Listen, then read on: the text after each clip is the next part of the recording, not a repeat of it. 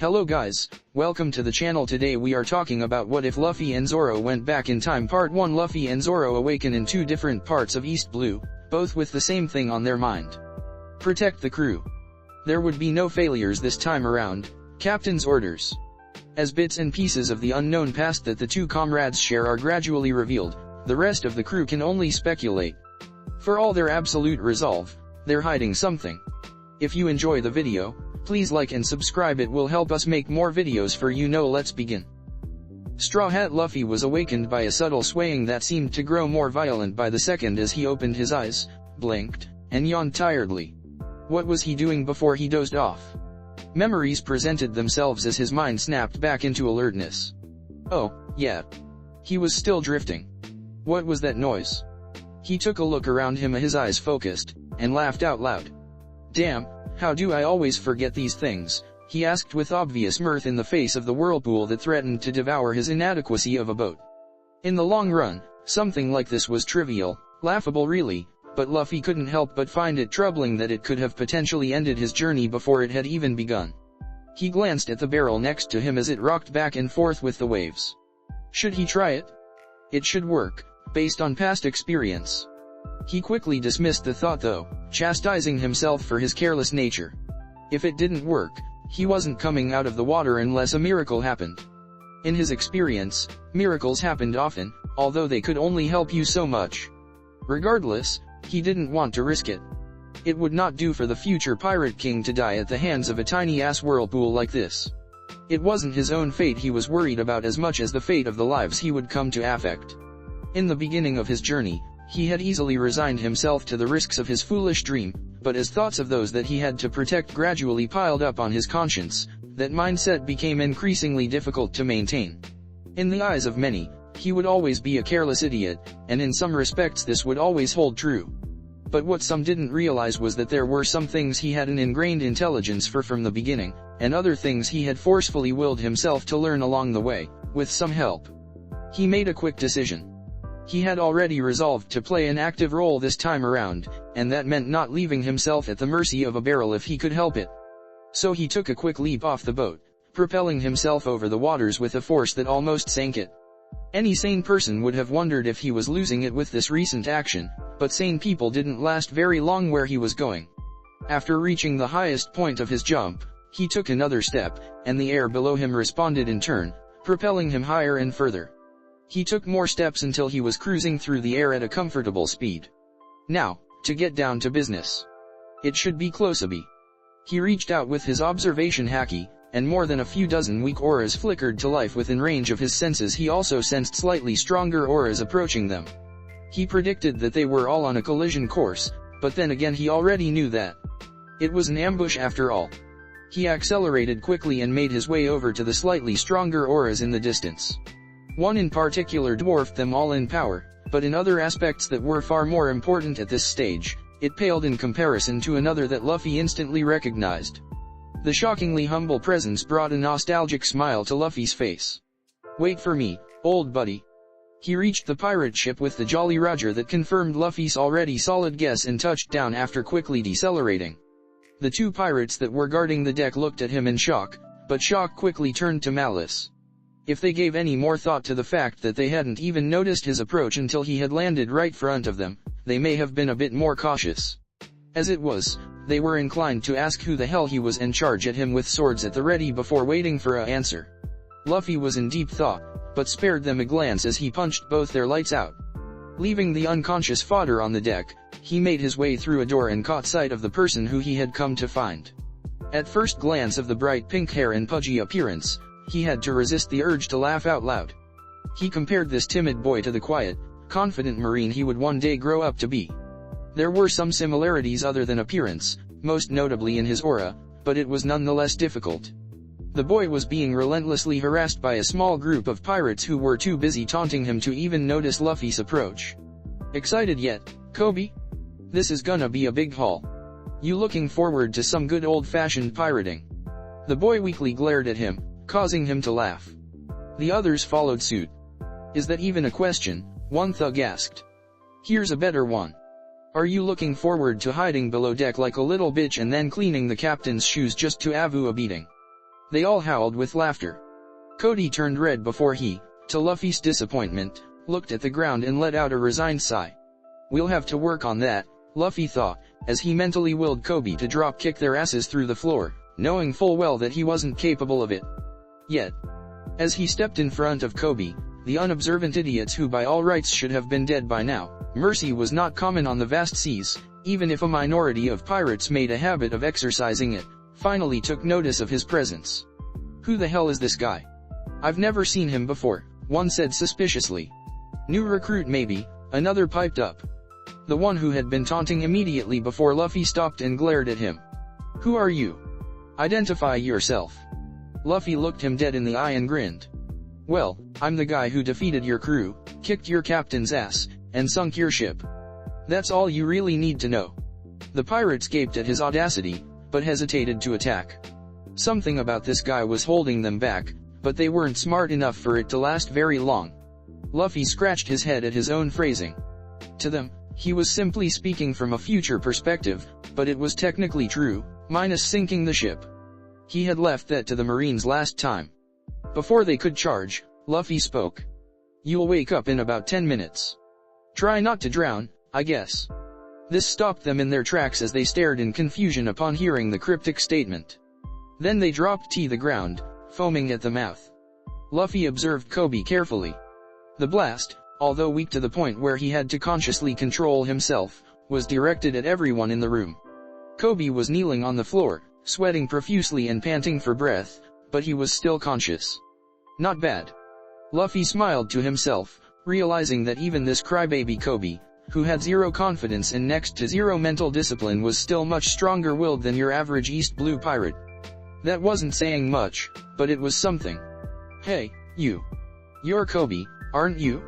If I heard right anyway, mind giving me some food? I'm starved. Koby was scared shitless at being addressed so casually by the person who had quite literally brought him to his knees with use of a faceless, overwhelming power. He nodded weakly and stood up on trembling knees. He walked forward, refusing to stumble, and led the mysterious boy to a supply storage closet, if only to appease him. He looked back at him as he walked, and gulped. The boy didn't seem to be hostile to him despite the display earlier. If anything, he should thank him for saving him from a potential beating. He was too intimidated at the moment to think of the ramifications of what the boy had just done. If those pirates were waking up in 10 minutes, they would surely run to Alvida, and the thought would have sickened him if he had been in a state of mind to worry about it. Instead, he opened the door and let the boy walk into the storage closet as if his life depended on it. Wow, thanks Koby. He dove into a barrel full of apples and started inhaling them. That was the only description Koby could really use. If he was chewing at all, Koby couldn't see it. It was all a blur as he bounced from one side of the room to another and gradually emptied the supply closet of its precious food. Just when Koby was starting to wonder where on earth he put it all, the boy stopped, sighing as he visibly restrained himself and patted his stomach dispassionately. It's not much, but it will hold me over. I should leave some room for meat. Koby looked at him dubiously and found the courage to speak for the first time since the boy's introduction. How much can you eat? Are you a glutton? The boy looked at him and Koby froze, wondering if the slip had been a mistake. To his relief, the boy just laughed. Most would say I am, he admitted. I have room for a lot more, but fruit doesn't do much for me. My body is weird. I need some meat, but this will be enough until I make it the next island. I might have to stock up here, though. I haven't eaten in over a day. Koby frowned as he interpreted stock up to mean steal. He squashed the rising disapproval. This ship was filled with ruthless pirates, and as ashamed as he was to admit it, H was one of them. He had no right to look down on someone who stole from scum. Why have you gone so long without eating? Koby asked. The boy just shrugged. A day isn't really that long, he answered. Normally he would be dismayed at the prospect of not eating for that long, but at the moment his thoughts were wandering to a certain man he would meet up with on the island he was visiting next. But since you asked, I was at sea and quickly ran out of food since I had no idea where I was going until finally spotted this ship. That surprised Koby. He should have guessed that the boy was a sailor, but the more sane part of his mind assumed he had somehow snuck aboard from the civilian ship that Alvida was about to purge. He remembered suddenly that a conflict would begin soon, and settled for one last question. If you don't mind me asking, what was that thing you did back there? You knocked those guys out cold without lifting a finger. The boy smirked. Sorry. That's a secret. But you'll find out one day. Again with the vague responses. Koby nodded despite his lingering curiosity. Meanwhile, Luffy was internally wondering if he should just tell him. He didn't really feel like explaining the concept of Conqueror's Haki to someone who had yet to truly see the world. Even a small glimpse of its vastness might discourage the boy from pursuing his dream at this point. Oops, he said suddenly. I forgot to introduce myself. Sorry. He stood up, and Koby nodded to convey his desire to know. He smiled widely and threw his hands up in the air. I'm Monkey D. Luffy. The man who is going to become the Pirate King. Koby's jaw hung loosely in response to the bold statement. Pirate King? Do you even realize what that means? He asked in shock. Yes, Luffy said simply. But Koby shook his head furiously. You're insane. Your desire is to stand at the top of this great age of pirates. A hint of fear crept itself into Koby's voice at the thought of the boy he had unwittingly started to like dying a gruesome death. Don't tell me you're going to the Grand Line. Are you after One Piece? The boy nodded, confirming his suspicion. Koby continued shaking his head. It's impossible, Luffy. Give up now before you get yourself killed. I know I just met you and have no right to order you around, but I don't want you to die a premature death. Luffy's held back from bonking him on the head, if only because Koby had worked up the courage to shout at him, something he wasn't sure he would have the nerve to do after Luffy kind of overdid it with testing his will. Instead he just gave the boy a confident smirk. Not likely. It will be a while before things actually get dangerous, but I'll be ready when they do. Even so, if I die, I die. At the very least, I will leave my mark on this world. Koby looked odd. He probably assumed that Luffy meant he was going to make a name for himself, and while that was inevitable, Luffy was thinking more along the lines of impacting the lives of his crewmates. Technically, he didn't know them yet, which felt weird, but it hadn't been difficult to come to the decision that he would recruit every one of them. Luffy was no saint, he wouldn't go out of his way to help people he didn't know if he had no direct reason to do so. But with people who he knew as his comrades, people that he knew were suffering and had such bright potential for both goodness and greatness, there wasn't much of a decision to make. I wonder if I can be like that. Koby's quiet voice pulled him out of his thoughts. I wonder if I can live with no doubts, confidently fulfilling my ambitions. Luffy shrugged. No reason why you can't. Koby's fists were clenched and started shaking. I have a dream, he whispered. It's nowhere near as amazing as yours, but I wonder if I can do it. He looked up to meet the focused gaze of Luffy, who smiled widely. Only you can answer that one. But Koby continued on, ranting as if he'd been discouraged, which Luffy thought was hilarious. No, I will do it. I will become a Marine. A great Marine who follows the code of justice to the end. And I will stop pirates from wreaking havoc on the innocent. Luffy's smile grew even wider. Does that include Alvida? It was a calculated risk, he knew. Koby's eyes widened in fear before the determination flooded back into them stronger than before. He took a deep breath, and shouted, I will capture Alvida. There was a sudden crash and Koby caught sight of a giant mace sticking out of the ruined wooden wall. I was wondering where the hell you were while the others were attacking our target. And here I find you aiding a bounty hunter and entertaining thoughts of mutiny. Koby stared in horror at the still smiling boy. Did he do that on purpose? Why? What would his motive be? He had essentially just gotten Koby killed for revealing his traitorous thoughts, but that didn't mean Alvida would have mercy on him. What was he trying to do? Alvida addressed Luffy directly. And who do you think you are, planting thoughts of treason into my gullible cabin boy? Do you know who I am, brat? Luffy looked at her, bored. The biggest whale in East Blue. All doubts vanished from Koby's mind. Luffy was definitely trying to get them both killed. Luffy's thoughts were elsewhere. Wait, does Laboon count? Nah, he's on the other side of Reverse Mountain, so that's not in East Blue. I guess there might be whales bigger than her in the eastern seas, but I've never met them, so it's not like I have any proof. So as far as I'm concerned, she's the biggest. He mentally pictured a certain orange-haired girl commenting on the idiocy of his thought process before he snapped back to reality, just as Alvida's shocked expression melted away to make room for an enraged Don before she could compose herself enough to act. Luffy turned to Koby with the same bored expression. What do you think, Koby? I guess there might be bigger whales out there, he said. Comprehension dawned on Koby's face. It was a test. He was to become a Marine. Marines could not simply bow their heads in the face of insurmountable power. Their job was to protect the world from injustice when no one else would. How could he ever be a Marine if he couldn't stand up to a single pirate? That's what it's about, isn't it, Luffy? The resolve to put your life on the line. His eyes hardened and something shifted within him. He snapped. The fattest bitch-ass whale from here to Loguetown. Iron Mace Alvida. He shouted it at the top of his lungs. Alvida wordlessly swung at the offending stain of a child with all her might, only for him to disappear from sight along with the bounty hunter. When her perception of reality caught up with what had just happened, she recognized that there had been a crash directly above her. She looked up to see a hole in the ship's deck. The shit stain of a bounty hunter was standing above deck with Koby sprawled down beside him in shock. He was casually taking down pirates who had reacted with hostility to his sudden interruption of their pirating. As they kept coming, he seemed to get slightly annoyed and his arms seemed to blur out of sight. As Alvida climbed out of the hole he had made, she realized that all of her henchmen were now unconscious.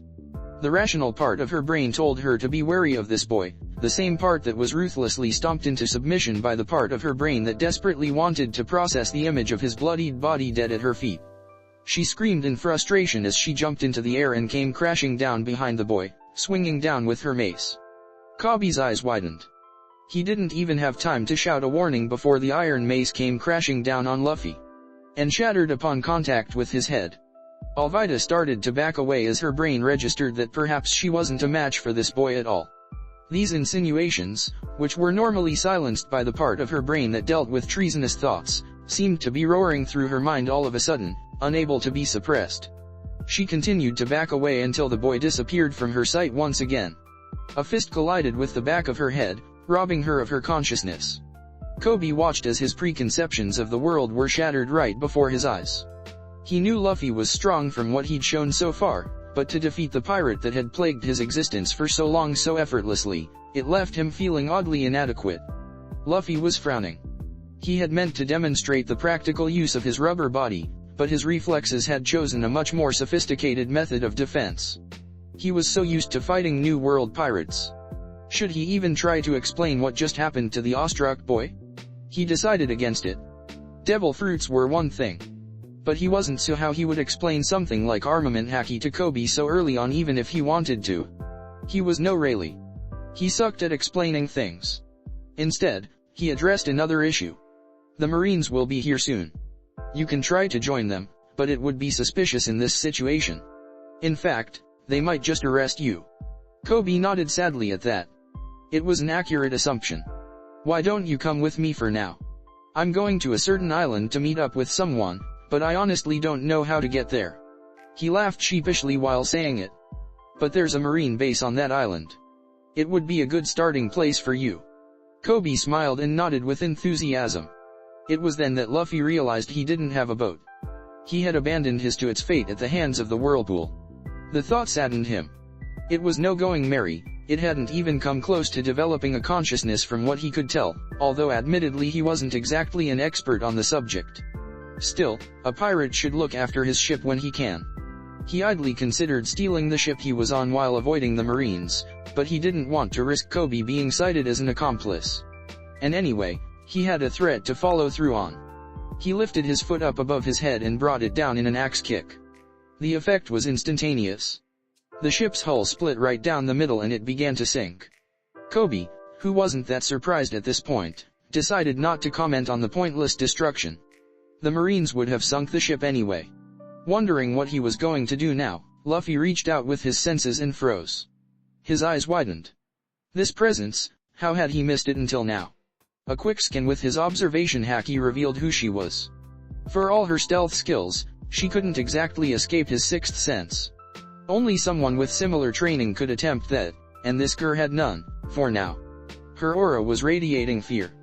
That was likely a panicked reaction to what she had just seen, which, knowing her, was everything.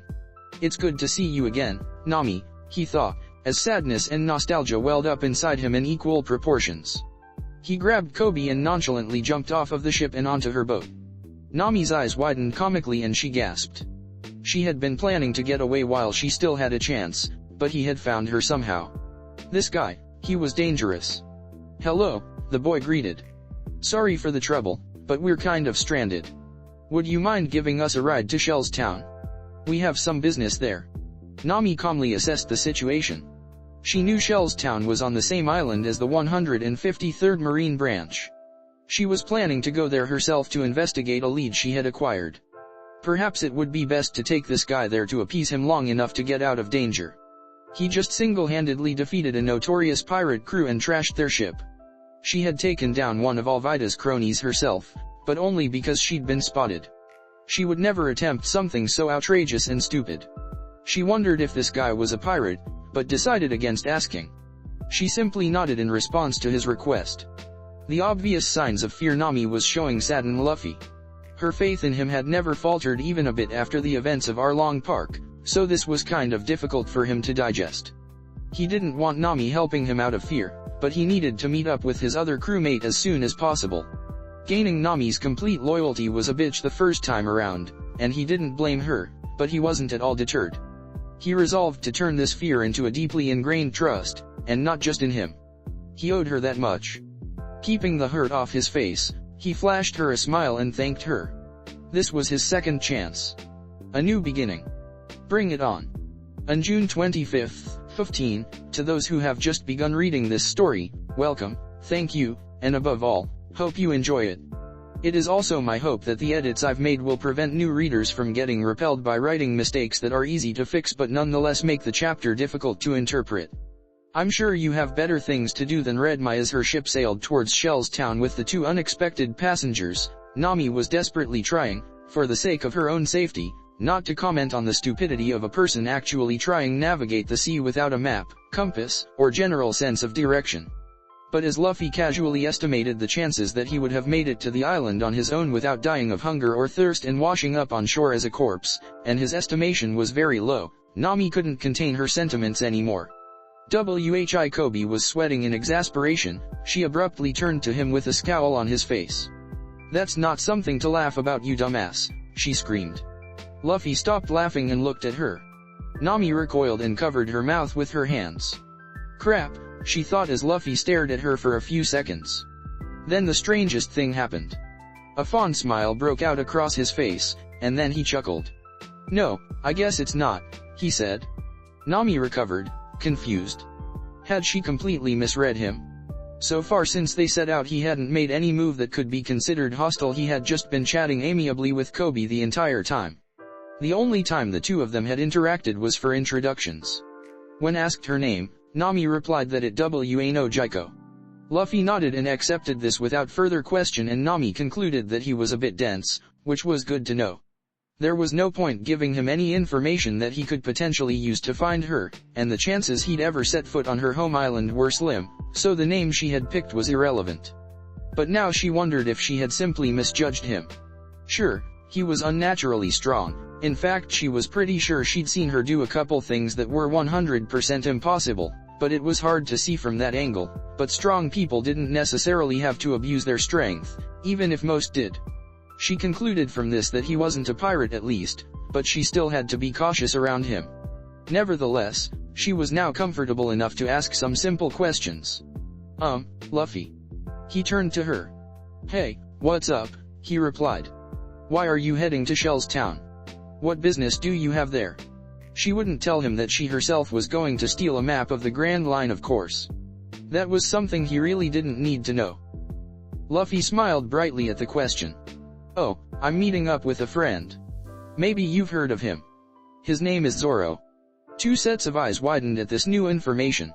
As in? Koby started to ask but trailed off. Nami recognized the name too. It wasn't exactly common. No Zoro. He's known as the Pirate Hunter, Luffy confirmed. Koby broke into a cold sweat. He's a friend of yours, Luffy?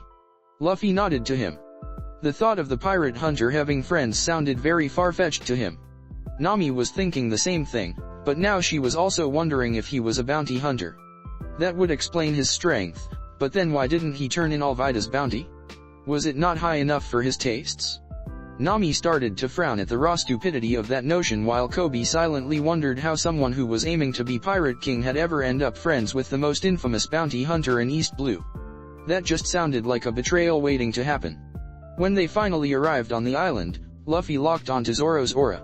It was easily the most profound presence on the island, towering above the others like a god amongst me. Was Zoro even trying to suppress it? Probably not, he decided. There were no other haki users in East Blue, so this was basically a giant fluorescent beacon signaling for Luffy to come find him. He frowned for a second. Were they really the only ones? His thoughts drifted momentarily to Smokey. Luffy was pretty sure his marine rival had awakened both types of haki by the time of Marineford, even if he couldn't utilize them very well.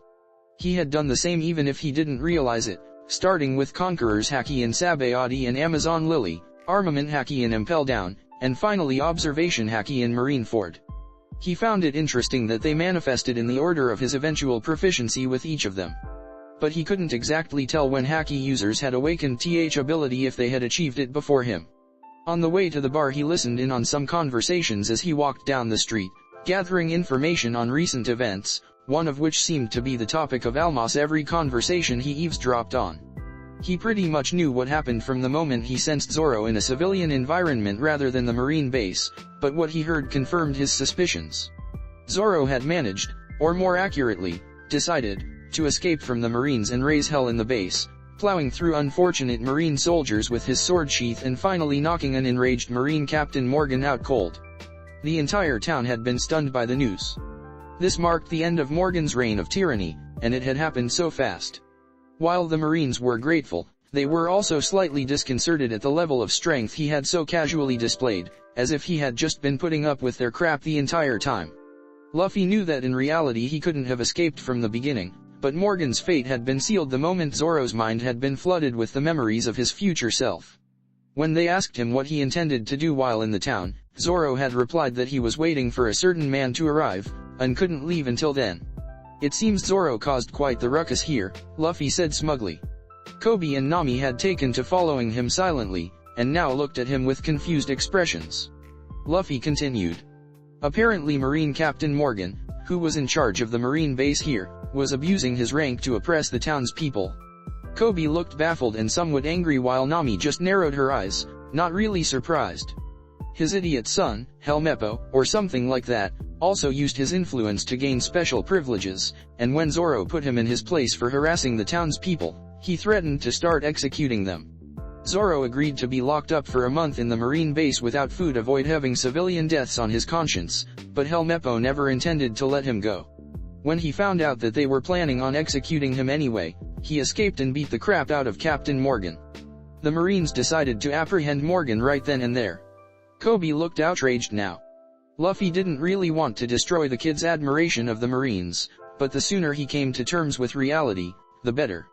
Luffy knew he wouldn't end up following that absolute justice crap, but it was better that he understood what kind of organization he would be working for sooner rather than later. Nami turned to him with curious eyes. How do you know all that anyway? Luffy scratched his head. It's a skill that I've picked up on. I listened to fragments of conversations while walking through crowds to try to gather a full picture of what's going on in the area. It's pretty useful. Nami nodded, wondering if she should try to learn how to do that. Koby was impressed. That's amazing, Luffy. Where'd you learn how to do that? Luffy put on a sad smile. A friend taught me how. A long time ago. Nami and Koby decided not to push for more information after that. Luffy sighed. While his proficiency with the skill was naturally much higher with the use of observation haki, Robin had it down to an art form. She was capable of flawlessly picking up on information as she walked innocently through the streets without the aid of anything other than her eyes and ears. Luffy was no Enel, he couldn't pick up on conversations from a mile away, an ability that he attributed to the self-proclaimed god's devil fruit, but gathering information while he walked down the street, while not an ingrained habit like with Robin, was child's play if he just paid attention. When they arrived at the bar that the aura was pulsating from, Luffy absently noted that Zoro had sensed his presence as well. His aura was flaring with excitement, even if he never showed it for the world to see. Luffy walked in, followed closely by his two traveling companions. He stopped behind the bench on which the subject of his search was seated and the bartender, A woman with brown hair and eyes looked at him with a nervous smile. A little girl that Luffy knew as Rika stared at him in wonder from behind the counter. "Yo, Zoro," he said casually, with a hint of amusement. The green-haired man took a long swig of his sake and then turned around in his seat, his eyes meeting Luffy's. For a while they just stared at each other assessingly, as if sizing each other up. Everyone in the bar had put their conversations on hold and looked on, including Nami and Koby. They watched apprehensively, as if expecting a fight to break out. Finally, two wide grins slowly graced the two men's faces, and the tension seemed to cease as if never there. "Rika, can I get 2 more rounds over here?" The bartender nodded, looking relieved, and poured 2 more cups as Luffy sat down. Luffy had begun drinking sake fairly recently, but he had quickly discovered that his tolerance was almost as high as Zoro's. "So," he began, "how has your day been?" It was an innocent question, but Zoro easily caught the meaning behind it. "Well," he began, "I woke up tied to a post, and quickly found myself being taunted by some dumbass kid who truly wasn't as stupid as he looked." While others listening in were confused by the odd contradiction, Luffy recognized this as an insult to Helmeppo's looks rather than a compliment to his intelligence, and struggled to rein in his laughter. "I had to restrain myself from strangling him with the ropes that he was thoroughly convinced I couldn't escape from." This time, Luffy couldn't contain his laughter. There were some things that Zoro simply couldn't cut unarmed, but ropes were not one of them. "Don't worry," Luffy said as his laughter died down, "he'll grow up soon enough." Zoro grunted his acknowledgement of the statement that they both knew was at least partially true. "You didn't cut the marine base in half, did you?" Luffy asked. Zoro scoffed, while Nami and Koby wondered if they had interpreted the ridiculous question correctly. What was with this conversation? Finally, Zoro's gaze fell on Koby, and then it moved on to Nami, where it lingered for a bit. Nami shifted uncomfortably under his scrutinizing gaze. "Who are your friends, Luffy?" he finally asked, breaking off the eye contact, much to Nami's relief. Luffy nodded at each of them as he introduced them. "The kid with the pink hair is Koby. He wants to become a marine. As for the girl, she doesn't want to tell me her real name." He said it as if it was the most trivial thing in the world. Nami, on the other hand, had immediately tensed up and her posture became more guarded. "He saw right through me and went with it." She didn't know whether to feel amazed, fearful, or infuriated. Zoro raised a questioning eyebrow at Luffy, but the latter just shrugged. A silent conversation seemed to pass between the two, and Nami felt incredibly out of her depth. They could be plotting her death in great detail right now and she wouldn't even know. Luffy spoke up after a while. "Well Zoro, I really only have one piece of advice for you right now." Zoro looked at him curiously, and Luffy grinned. "Don't get stabbed by Buggy." Zoro now glared at him as if willing his own eyes to burn a hole through Luffy's head. Several people in the bar stiffened at the killer glare, but Nami was more focused on the piece of advice itself. She only knew of one person named Buggy. Luffy just looked back at him with the same amused smile, and after a few seconds Zoro looked away and scoffed again. Then he did something their observers would never forget. Pirate Hunter Zoro burst out laughing. While Luffy and Zoro drank to their heart's content, Nami quickly excused herself from the bar. Luffy gave a polite goodbye and said they'd meet again, which only served to unnerve her. She made her way out of the bar as Luffy ranted about how he desperately needed some meat, and she quickened her steps once she was out. Something about those two just made her want to get as far away as possible. Next stop, Marine Base. The bartender watched in exasperation as Luffy devoured plate after plate of food. His body was gradually expanding before their eyes, and some had lost their appetites just watching the process. Zoro simply kept eating as if it was completely natural. Luffy finished his last plate of food, and Zoro felt kind of guilty. Rika had offered him free food on he set out on his journey, and was quite gracious in extending that offer to a broke friend of his, but she obviously couldn't have accounted for Luffy's monster of a stomach. Luffy sighed in contentment and stood up, his round physique sagging in response to the action. A few bystanders wondered how this was possible. When Luffy's face scrunched up in concentration and his round physique rebounded into a slim figure, muscles bulging as if the mass had been redirected, they gave up trying to make sense of anything they were seeing. Once again, Zoro acted as if this was normal. "Ah, that's better," Luffy said in satisfaction. "I feel like I'm at full strength now." Zoro rolled his eyes. "I don't think we'll be back at full strength for a while, Luffy." Luffy nodded. "We'll talk about that later." Koby, who had resignedly stopped trying to make sense of anything the two said as well, asked the obvious question. Are you guys staying here for a while? Why did you need to meet up?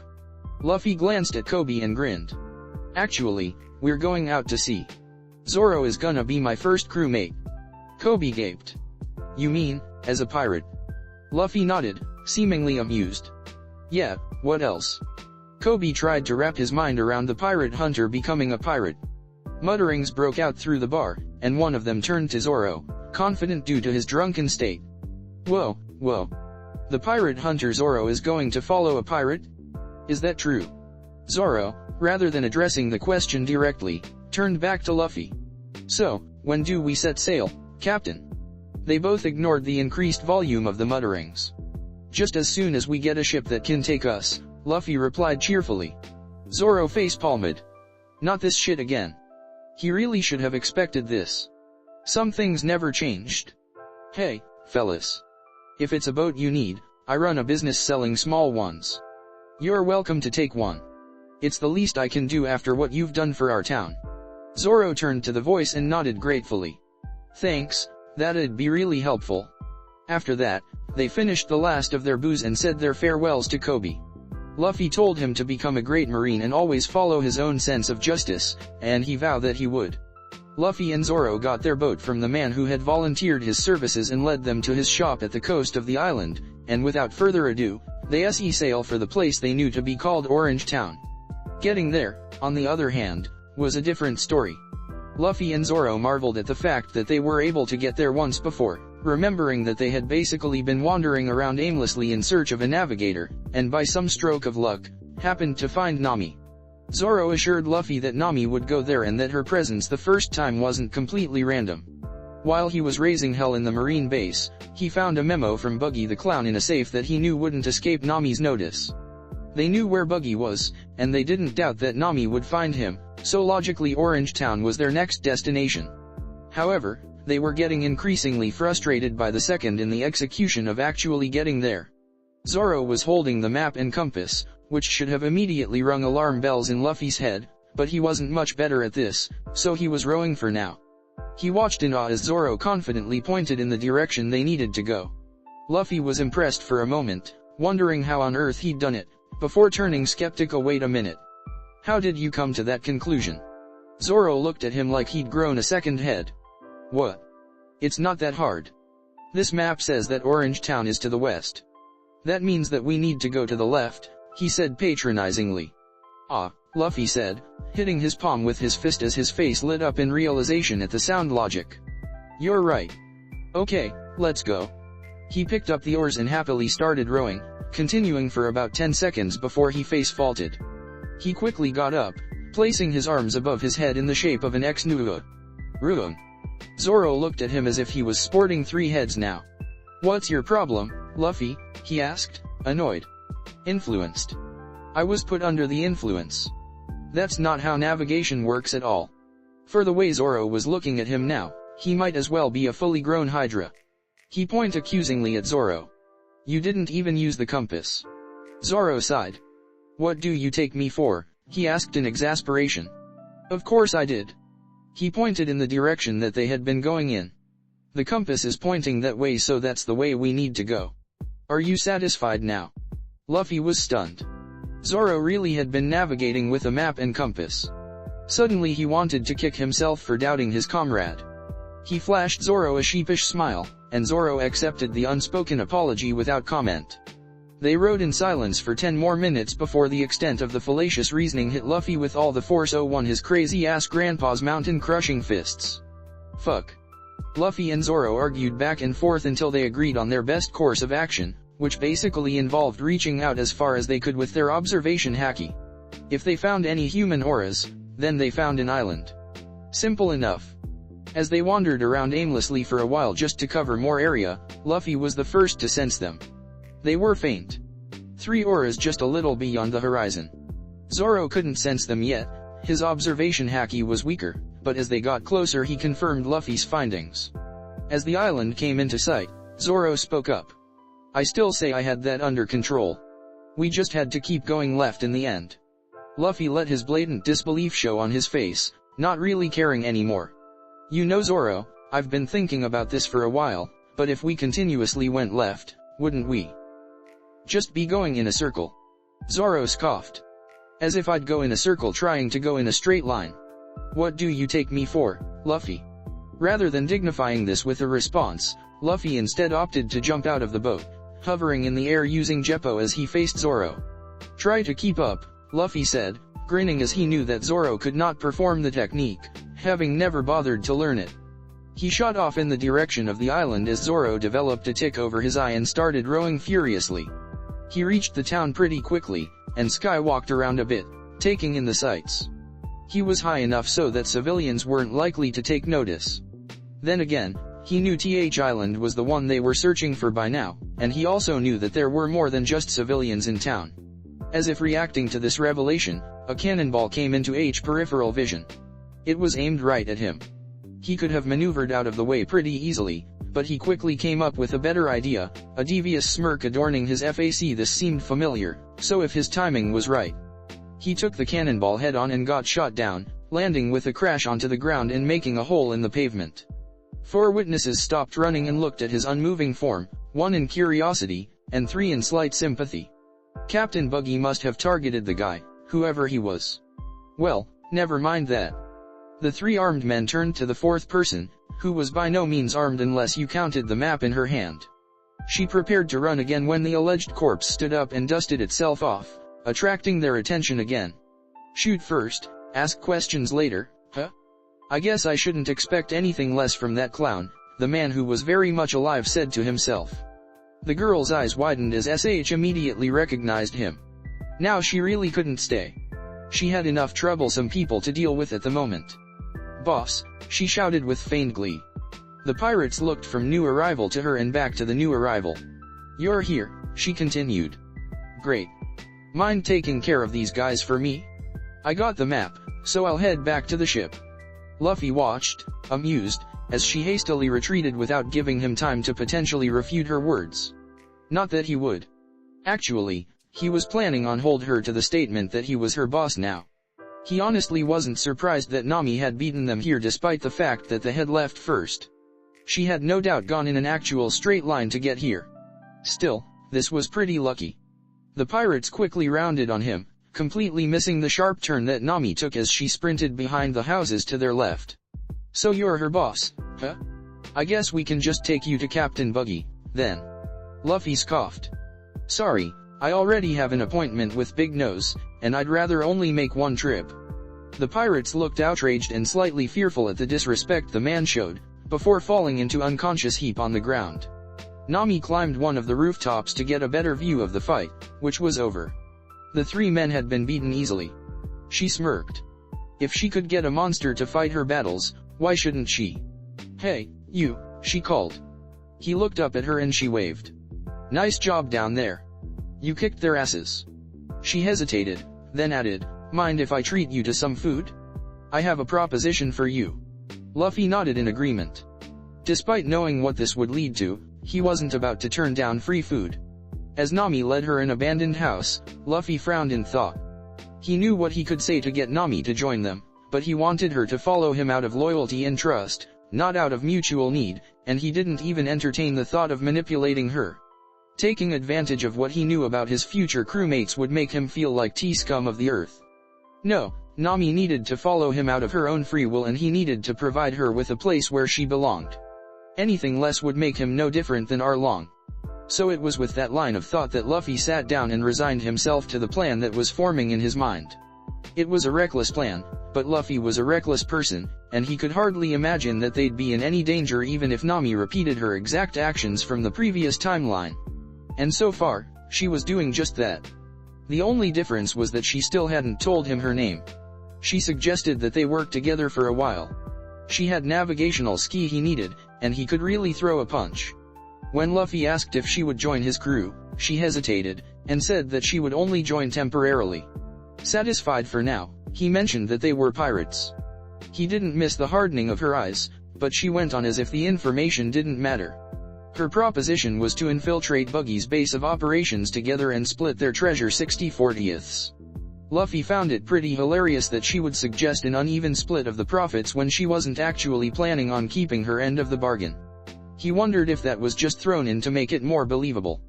But that was Nami for you. Cunning, opportunistic, and, taking into account that her plan involved both of them getting away, slightly naive. But that would change soon enough. Luffy heard her out and agreed to the plan. Nami didn't tie him up with ropes this time. He briefly wondered why, but quickly dismissed it as Nami recognizing that he wasn't as stupid as he made people believe. But while they walked towards the area that Buggy's crew was occupying, a small grin stretched across Luffy's face as he realized that Nami had adapted to this minor detail, and simply planned to betray him when they got there. Luffy nearly laughed at the thought of her naivete as they continued to walk, but caught himself. Nami wasn't stupid. Far from it. Her true problem was that she was blinded by her preconceptions and common sense.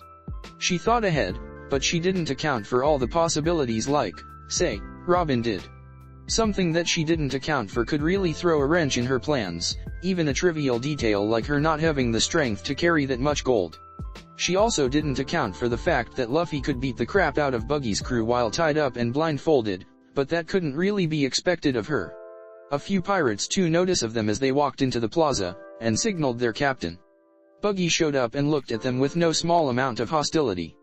This was the bitch that stole their map and that annoying boss of hers. When his henchmen had returned and made their report, Buggy had refrained from flaying them alive, deciding to save it for the thieves. They were certainly making this easy, though. What do you flashy bastards want? I hope you are here to return the map you stole. Nami took on a devious grin as her plan unfolded. In no more than a few seconds, Luffy's hands and torso were tied up with a rope that seemed to come out of nowhere. She really was good at this. That's right. I'm sick of working for this guy. I've come to return the map and join your crew. You can have my boss as a gift, she shouted. Buggy looked thoughtful at this turn of events, and then started laughing. I guess you're not as stupid as I originally thought. What's your name then? Nami straightened and gave him the same fake name that she had given Luffy. Figures. Pirates soon surrounded Luffy, and he rolled his eyes. This was the part where he'd have to show restraint. Luffy wasn't really good with restraint. In fact, when two thugs shoved him in a cage that he easily remembered, he couldn't help but knock them out with a blast of Conqueror's Haki. This could have been a problem had they not been drinking so much, but as it was, the surrounding pirates just laughed, thinking it was simply the effect of the binge. Nami's eyes narrowed, but she dismissed it in favor of scanning the area discreetly. She quickly located a key that she was pretty sure was to the cage, the map of the Grand Line which was handed to Buggy after she had surrendered it, and a heavily guarded building that was most likely their treasure vault. All right, everybody. I'm in a flashy good mood right now, so drink to your heart's content in celebration. The pirates roared in approval at Buggy's announcement, and Nami smirked as she started drinking as well. She would be the only one without a hangover after this, and it would be all too easy for them to get away with the treasure and the map, which she would gladly take for herself before fleeing the island. All according to plan. Her confidence faltered, however, as she took note of a dozen pirates shoving a huge cannon into the middle of the plaza. And now, Buggy shouted, I think a demonstration of our power and the glory of the Buggy pirate crew is in order. He turned to Nami. Call it an initiation, he said as she looked on apprehensively. The pirates lit the fuse of the cannon, which was facing the direction of the town, and fired. Nami's eyes widened as the cannonball blew through several houses, completely destroying them. She quickly realized why all the houses in the area were abandoned. She turned back and realized that they were now pointing the cannon towards the cage Luffy was in. She rounded on Buggy. Wait. What are you? Buggy was grinning widely. Like I said, call it an initiation. To prove your loyalty, I thought it would only be fair if you got the honor of disposing of that pathetic former boss of yours. Nami's eyes widened further. Oh, this cannot be happening. Luffy watched as the pirates loaded the Buggy ball into the cannon and Nami stuttered nervously, trying to convince Buggy that this really wasn't necessary. Buggy handed her match. Do it, he said simply. Nami broke out into a cold sweat and she turned back to Luffy, who could see she was torn. I wonder, do you have the resolve of a pirate? If not, you'll never get far in this crazy world of ours, he told her. Nami's face darkened. And what's that? The resolve to kill without a second thought, she spat. Luffy shook his head and grinned fearfully. The resolve to put your life on the line. Nami's hands trembled as her options were spelled out for her. She could fire the cannon and survive, proving that she was no better than the common scum that populated the world, or she could face death and stay true to her convictions. She was broken out of her thoughts as a pirate grabbed the match from her hands. Her eyes hardened as she found her resolve. She would never be like one of these common murderers. Come on, don't you know how to light a match? He was abruptly interrupted mid-sentence as Nami's staff collided with his face and he was thrown back onto the ground, cursing in pain. The surrounding pirates looked outraged at the act of betrayal, but Buggy just sighed and got his knives out. He was disappointed, but he'd been expecting as much. Luffy looked on with interest but decided that he'd seen enough. This was getting dangerous for Nami very quickly. He broke out of the ropes and shoved his foot up through the top of the cage, disconnected from the bars and landed in a crumpled heap on the ground behind the cage. This caught pretty much everyone's attention, but they quickly lost sight of him as he jumped up into the air and let loose another blast of Conqueror's Haki, this time targeting all of the pirates in the area. Bodies fell to the ground left and right until the only ones left standing were Nami and Buggy. Nami looked around in shock at the phenomenon and at the new development. He could have escaped at any time. What is he playing at? And what did he do just now? Meanwhile, Buggy was fuming. He recognized the king's will when he saw it. How could this nobody thief possibly possess the same power that Captain Roger and Uncle Rayleigh had? Even Koby had fainted. Regardless, it didn't matter. He was no pushover. He had sailed the New World and witnessed clashes between gods.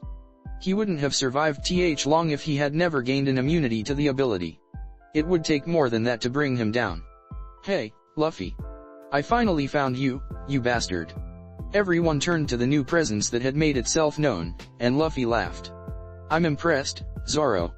Who knew that you were capable of finding anything? Zoro brushed off the insult and replied, it was easy.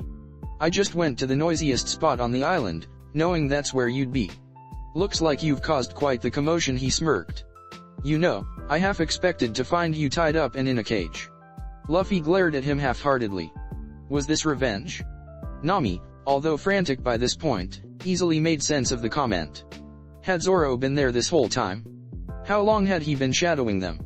She was about to voice the question when a very angry Buggy interrupted them. Don't ignore me, you flashy sons of bitches. He addressed Zoro. You're pirate hunter Zoro, aren't you? What the hell are you doing here? Have you come for my bounty? Zoro looked at him lazily. Nope, not interested. Buggy grinned. Oh, but you see, I'm interested. After I take you out, I'll be that much more famous, he said, twirling his knives in his hands. Zoro sighed. Fine. Come on then. Luffy chuckled, remembering how this went last time, and Zoro shot him an annoyed look. Buggy made his move. Bara cannon. Buggy's hand quite literally flew off of his arm and headed for Zoro. Nami's face was pure comedy. What the hell is going on? She felt incredibly out of her depth again. But that wasn't as surprising as what happened next. Zoro disappeared before her eyes and Buggy let out a pained yell. She looked over at Buggy and saw the blood seeping from the wound in his side, where Zoro had evidently just cut him. How? The word echoed through Buggy's mind as he lost consciousness. Luffy smiled down at the dog in front of him as he crouched down and held out his hand. Shake, he said. The dog looked up at him assessingly, and then surprisingly, held out his paw. Luffy grabbed it and shook his hand up and down and the dog just looked at him passively as if this was a strange occurrence for him. Hey, you kids. The group of 3 turned to the voice, 2 out of 3 recognizing him as the mayor of Orange Town. The man stopped in front of them and looked at them curiously. Do you know what's going on? I saw those blasted pirates destroying the town again with that cursed cannon of theirs. I came to investigate and saw you 3 running away from their base. You're not hurt, are you? He looked absently at Chowchu. The dog didn't get along with people he didn't know. His behavior was borderline aggressive towards strangers, but he acted civil with this teenager. Strange. Nah, Luffy replied cheerfully. We kicked their asses. The mayor was taken aback by this statement, and looked at him disbelievingly. These pirates had been terrorizing their town for a while. Luffy, seeing his skepticism, added, you might want to call the Marines while they're still unconscious. They'll wake up after a while. Nami, who'd been staring at the ground ever since they left the plaza, not wanting to meet Luffy's eyes, looked up at the new arrival. "Are you in charge here?" The man nodded. "I'm the mayor. But I hardly deserve the title at this point. I can't even protect my town from pillaging." Luffy thought that this was hardly his job to begin with but didn't comment. "Well, we'll be on our way then," Luffy said. "Remember to mention that the buggy pirates are incapacitated when you call them. They'll be much more likely to send a retrieval ship that way." Nami agreed wholeheartedly with the cynical logic. The mayor looked at them with interest. "Are you 3 sailors?" Luffy nodded. "Pirates. We just recruited a navigator," he said, pointing at Nami, who looked down again. Luffy frowned. She was acting pretty strange, and he could sense the guilt she was feeling. She had almost forgotten their original objective when they were about to leave, but Luffy had made sure to grab the treasure and the map. "I'll have to confirm your story myself," the mayor said after some thought. "If what you say is true, then you have my sincerest thanks." Luffy nodded at him, and the 3 of them headed out towards the coast where their ships were docked. As they walked, Nami finally looked up at Luffy and spoke, "Do you really still want me as your navigator?" He turned to her and nodded eagerly in response to the question. "I tricked you," she reminded him. "I almost got you killed." Luffy thought about telling her that there was no way he ever would have died at the hands of Buggy, or anyone in East Blue for that matter, but decided to be subtler than that. "I'm alive, aren't I?" he said. Nami just stared at him, wondering not for the first time how his mind worked. "You're not mad?" she asked quietly. Luffy smiled widely. "Nah, don't worry about it," he replied. Nami let a small smile grace her lips but still felt guilty. She didn't have the heart to tell him that she couldn't join his crew permanently. She was so close. Sadness welled up inside her. She was really starting to like Luffy despite his affiliation as a pirate, but this couldn't last. "I know this is really late, but my name is Nami," she told him. Luffy's smile grew wider. "Welcome to the crew, Nami," he responded. "Where do you want to go next, then?" If she couldn't stay in the crew, then she'd be damn sure to do her job well while she was here. "Our next destination is Syrup Village," he replied. Nami looked thoughtful. She knew where it was. It was a small village on the Gecko Islands southwest of here. What did Luffy plan on doing there? She doubted there was anything of significance. They tied their 2 boats together and set sail. As the island grew more distant, Nami noticed with slight panic that there was only 1 bag of treasure on the boat. They had separated everything into 2. Luffy?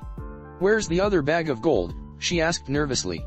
I left it on the shore for the townspeople." It took a moment for this statement to register in Nami's mind. "You left it? That was worth at least 5 million belly," she yelled in frustration. Luffy just nodded. "They're not a very wealthy town. They'll need it for repairs. Besides, you said we'd split the profits. I just gave them my share." Nami gave up and her head sagged. She had said that, and she didn't feel very deserving of that extra 10% right about now. Luffy observed Nami out of the corner of his eye. She was definitely getting more comfortable around the 2 of them, but she was still slightly disconcerted after everything she'd witnessed them do. Nami was used to using her cunning to manipulate circumstances to her advantage, and she felt way out of her comfort zone when she didn't feel in control of a situation. But that was kind of the point. Luffy wanted her to feel completely at ease around them, not because she could control everything, but because she trusted them to watch her back so that she wouldn't have to constantly look over her shoulder. It was still a work in progress. On the way to the next island, Luffy and Zoro quickly got bored. They left the navigation to Nami, not that they could have helped much, and started playing rock paper scissors of all things. The dull game was made even blander by Zoro's unyielding belief that rock was the strongest, no matter how many times it lost to paper. They eventually passed by a small, uninhabited island, and Luffy suggested they stop there to take a stretch. It was by far the strangest island Nami had ever seen. The animals were all odd hybrids of different land mammals, and a small man stuck in a chest who claimed he was the god of the island confronted them. He had been stranded there ever since his crew left without him after searching the island for treasure. Luffy later found what they'd been looking for, but revealed that there hadn't actually been anything in the chests. Gaemon, as he told them his name was, decided to stay on the island and look after the animals there. After that, it wasn't long before they reached their destination. As the island came into sight, both Luffy and Zoro felt waves of nostalgia upon sensing the familiar presence on the coast. Soon, 3 other oars joined him. They stretched their arms and legs as they walked onto the shore, and it wasn't long before Nami noticed them. "Hey, we're being watched." They all turned toward their observers, and 3 of them instantly ran back towards the town. "Hey! Don't run away before it even begins," the 4th one shouted. He nervously turned back to the newcomers and raised a green slingshot. "Stop right there. I am Captain Usopp, the great protector of this village. State your business here, otherwise my 80 million followers will chase you to the ends of hell." Luffy and Zoro exchanged an amused glance as Nami looked at the eccentric villager with disinterest. "Damn," Luffy said. "He's got over 1/10 of the world's population as followers. That is pretty impressive. Maybe we should run," Zoro added. Usopp gulped, doing the math in his head. He hadn't really thought that one through, but it looked like they were buying it. Maybe this would work. "He's lying," Nami stated in a bored tone. "Crap.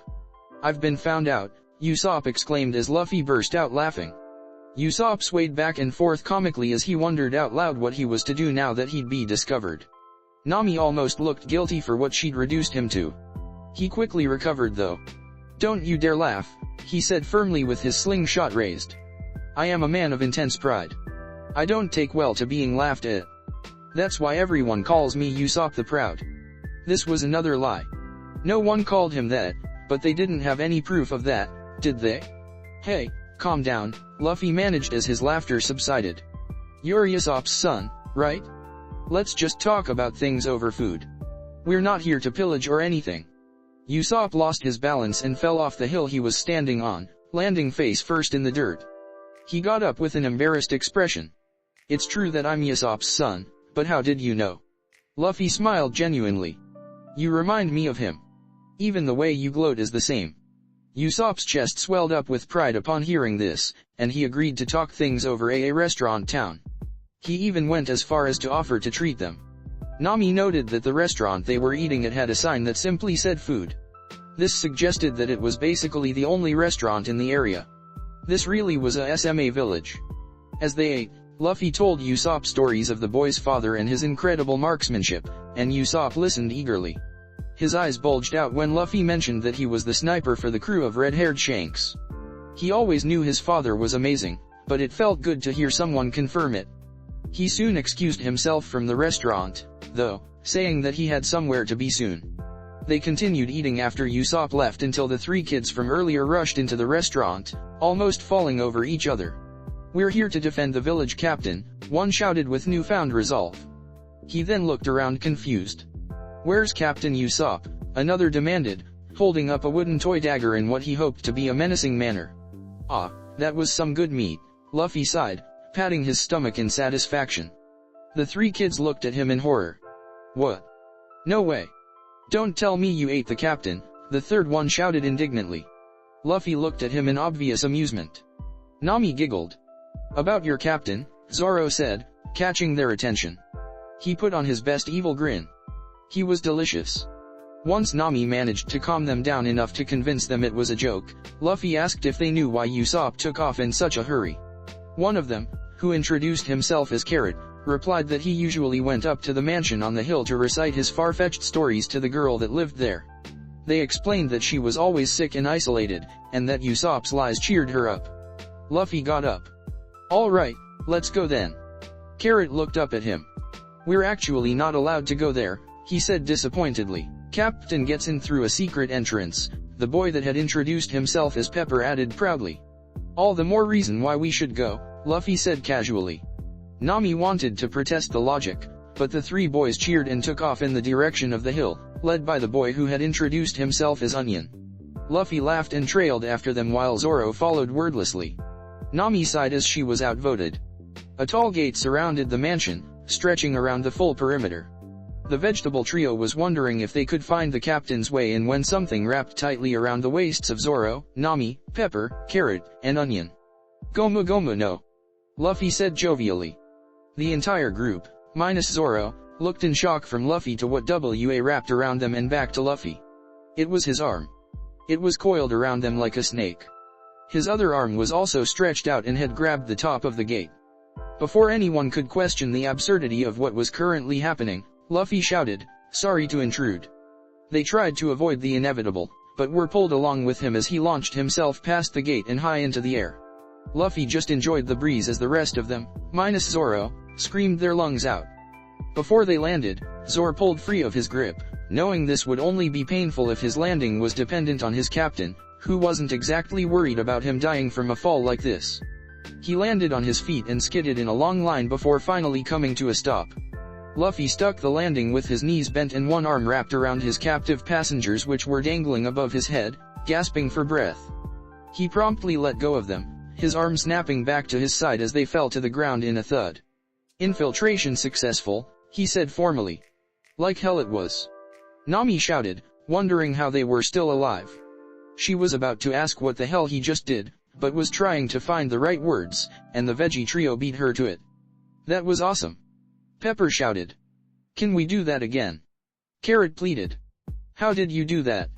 Onion demanded. Luffy addressed them in order as he turned to each of them. "Yes it was. Maybe later. I ate the Gomu Gomu no Mi. I'm a rubber man." "Rubber man." Nami repeated helplessly, and her head sagged. "Of all the ridiculous things in the world." Zoro looked at her and raised an eyebrow. "How could you not know by now?" he asked disbelievingly. Nami rounded on him with her fists raised. "I've never seen him do that before," she said defensively. "I assumed that you were just superhumans or something. The devil fruity are supposed to be a legend. Don't tell me you ate one too." "No, not me," Zoro said. "Buggy ate one, though." Nami's eyes widened in realization. Come to think of it, he had shot his hand off of his arm. How had she not questioned that event further? Was hanging around these guys numbing her reactions to things like this?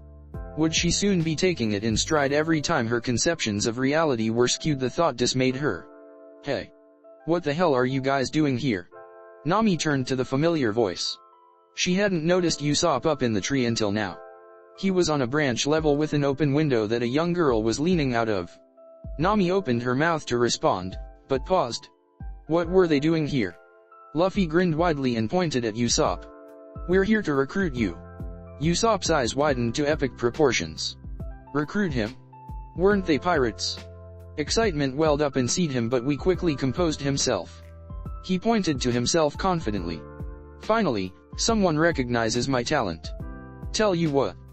Let me be the captain and I'll join you," he said with his arms crossed and a confident smirk on his face. "No way!" Luffy shouted, still smiling. This caused Usopp to lose his balance and almost fall out of the tree. "You can be the sniper, though. I'll bet you have really good marksmanship," he added. This caught Usopp's attention and he almost forgot about being captain. "You bet I do. You won't find a better sniper in all of East Blue." They all looked at the bold statement with mixed reactions. Nami was wondering what kind of sniper used a slingshot, Zoro was wondering how he could know that when he'd never left his island, and Luffy was thinking that despite Usopp's nature for blatant lies, his statement might actually be true. The girl leaning out the window, who had been silent up until now, spoke up. "Are these friends of yours, Usopp?" Usopp looked at her and waved his hand dismissively. "Oh, them? They're just fans of mine. They wanted to join my awesome pirate crew." Nami felt embarrassed for the guy. Did he have no humility? Luffy had just invited him. Come to think of it, he hadn't really given an answer yet, but Luffy seemed complacent as if he had already said yes. "Hey, you delinquents. What do you think you're doing?" Everyone, minus Luffy and Zoro, turned to the new voice. It was a tall man with slick black hair and round glasses. He wore a formal suit and tie and walked with rigidity. Usopp and Kaya stilled upon seeing him. He stopped in front of the tree and looked at everyone other than Kaya with distaste. "You are all trespassing on private property. I suggest you leave now." Clawador. "It's okay, we were just talking." "You don't need to kick them out," Kaya said pleadingly. The caretaker looked at Kaya and shook his head. "I cannot allow this, Miss Kaya. Your condition is bad enough without that ruffian's influence. I will not allow him to poison your mind with his ridiculous fabrications." Usopp was trying his best to take the not-so-subtle insults in stride, but everyone could tell he was having trouble. Kaya looked angry but held her tongue. Nami was confused. Kaya did look pale, but not letting her have visitors wouldn't help at all. If anything, Usopp's visits should aid her mental well-being. What she needed was social interaction, not isolation from her peers. Didn't this Clawador realize that he could very well be making her condition worse by insisting on her seclusion? She looked at Luffy and Zoro to see their reactions. They were staring at each other intensely as if they were having a conversation, minus the conversation. Nami grew annoyed as Zoro nodded at Luffy and they both turned back to observe the scene before them. How did they do that anyway? How did that even work? Usopp, although disgruntled, decided to ignore the insult and try to reason with the caretaker. Listen, I'm sorry I trespassed, and I don't want any trouble or anything. I just thought Kaya could use the company. She never sees anyone and... Clawador interrupted. Do you presume to insinuate that you know what would best aid in Miss Kaya's recovery better than her own caretaker? What could a person of your upbringing possibly know about her needs? Usopp was really having a hard time composing himself now. Upbringing? What did he mean by that? Kaya was looking at her caretaker in horror. Either Clawador didn't notice that he had offended or didn't care. He continued, of course, I suppose I shouldn't set such high standards from the son of a filthy pirate. Breaking and entering must be a second nature to you, but I'm afraid I must ask that you not come back. He was forcefully interrupted as Usopp's fist collided with his face. He fell back onto the ground and glared up at him in annoyance. Don't worry, Usopp said quietly. I was just leaving. He turned around and stomped out of the compound, the infuriated scowl never leaving his face. Kaya had covered her mouth and was watching him leave with regret. The veggie trio shouted insults at Clawador for good measure before running off after their captain. Luffy motioned for Zoro and Nami to follow him as he too turned to leave. Nami took one sad look at Kaya before following. She felt bad for her, but wasn't really in a position to help in any way. When they got back to the restaurant, Luffy told Zoro and Nami to hang out while he went to look for Usopp. Zoro nodded. Nami wondered what he was planning to say. Luffy found Usopp sitting under a tree at the edge of a cliff. He walked over and sat down next to him. Usopp noticed but didn't look at him. He was lost in his own thoughts. After a while, Luffy spoke, "It's not her fault, you know." Usopp still didn't turn to look at him. "No, it's not," he said. "And your visits are helping her," Luffy added. Usopp looked up at the clouds and sighed. "Yeah, I know," he said. Luffy nodded. That was that, then. They sat in silence for a minute before Luffy nudged Usopp, who looked up at him in question. Luffy put one finger to his lips and then pointed down at the beach.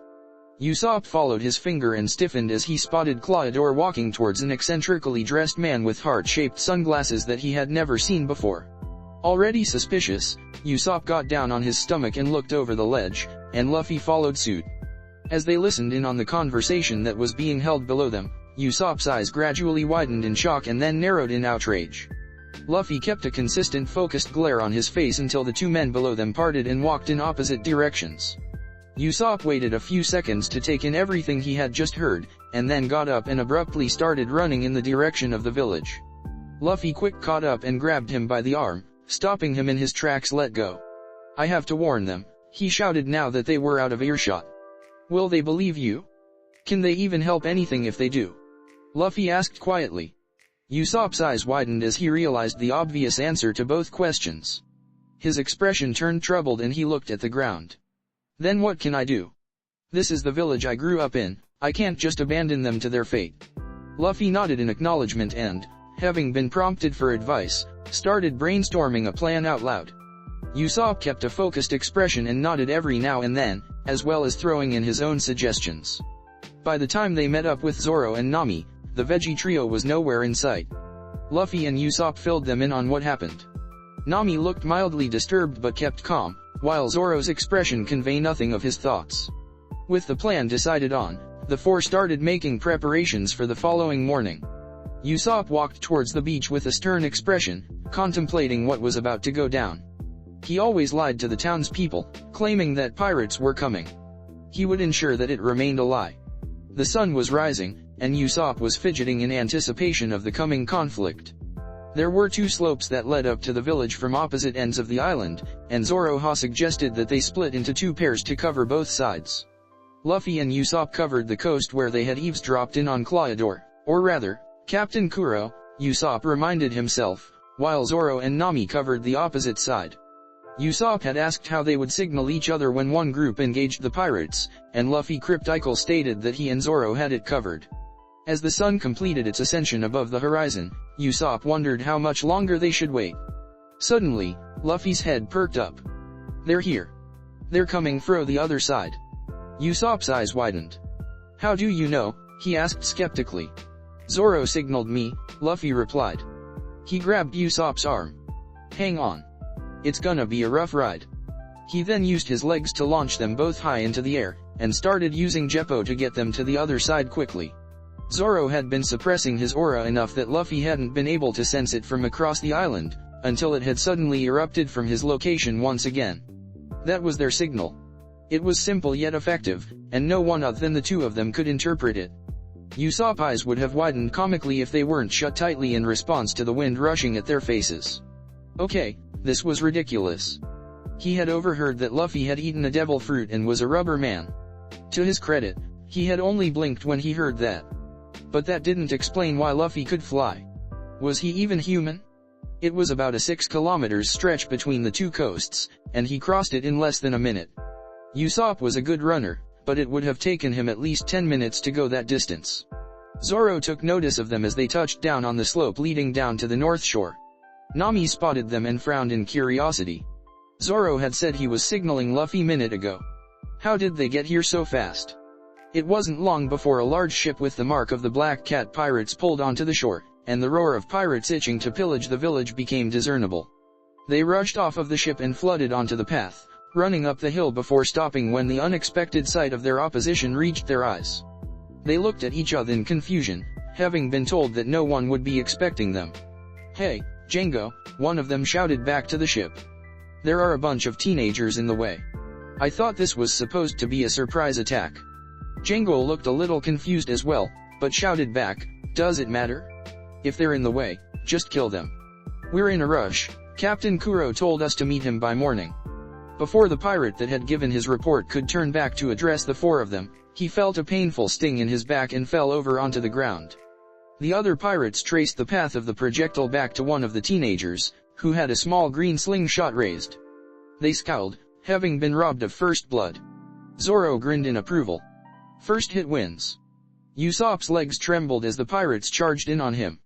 He shot a few more pellets out, each of them hitting their target as he backed away. He would lose control of the fight once they got to him.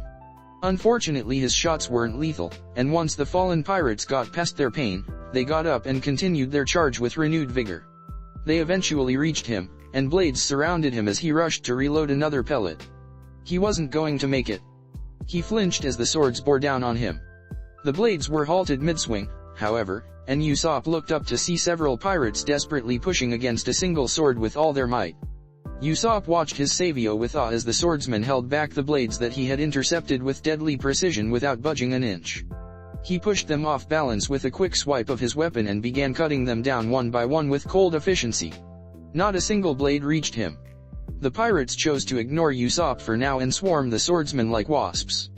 Usopp began to worry as Zoro was surrounded, but he promptly spun around and swung his sword in a circular circumference. The pirates were blown away by the wind produced by the swing, and the rock walls surrounding the path abruptly stopped some of them. But as even the ones who didn't hit the walls failed to get back up, Usopp realized there was more to it. They all had deep gashes where the wind had hit them. Had he just cut them from a distance? Usopp watched in fascination, and even Nami looked up from the pirate she was redundantly bludgeoning into the ground with her staff. The pirates stopped charging, now wary of the foe that had already taken down a fourth of their members. They quickly realized that it was suicide to take him on close range. The majority of the pirates cursed their lack of funds as a select few pulled out pistols and started shooting at Zoro. The swordsman almost looked insulted, and Usopp's eyes bulged out as he gracefully deflected their fire. Nami also looked on with an awestruck impression. He wasn't lining his swords up with the gun barrels to block their aim. He was reacting to the projectiles after they were fired. She wouldn't have guessed that such a feat was possible. Usopp turned to Luffy with and shouted over the gunshots. "He can deflect gunfire," Luffy smirked. "Is that what it looks like?" Usopp turned back and his eyes widened further as he saw what Luffy was implying. Zoro wasn't deflecting the bullets. He was cutting them in half. The pirates finally ran out of ammo and Zoro grinned mockingly. You done yet? They looked at him in fury with a hint of fear, and charged again. The pirate leading the charge leapt at him with a giant hammer, intent on smashing his precious sword. The stone hammer was cut down the middle, the two halves falling off of the stick to which it had been attached. Its wielder backed up in fear, but the pirates behind him were still charging. Zoro raised his blade into a horizontal ready position as if he was about to swat them all away from a distance, when a voice behind made him stop and duck. Gomu gomu no, whip. Luffy's leg blurred from sight and the charging pirates were all swept off their feet and knocked into the solid wall of rock. Don't hog all the fun, Zoro, Luffy pouted. You could have jumped in at any time, he replied. Django was getting frustrated. Half of their crew had been taken out now. He got out his hypnotic ring and turned towards their remaining forces, which were visibly cowering. Failure is not an option, you dips hits, he shouted.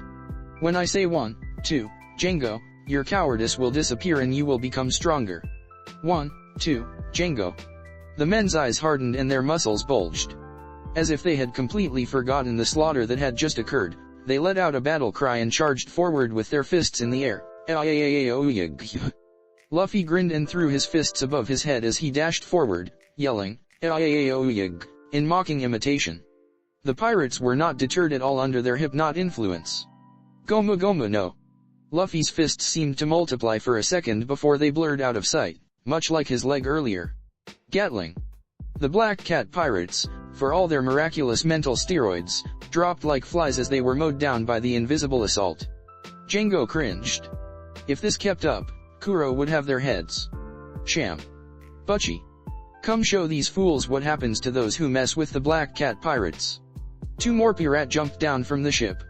One was slim and one, not so slim. It was clear that both took the cat thing way too far, though. They looked at Zoro fearfully, then turned back to Django, and fell to their knees groveling. What are you trying to do to us, Django? The slim one sobbed. They just took down most of our crew. There's no way we can fight those guys, the larger one said miserably. Whatever, Django replied, pulling out his hypnotic ring again. When I say 1, 2, Django, you will both stop groveling and get stronger. 1, 2, Django. The two men's muscles bulged considerably, but their sobbing only intensified. Django developed a tick over his eye. All right, that's enough already. Get your asses in gear before kick them from here to the red line. The two cat-like men jumped and ran clumsily in the direction of Luffy and Zoro, arms flailing and tears still trailing down their faces. Django scowled. That act of theirs was annoying and unnecessary. They were already late. Luffy and Zoro looked at each other with raised eyebrows as the two homo felinines made their way over to them. You don't want to do that, Luffy said in a bored tone. We tend to get less merciful when our enemies don't get the message, Zoro said lazily. Sham and Butchie continued, breaking off from each other to confront the two. Their arms were still flailing randomly as they drew closer. Luffy sighed. As they came into range, the doubt disappeared from their faces and their movements became more fluid and purposeful. Nami and Usopp watched in horror as the smirks developed on their faces, contrasting with their false tears. Sham and Butchie lunged forward, claws intent on digging into flesh. These two had severely underestimated them. Butchie impaled himself on Zoro's sword and his arms fell toward his sides as he coughed up blood. Sham threw himself into Luffy's outstretched leg and felt his ribcage shatter. The crimson liquid spilled from his lips as well. Oh well, Luffy said. We did warn them, Zoro finished. Django gritted his teeth in anger. Those useless felines had been defeated so easily. I have no choice now, he spoke under his breath. I'll have to hypnotize myself and finish this. Captain Kuro will be here soon. Actually, a voice came from behind him, your captain is already here. Django spun around and almost stumbled as he faced the green-haired swordsman. When had the man gotten behind him? How had he not noticed the man's approach? He jumped back but froze when a familiar voice came from direction of the village. Django, it said menacingly, didn't I tell you all to meet me at the mansion? Django didn't dare turn around to face his death, but he could tell that the man was walking closer. Kuro stopped in front of Luffy and a fierce scowl spread across his face. What the hell is going on? He shouted. This galvanized Django back into action. He whipped out his ring and faced Zoro. When I say 1, 2, Django, you will fall asleep. Zoro looked at him impassively. Of course I will, he said as he walked towards him. 1, 2, Django, he yelled triumphantly. Zoro lifted up his sword and slashed down Django's midsection. Blood stained his clothes and he fell back onto the ground. How? He managed before slipping under. I closed my eyes, Zoro said blandly. It's not hard. Meanwhile, Kuro was struggling to rein in his temper. He was the only black cat pirate left standing, and he didn't even consider himself a pirate anymore. Useless, the lot of them. If you wanted something done, he thought as he adjusted his glasses with his palm so as to not cut himself with the 5 katana attached to his fingers, you did it yours. He was about to make his move when a voice called out to him, Claudor. He turned to face Kaya, who looked like she'd been crying, which made sense. She'd probably woken up and found Mary in a bloody heap on the floor of the mansion. What surprised him was the gun she was pointing at him. Please leave this village. I'll give you the sum of my wealth, but you can't hurt anyone. You must leave in peace, she said firmly. Kaya. What are you doing here? Run or he'll kill you. Usopp shouted. Kuro started at her for a few seconds. Then he broke out laughing. Kaya's eyes widened. Sorry, Miss Kaya, but this isn't just about the money. I had plenty of it back when I was Captain Kuro. His eyes hardened as he relived the memories. What I couldn't stand was the lifestyle. The Marines constantly attacking my ship. Bounty hunters following me wherever I went. It all got so annoying. What I want is a peaceful life. The villagers trust me. I have a good standing within the village. All I need now. A feral grin broke out across his face as Kaya looked at him in horror, is for you to die so I can inherit your wealth. He walked up to Kaya, who despite what she was hearing, couldn't bring herself to pull the trigger. Images of her time spent with the caretaker replayed in her mind and her hands trembled. Kuro reached her and swiped the gun from them. And you will write that will. I don't care what I have to do, he said quietly, reaching for her face with his long claws. Tears welled up in Kaya's eyes. This couldn't be Claudor. How could it be? A shift in the air made Kuro freeze, and he swiftly turned around and blocked an oncoming pellet with his claws, swatting it away. What a coincidence, Usopp, he said menacingly as he lunged towards the sniper. I still owe you for that punch you gave me. Usopp got another pellet ready, but Kuro was too close already. He wouldn't make it. A fist collided with Kuro's face before he got within range. The impact sent him sailing through the air until he collided with the rock wall and fell to the ground. Now you owe you double, Luffy said with a cocky grin. Kuro struggled to get up as he fought off the first signs of a concussion. He glared furiously at Luffy. A devil fruit eater. I wasn't planning on killing anyone myself today, but it looks like there are plenty of volunteers. He bent over and started swaying back and forth. Shikushi, he whispered, before vanishing from sight. At least that's what happened from the point of view of Usopp, Nami, and Kaya. Luffy and Zoro looked on in apathy as he appeared to run around slashing random objects in slow motion. Should they do something? He wasn't even attacking them. Kuro was moving at around the speed of a novice Zoro user, but he didn't have the reaction speed to keep up with his own movements, and was suffering from severe tunnel vision. Luffy guessed that he was just attacking anything his eyes could perceive. It would work, in theory, against most East Blue enemies. If they couldn't keep track of his movements, they'd eventually be taken down. It would be more effective against a crowd of enemies, though, and Luffy didn't really have the temperament to wait for Kuro to find them. So he leapt forward, grabbing Kuro right out of his attack, and threw him. He collapsed on the ground and growled in frustration before picking himself up. You know, Luffy began. You suck as a fighter, but as a pirate you fail miserably. Neither of those things bother me, Kuro responded. I am no longer a pirate, and after this, I will never have to fight again. Luffy shook his head. That's just the thing. You look down at the life of a pirate, but the fact remains that you couldn't handle it. You ran away with your tail between your legs. Kuro's eyes narrowed. He didn't like what this kid was implying. He wanted a life of peace, but a coward he was not. Luffy smiled, knowing he had struck a nerve. Your will is weak, Luffy continued. Usopp's ambition is much greater than yours. This time Kuro scowled fiercely. What kind of joke is this?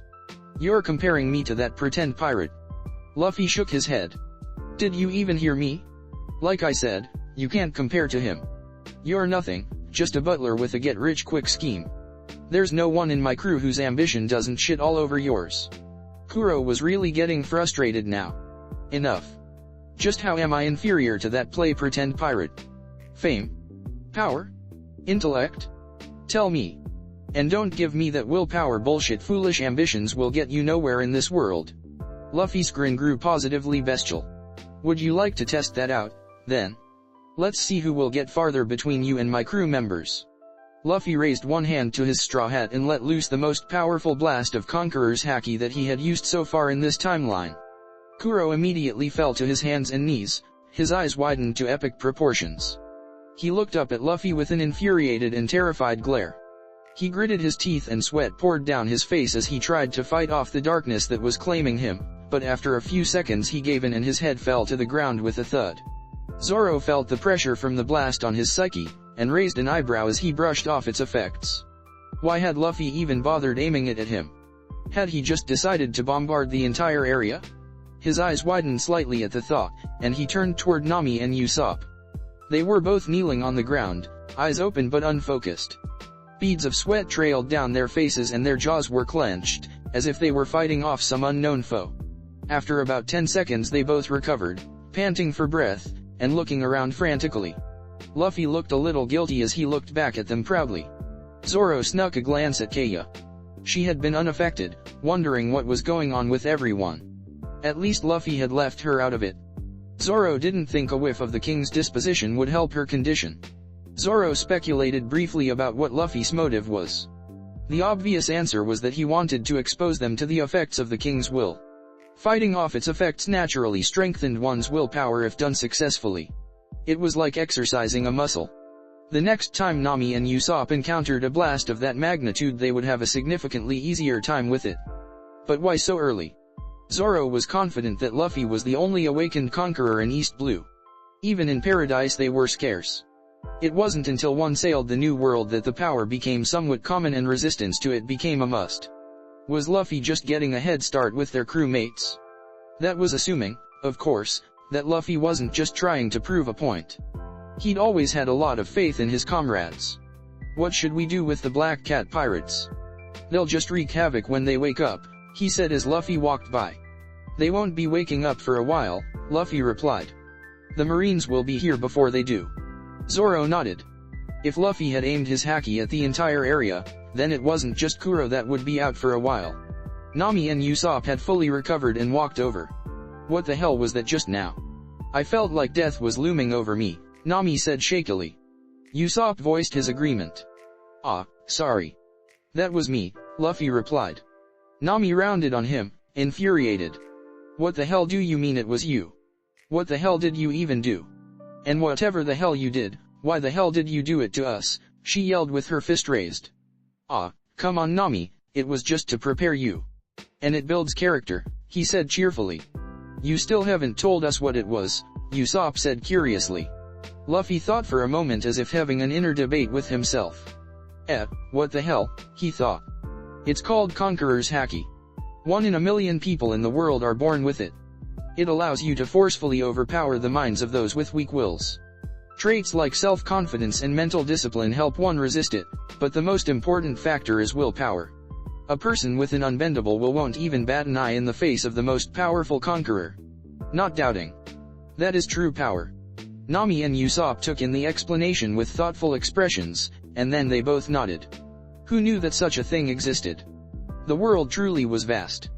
That afternoon, after Mary had been bandaged up and briefed on the situation, he and Kaya told Luffy, Zoro, and Nami to meet them on the south shore. When they arrived, Nami's eyes filled with glee. Anchored near the coast was a white caravel that strongly resembled a goat. It's called the Going Merry, Mary said. It's an older model, but it should be helpful to you. Consider it a thank you gift. Nami agreed wholeheartedly. It was still a relatively small ship, but it was much more spacious than what they'd been using up until now. Luffy and Zoro stared at the ship for a little while. Memories flashed through their mind, some happy, some painful, but all meaningful. After a while Luffy just looked at Mary and Kaya. Thank you, he said quietly. Usopp was looking at the ship fondly as Luffy, Zoro, and Nami boarded, but he also looked a bit uncomfortable. He looked from Luffy, to the ship, and back to Luffy. He began awkwardly. I was wondering if your offer to join your crew was still in effect. Luffy looked at him confusedly. Huh, was all he said. Usopp looked down. Well, it's okay if it's not. I'm sure we'll meet on the sea someday, he said. What are you talking about? Luffy asked, confused. You already joined, remember? Now get on. Usopp's eyes widened before a wide grin spread across his face. I'm the captain, he shouted, jumping into the air with his fist raised. Not a chance, Luffy said as Usopp climbed aboard. But if you want you can be second in command when Zoro's hungover. I don't get hungover. Zoro sputtered indignantly. Luffy smirked. You might as well. With the way you sleep, there would be no difference. Zoro scowled. Why do people with low tolerances always try to make up for it by talking shit? Luffy's smirk grew wider. You speak as if those swords don't compensate for anything. It took all of a second for that to sink in before the two were full out brawling on the deck of their new ship. It lasted for a full 2 minutes before Nami and Usopp decided to risk their well-being to pull them apart. They had to set sail at some point. Kaya watched in melancholy as the Going Merry faded out of sight over the horizon. Usopp was finally making his way out into the vast seas. Her eyes threatened to water as SH remembered their conversation from earlier that afternoon. After the conflict, Usopp had pulled her aside in the restaurant. He had explained that he was finally going out to sea today, and wanted to make sure that she would be okay. She had replied with conviction that she would be. She was said that he was leaving, of course, but she could never bring herself to stand in the way of his dream. She had assured him that her condition was getting better. It really was. She felt better than she had in a long time, since her parents had passed away. She remembered first falling ill that day, and being visited by a strange young boy with a long nose, who had started telling her stories of his adventures to a sky island where pure souls went after they passed, and what an amazing and happy place it was. Lies had been ridiculous, but she had listened eagerly to them all the same. A year later she would find out that the boy's father had been a pirate who left on a journey to roam the seas. His mother had fallen ill soon afterwards, and the boy had run through the town yelling that pirates were coming, that his father's ship had arrived on the coast, that his father was waiting to see his wife alive and well. Kaya cried more that day than she had since her parents had died. How he must have felt, seeing her fall into despair. She had almost lost the will to live like his mother must have. She resolved that day to live on and to overcome her condition so that he wouldn't have to worry, but it was just so hard. Only the boy's frequent visits and eccentric fictions kept her going. Pirates are coming, she heard 3 juvenile voices shout in the distance. She smiled, still looking out at the horizon even after the ship vanished from her sight. Good luck, Usopp. You don't have to worry about me. I'll be okay from now on. Just sail on, and live strong. The Going Merry made its way through calm, cerulean waters as a couple seagulls flocked overhead. Luffy jumped onto his feet from the dock where a dripping paint bucket lay and held up a flag with a poorly drawn pirate flag excitedly. It's done. His 3 crewmates stared at the abomination with neutral expressions. Usopp was the first to comment. What's done? Your prop for a live adaptation of When Flags Attack. Are you that artistically challenged? Or is this some kind of abstract art? Nami asked curiously. You guys are missing the point, Zoro said, shaking his head in disappointment. A pirate flag is meant to strike fear into the hearts of our enemies. If I cringe at the sight of it then it's picture perfect. Luffy pouted at his crewmates' reactions. It wasn't as if he hadn't been working on his artistic talent since the first time he'd attempted this. Usopp grabbed the brush from his hand. Your first draft was terrible, Luffy. But let an old pro show you how it's done. With that, he quickly painted a Jolly Roger on another flag. Only it wasn't a Jolly Roger for the Straw Hat Pirates. It had a long nose, a brown hat with a crossed stripe pattern, and a slingshot in place of one of the crossbones. Luffy continued to stare at it as he bunked Usopp over the head. Third draft's the charm, he said as Zoro and Nami laughed out loud. Usopp gave in and drew a perfect Straw Hat Jolly Roger, just the way Luffy remembered it. He cheered. Alright, Usopp. Now the sail. Once that was painted, Luffy really got psyched. The ship was exactly the same. Zoro wore a small smile as well as he looked up at the finished product. The pirate ship Going Merry is ready for action. He picked up his drink from the deck. A toast to our 2 new comrades, he said gleefully. Cheers, they all shouted as they clinked their cups together. So, now that we have our ship, what's next, Luffy? Nami asked. Luffy thought for a moment and turned his attention to the positions that needed to be filled. Well, we'll need a chef, he began. As well as a doctor, and eventually, a carpenter. We should also recruit someone once we get into the Grand Line who has practical knowledge and experience from traveling the area. Luffy and Zoro fit this description of course, but Luffy was thinking about Robin. Nami nodded at each suggestion, genuinely impressed. Luffy had really thought this through. And of course, we'll need a musician at some point. Can't go without that. Nami's sweat dropped. Right. Luffy looked at her innocently. What? Pirates love to sing. Right, Zoro? Come on buddy, let's get a duet going. Piss off. See. Luffy concluded, turning back to Nami. Suddenly they heard the sound of cannon fire and turned to see Usopp standing in front of one of their few cannons with a shock expression on his face. In the distance, they could see the shattered remains of what looked to be a strange rock formation. I hit it, Usopp whispered in shock. Nice, Usopp. You're definitely our crew's sniper from now on. Luffy stilled, though, as he sensed two auras at the rock formation. One was frantic and desperate, while the other was extremely faint. A relevant memory suddenly came back into Luffy's mind. Nami, can you take us over to that rock? Nami looked confused but did as she was asked. Comprehension quickly dawned on Zoro's face and he started to look worried, no doubt sensing the weak state of the second aura. As they pulled up next to the rock formation, someone jumped onto their ship. Damn pirates. First you attack us while we're vulnerable, and now you show up to finish the job. It won't be that easy, he shouted angrily before catching sight of Zoro. Zoro, Anarchy, he said with a confused expression. Zoro quickly got down to business. Johnny, what happened to Yosaku? Johnny's shoulders sagged as he made his account of what had happened. When he got to the part where a cannonball had come and almost killed them, Usopp's jaw dropped and his face took on a blue tint. I'm very sorry, he said, bowing.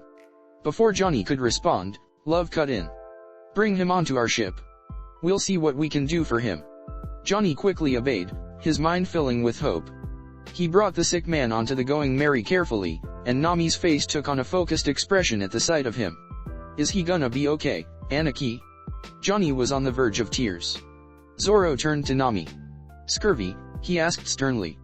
Nami nodded.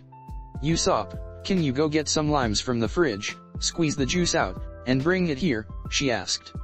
Usopp followed her instructions hastily. He came back with a cup full of juice, and Nami told him to let the man drink it, which he did. He should recover in a few days' time, Nami told Johnny, whose eyes widened. Really sis? He's gonna be okay, he asked in relief. Don't call me sis. And yeah, he'll be fine. Just make sure he gets more vitamin C in the future. Yosaku suddenly got up and looked at his hands in awe. I'm alive, he stated in wonder. Johnny really did start crying now. He's better. It's a miracle.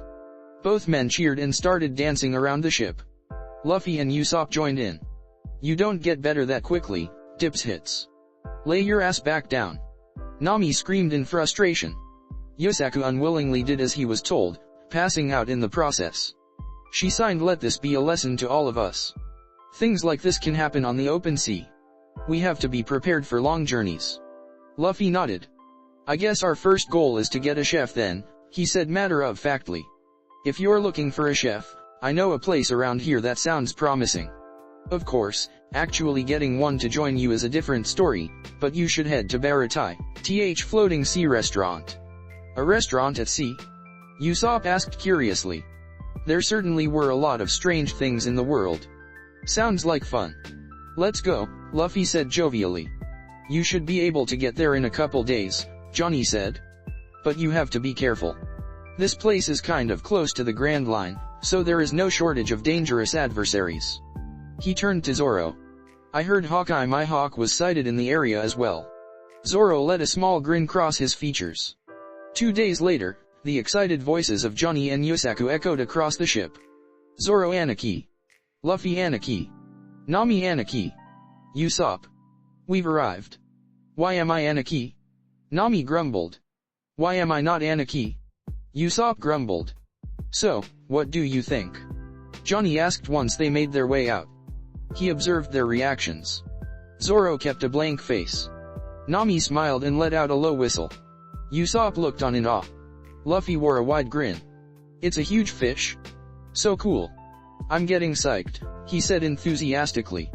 When you guys are done, we've got company, Zoro commented. A marine ship maid pulled up next the Going Merry.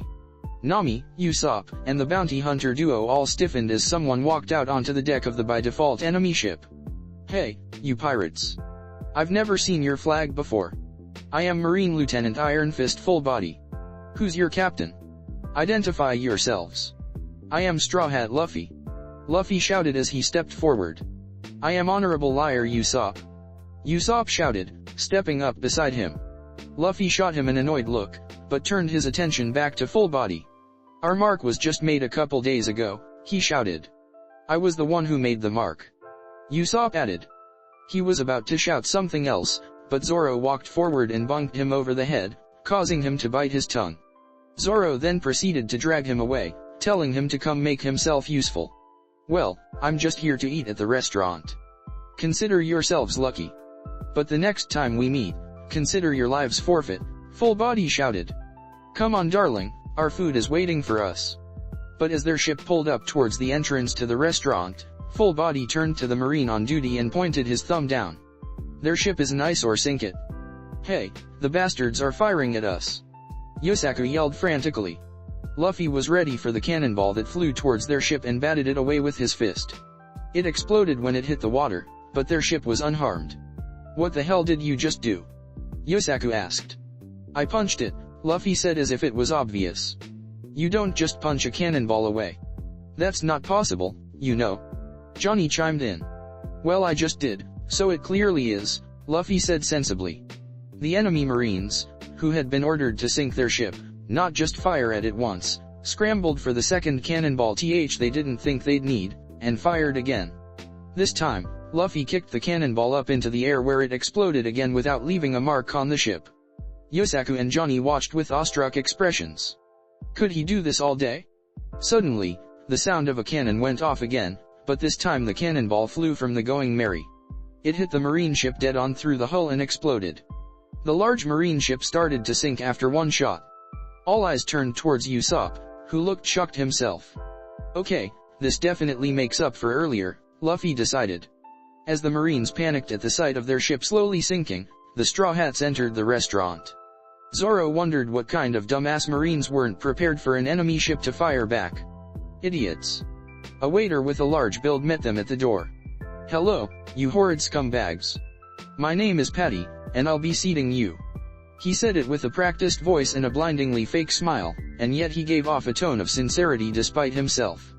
Once they were seated, Full Body burst into the restaurant with an outraged expression. Fucking pirates. You think you can get away with sinking my ship? I'll show you what your audacity just earned you. Luffy looked at him with a raised eyebrow. You attacked us. We returned fire. What did you expect? He asked. I expected you to sink and drown like the useless scum you are. Full Body screamed irrationally. Behind him, his date flinched at seeing this new side to him. She hadn't expected him to get into a confrontation with pirates when he promised to take her to a nice restaurant. Well, we didn't, Luffy said simply. Now, piss off. We came here to eat good food and find a chef, not babysit Marines with inferiority complexes. Full Body was stomping over to Luffy with a dark, vengeful scowl when a blonde-haired chef with spiraled eyebrows burst through the kitchen doors and made his way over to the table. Luffy and Zoro perked up at this, the bored look completely vanishing from Luffy's face. Painful memories flashed through both of their minds as the chef locked eyes with all of his guests. His gaze lingered on Luffy and Zoro for a second, before he turned to Nami, who his gaze really lingered on. Welcome to the Baratie, he started formally. My name is Sanji. What can I get you all?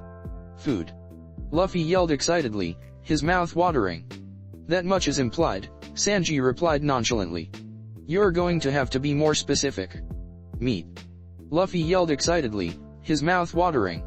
That's better, but I'm still going to need a little more. Sorry about this, waiter, Full Body said in a low voice. But I have some business with these pirates. Come back later. Sanji hummed thoughtfully. Well, first of all, I'm a chef, not a waiter. We're a little short-handed at the moment, you see. Second, we don't allow fighting between guests in the restaurant. You'll have to take it outside. Full Body looked like he wanted to protest, but controlled his temper and nodded slowly. Luffy had other ideas. No way, he said with a pout. I can kick his ass later. I came here to eat. Sanji hummed again. Well, I guess that settles that, Sanji said matter-of-factly. You can beat each other senseless once they're done eating. Full Body's expression turned murderous. They're not eating shit. As far as I'm concerned, they're all going to be starved to death, and I'm not prolonging that by letting them eat something. He slammed his fist down on their table, fully expecting it to break, but surprisingly, it didn't budge. Luffy had applied an armament haki coating to it. He was not waiting longer just because this asshole felt like breaking their table on a whim. He wondered if Sanji would notice, but he flinched at his future chef's dangerous expression once he looked at him. He almost felt bad for Full Body now, almost. I think someone needs a lesson in table manners, Sanji said in a low tone. Within seconds, Full Body was reduced to a bleeding unconscious heap, not even expecting Sanji's swift barrage of kicks, much less being able to defend against it. Hey, Sanji, a voice called out. They all turned to see the large man who had ushered them in. What do you think you're doing to our customer, you bastard? How many times do I have to tell you not to beat the crap out of our customers? Customer? Sanji scoffed, still holding the Marine lieutenant up by the neck. Get your eyes checked, Patty. This guy wasn't even ordering anything. He just barged in here and tried to pick a fight with our other guests. Patty blinked at this information, and then said, okay, then. Do whatever you want with him, before walking away. Sanji dropped Full Body in front of the woman he had entered with, who was scared out of her wits. Sorry about ruining your date, miss, he said with a serene smile. But honestly, I think you can do much better. As the rest of the Marines scrambled to get Full Body out of TH restaurant so they could call for a retrieval ship, Sanji took the Straw Hat group's orders. They were interrupted once again, however, as a gunshot pierced the back of one of the Marines, who fell over gasping for breath. A dark-skinned man walked in, sweating profusely and soaking wet as he hobbled over to the nearest table, and sat down. Bring me some food. Anything will do. This place is a restaurant, right? Patty made his way over and clasped his hands together with the same awkward smile on his face. Hello, you miserable bastard. I apologize, but I must ask. Do you have any money? The man, who looked like death had passed over him clumsily, pointed the gun at Patty's head. Do you accept lead? So I assume you can't pay, Patty stated before promptly smashing Jin's head to the ground with both arms, along with the table he was sitting at. Jin groaned as his stomach rumbled. This elicited no sympathy from the muscular chef. Sanji watched with a neutral expression as Patty ruthlessly kicked him and then threw him out of the restaurant. The customers cheered him on. That was when a blonde-haired man with a long mustache and a longer hat walked in. Hey, Patty. What do you think you're doing, destroying tables? That's coming out of your paycheck. Patty gave him an apologetic smile and nodded. Sorry about that, owner's F. Won't happen again. A little while later, Sanji strolled out of the restaurant with a plate of food in hand, which didn't escape Zeph's notice. He set the plate in front of the grumbling, dying man. Eat up, he said. The man gulped, but looked away from the food. That's even worse. I won't accept charity, he said with difficulty. It's not charity, Sanji replied evenly. To me, any hungry person who makes their way to this restaurant is a customer. Pride will get you far in this world, but not if you're dead. Wouldn't you like to live to see another day? The man's eyes widened considerably, before he promptly grabbed the plate and dug in greedily. His tear ducts betrayed him, and he started to sob. I don't know what to say, it's so delicious, he said emotionally in between bites. I thought I was gonna die. I really thought I was a gunner. A wide grin spread out across Sanji's face for the first time since he addressed the woman with Full Body. This grin was even more profound, though. It's pretty damn good, right? Sanji said proudly. Looks like I've found my chef, a voice said from above. Both men turned to see one of the restaurant's customers standing outside the upper floor of the restaurant. It was the one who was really passionate about food, Sanji noted. While this naturally elicited a degree of respect from the chef, he didn't know what to make of the boy yet. Aren't you lucky? the boy said to Jin. He saved your life, huh? Then he addressed Sanji. Hey, you. I like your style. Join my pirate crew as our chef. My name is Luffy. I'd be your captain. Sanji looked at him with a raised eyebrow. Huh, was all he said. This guy was really straightforward. He had nothing against pirates, but he didn't really want to be one either. Sorry, but I'll have to refuse, he said. Luffy looked at him stubbornly. No. What? I refuse your refusal. What? You're an awesome chef and I like you, so come sail the sea with us, Luffy said as if that was the end of it. Sanji grew annoyed. Hey, do you listen at all? Sure, Luffy said. What's your reason?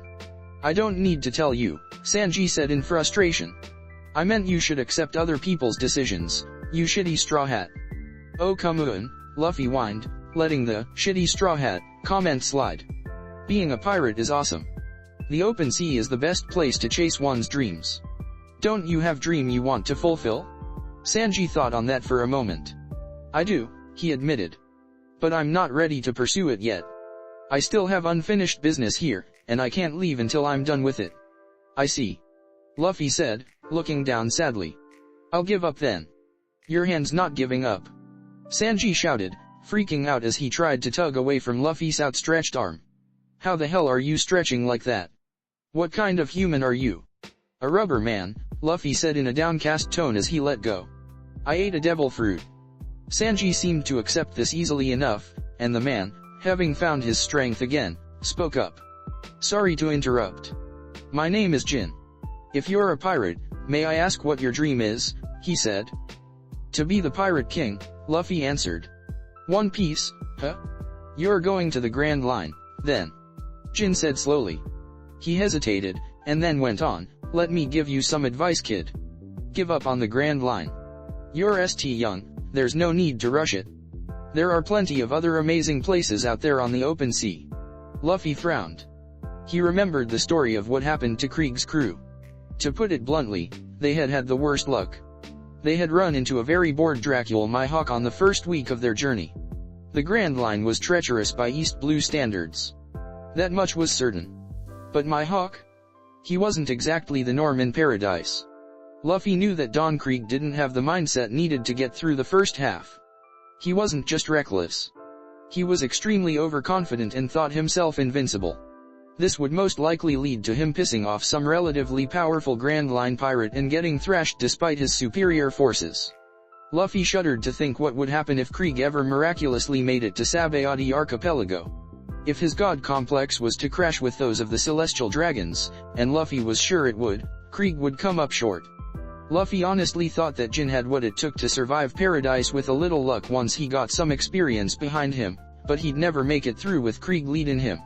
He had pledged his allegiance to a lesser man who covered up his weakness with a suit of armor. Thanks for the warning, he said finally. But my mind is set. Jin nodded. Well, it's not my role to stop you. I just thought I'd give you a heads up. He hopped into the boat that he had salvaged from the sunken marine ship and untied it. Thanks again for the meal, Sanji-san. It really was the best I've ever had. Would you mind if I came back sometime? Sanji's wide smile returned to his face. Anytime, he said. Hey, Sanji. Get your ass back to work, you little eggplant. They all turned to see Zeph standing above them. He was eyeing the empty plate in front of Sanji. Well, I guess I'll be seeing you then, Jin, he said meaningfully. Jin looked ashamed. Sorry, Sanji-san, he said with his hand in his hair. You're gonna get in trouble because I didn't pay. What are you talking about? Luffy said with a small smile. He flicked a gold coin at Sanji, who caught it gracefully. You did pay. Now get on out of here. Jin nodded gratefully. Thank you, both of you. I won't forget this. He bowed his head low as his boat sailed away from the floating restaurant. It was 15 minutes later when the Straw Hat group received their meal, all digging into their heart's content. It was then that Sanji made his way over to their table and started hitting on Nami. But alas, he sighed as his chivalrous drawl ended, I fear this is quite the tragedy. Such a large obstacle stands in the way of our love. Nami just looked uncomfortable. How could the guy who had casually beaten a marine lieutenant unconscious be such a flake so soon afterwards? I'm guessing that obstacle is me, came the voice of the owner and head chef. Sanji's head perked up at the sound. Actually, this is perfect, Zeph continued. Why don't you go along with them and be a pirate? We don't need you here after all. Sanji's eyes narrowed. What do you mean you don't need me? I'm the assistant head chef. What are you trying to say exactly? I'm saying you cause trouble with half of the male guests, hit on most of the female ones, and can't even cook a decent meal to save your life. None of the other chefs want you here either, so why don't you just scram? So that's how it is, huh? You shitty old geezer, Sanji growled. I don't care about that other stuff you said, but I won't stand for people insulting my cooking, even if it's you, said angrily as he walked up to the old man. You can bitch at me all you want, but I'm not leaving, he shouted. Disrespectful little shit. Zeph roared as he kicked Sanji with his wooden leg, sending him crashing into a table. It occurred to Luffy that everyone in this restaurant seemed to tell other people not to fight or break things before proceeding to do it themselves. You're 100 years too young to be standing up to me, Zeph growled, as Sanji wiped the blood off of his forehead. Like I said, we don't need you here. I don't know why you stay around. If that's how you feel, then fire me, Sanji said simply. They stared at each other a while, neither one of them backing down. Finally, Zeph scoffed and turned away, heading back into the kitchen. Sanji got up and quickly recovered as if nothing had happened. He started where he had left off, pouring Nami a glass of wine. Nami, who had grown used to his antics, smiled widely. This is all so great, she praised. But to be honest, it's all a little expensive for my budget, she said sadly. She really was opportunistic. Sanji waved her off, telling her that he wouldn't even think of charging her. Then he turned to the rest of their group. You shitheads have to pay, he said bluntly. Yeah, we kind of guessed, Zoro said lazily. Usopp didn't take it so well. You bastard. This is gender discrimination. I'll sue your ass, you love cook. Yeah, have fun taking this up with the world government, shitty pirate, Sanji said in an astounding display of logic. Oh, you wanna go? Usopp challenged. If you start something, you better be ready to finish it.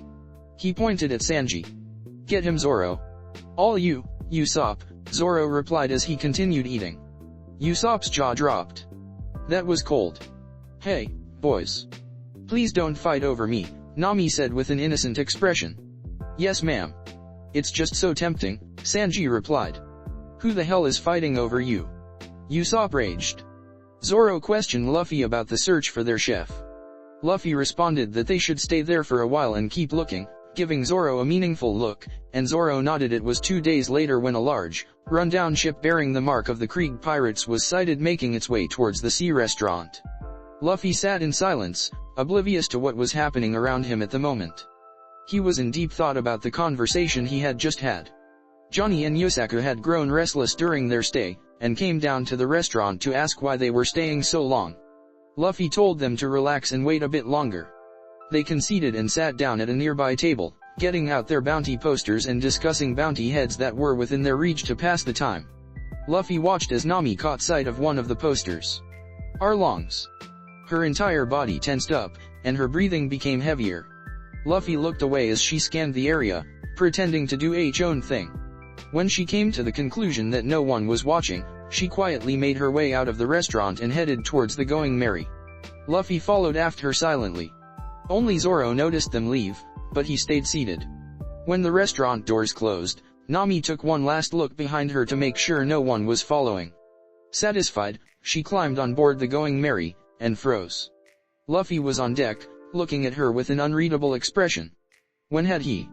Nami gritted her teeth and looked down, wondering if she should try to explain her actions.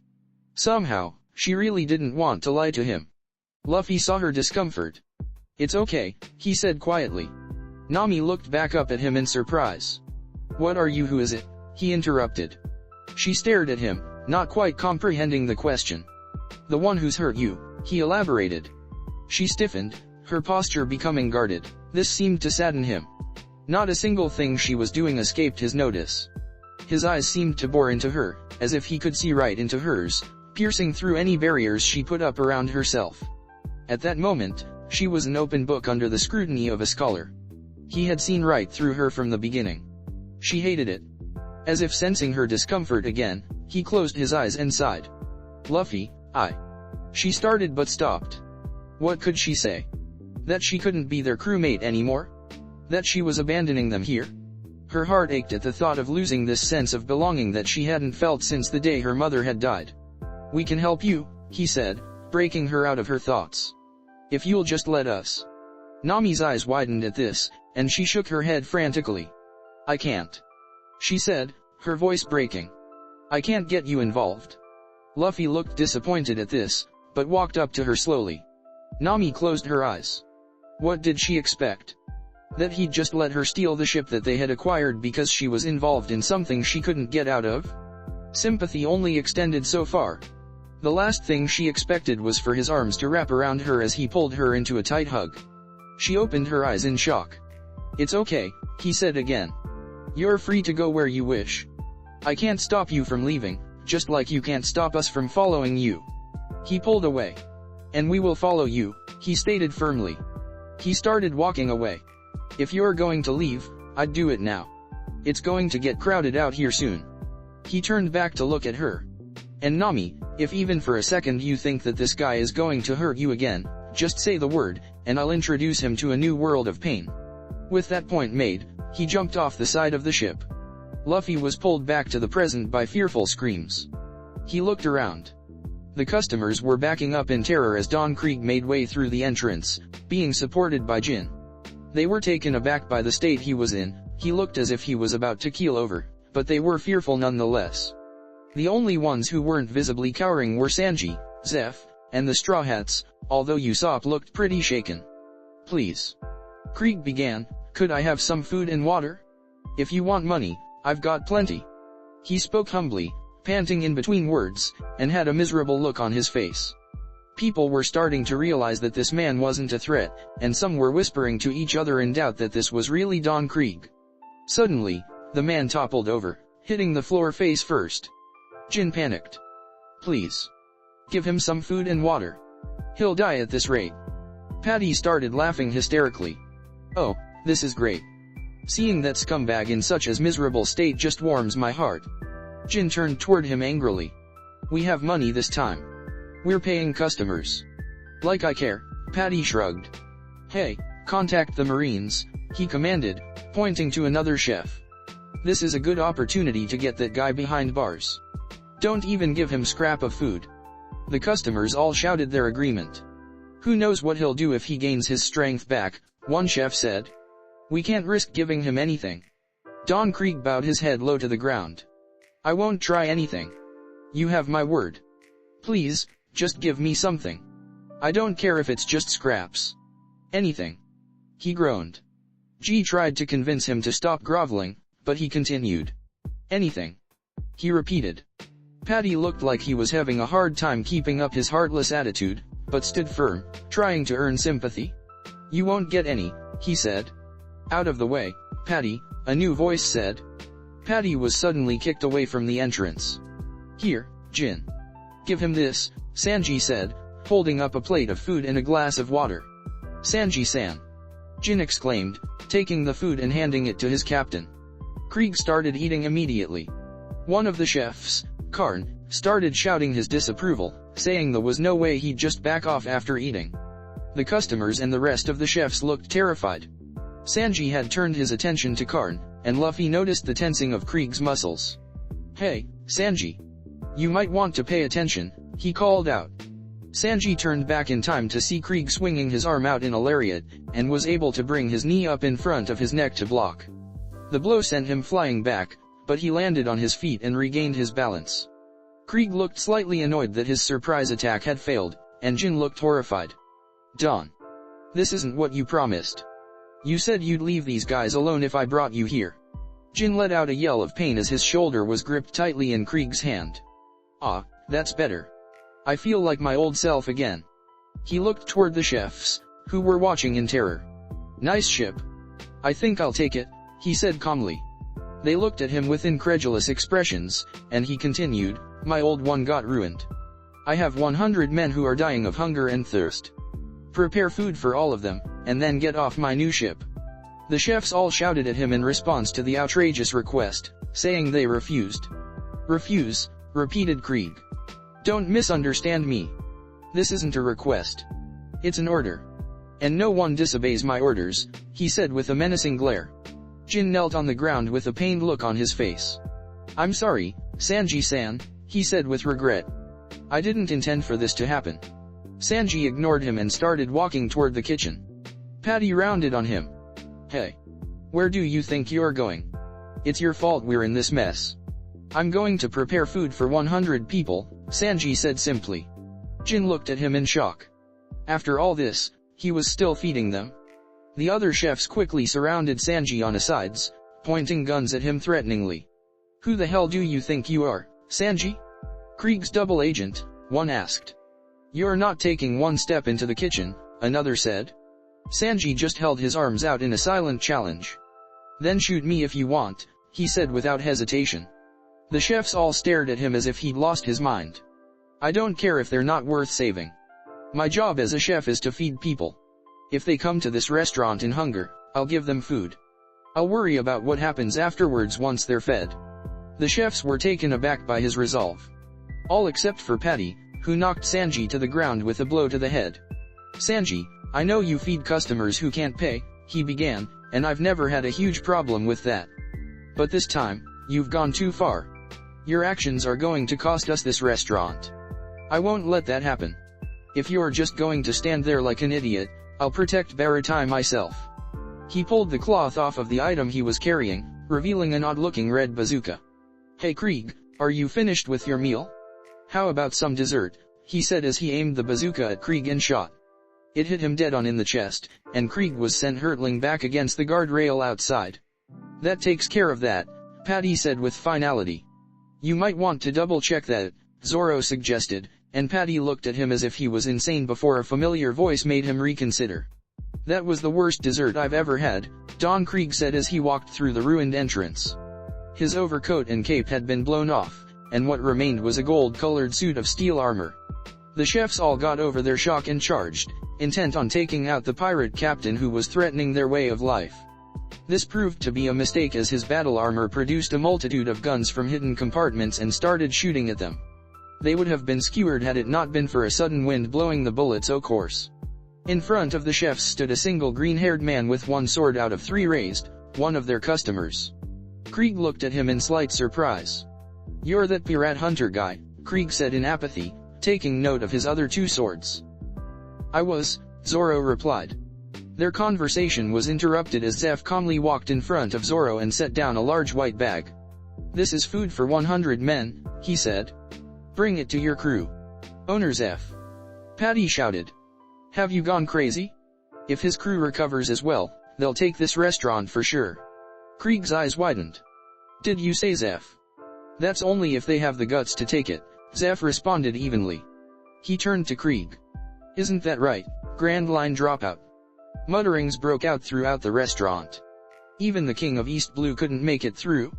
You're, Red Leg Zeph, Krieg muttered in shock. I am, he replied. Do you have some sort of business with me? Krieg smirked. Actually, yes. You were able to sail the Grand Line and survive. Rumor has it that you kept a logbook of your travels. Hand it over, Krieg demanded. I refuse, he replied evenly. That logbook is the pride of my crew. I won't give to the likes of you. Then I'll steal it. I'm not defeated yet, Krieg insisted. I had the power. I had the forces.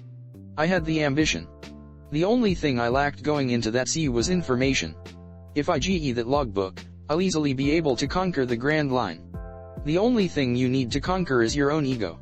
It'll get you killed one day. All eyes turned to the new voice. It was another customer, the straw hat guy. What was that, punk? Would you like to say that again? Krieg growled threateningly.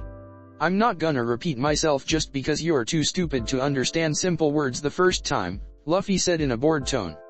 The entire restaurant was silent. Did this kid have a death wish? Rather than get angry, Krieg just smirked. You're gonna wish you'd kept your mouth shut just now, you little shit. I'm gonna go feed my men. After that, you'll learn exactly which people fear me. He walked out of the restaurant, the bag of food slung over his shoulder. The restaurant immediately dissolved into chaos. Owner Zeph. Have you gone mad? Could you side with Sanji on this? Patty asked. The chefs all voiced their agreement, accusing Sanji of leading the restaurant to ruin. Silence, you ingrates. Zeph shouted. Do any of you even know what it's like to starve? To be cast out on the open sea with no food or water? He seethed. The difference between Sanji and you all is that he knows that pain, he said. If you are not going to do anything but whine, the door's that way, he said, pointing to the back exit. But the chefs would have none of that. After only a moment's hesitation, they all raised their weapons and resolved themselves to fight. Are you all crazy? Jin shouted. You've seen how powerful Don Krieg is. You all need to run, now. Jin, Sanji said as he lit a cigarette. It may be my job as a cook to feed those who are hungry, but I'm not responsible for what happens to them afterwards. If someone is going to attack this ship, I'll kill them without a second thought, even if it's you. They could hear shouts of triumph coming from the galleon outside. That meant that the pirates were back to the land of the living. That wasn't not what caught Luffy's attention though. Zoro, we've got company, he said. Zoro, who had sensed it too, was already making his way out the door with a mad grin on his face. Luffy headed out too, motioning for Usopp to follow. He scrambled to his feet, and Johnny and Yosaku followed. What's the big idea, Luffy? Usopp asked curiously. It's dangerous out he was cut off when a giant wave swayed the entire restaurant. The chefs started going wild until Zeph told them to raise anchor. Everyone looked to the source of the wave, Krieg's giant galleon. It was separated into two halves by a clean line down the middle, as if bisected by a gigantic knife held by the hand of a god from above. Pirates and chefs alike were freaking out at the sight. Even Don Krieg had lost his composure. Usopp looked around frantically. Hey, where's Mary? He asked suddenly. Did she sink? Mary's safe, Usopp. I'll explain later, Luffy responded. His gaze was fixed on the sea, and Usopp followed his gaze and saw what he was staring at. There was a man floating towards them in an eerie-looking boat with lit candles on the sides. He was dressed in black and red clothing, and had a huge, black, cross-shaped sword strapped to his back. Luffy and Zoro both gazed at him with focused expressions, although Zoro's gaze suggested that he was downright obsessed over something. Hey, who is that? Do you guys know him? Usopp asked. Zoro was the one who answered. He's known as Hawkeye Mihawk, the world's greatest swordsman. Usopp's jaw went slack. Mihawk, he repeated. The warlord? What the hell is that guy doing here of all places?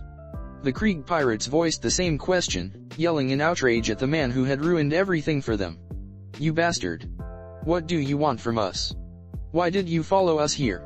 Mihawk looked up and any other words they had froze in their throats at the sight of his piercing yellow eyes. To kill time, he said nonchalantly. This seemed to infuriate them even more, and one brave soul pulled out a pistol and shot directly at him. Time seemed to slow down as Mihawk pulled the sword from his back and deflected the bullets with a tilt of his sword. Zoro silently walked up behind them and passed in front of their shaking forms. You'll never even hit him like that, he commented. You should have realized that after he thrashed you all in the Grand Line. Mihawk looked over the new arrival with scrutiny. They say a true swordsman can determine a man's worth without ever clashing blades with him. Mihawk fully believed in that statement. One of the 12 supreme-grade swords, Yoru. It's one of the greatest works of craftsmanship in this world of ours, Zoro stated. I assume you used it to cut that galleon. Mihawk nodded slowly. A swordsman without skill is one without strength, he said. Zoro unsheathed his own Mito, Wado Ikimonji, and raised it.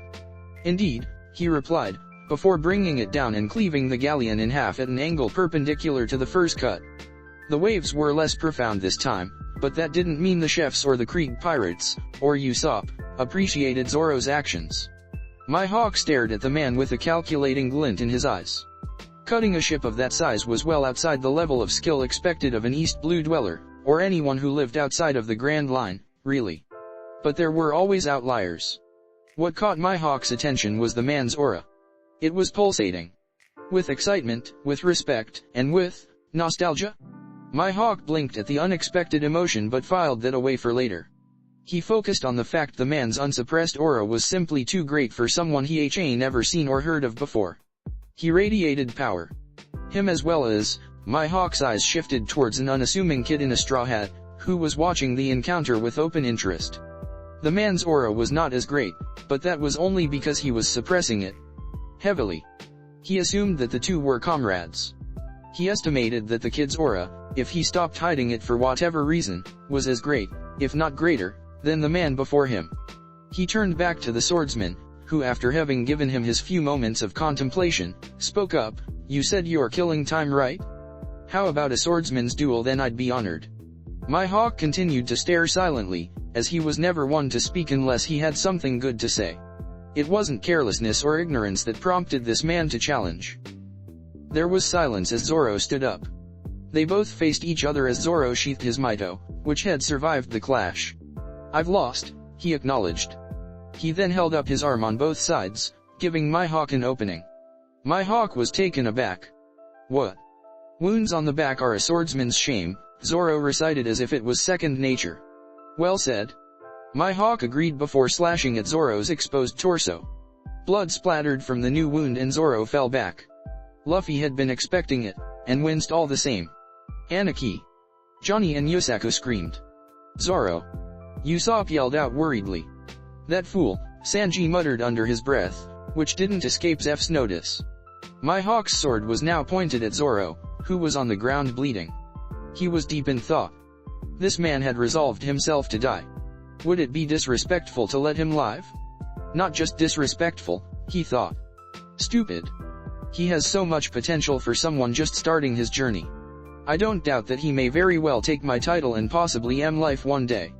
Oddly enough, Mihawk felt less inclined to kill this man than he would have been had the man not been a threat at all. Why was that, exactly? He would have to think on it later. He placed his sword back on his back just as Luffy arrived, with Johnny and Yosaku scrambling after him. Suddenly, Zoro gasped, regaining consciousness momentarily. He looked at Luffy, who silently stared back, and then at Mihawk's sheathed blade. While Luffy and Mihawk could see that it troubled him slightly, he didn't protest. Luffy understood. He was torn between his pride as a swordsman and his loyalty to the crew. But after everything that had happened, he guessed it was an easy decision for him. "Sorry, Captain," he said finally. "I'll get him next time." Luffy flashed him a confident grin. "I know you will," he replied, as Johnny and Yosaku rushed to tend to his wounds. Mihawk smirked at their camaraderie. "It is too early for Yo to die, Roro no Zoro. Train until the day we meet again, and strive to surpass me." Zoro nodded wordlessly, and Mihawk turned to Luffy. "What is your goal, kid?" "Pirate King," Luffy said without hesitation. Mihawk grinned enthusiastically. "Your crew is truly one full of fools," he said. "The greatest men I've ever met are all fools in their own right. Perhaps it's a common trend no matter what the era." They were suddenly interrupted by none other than Don Krieg.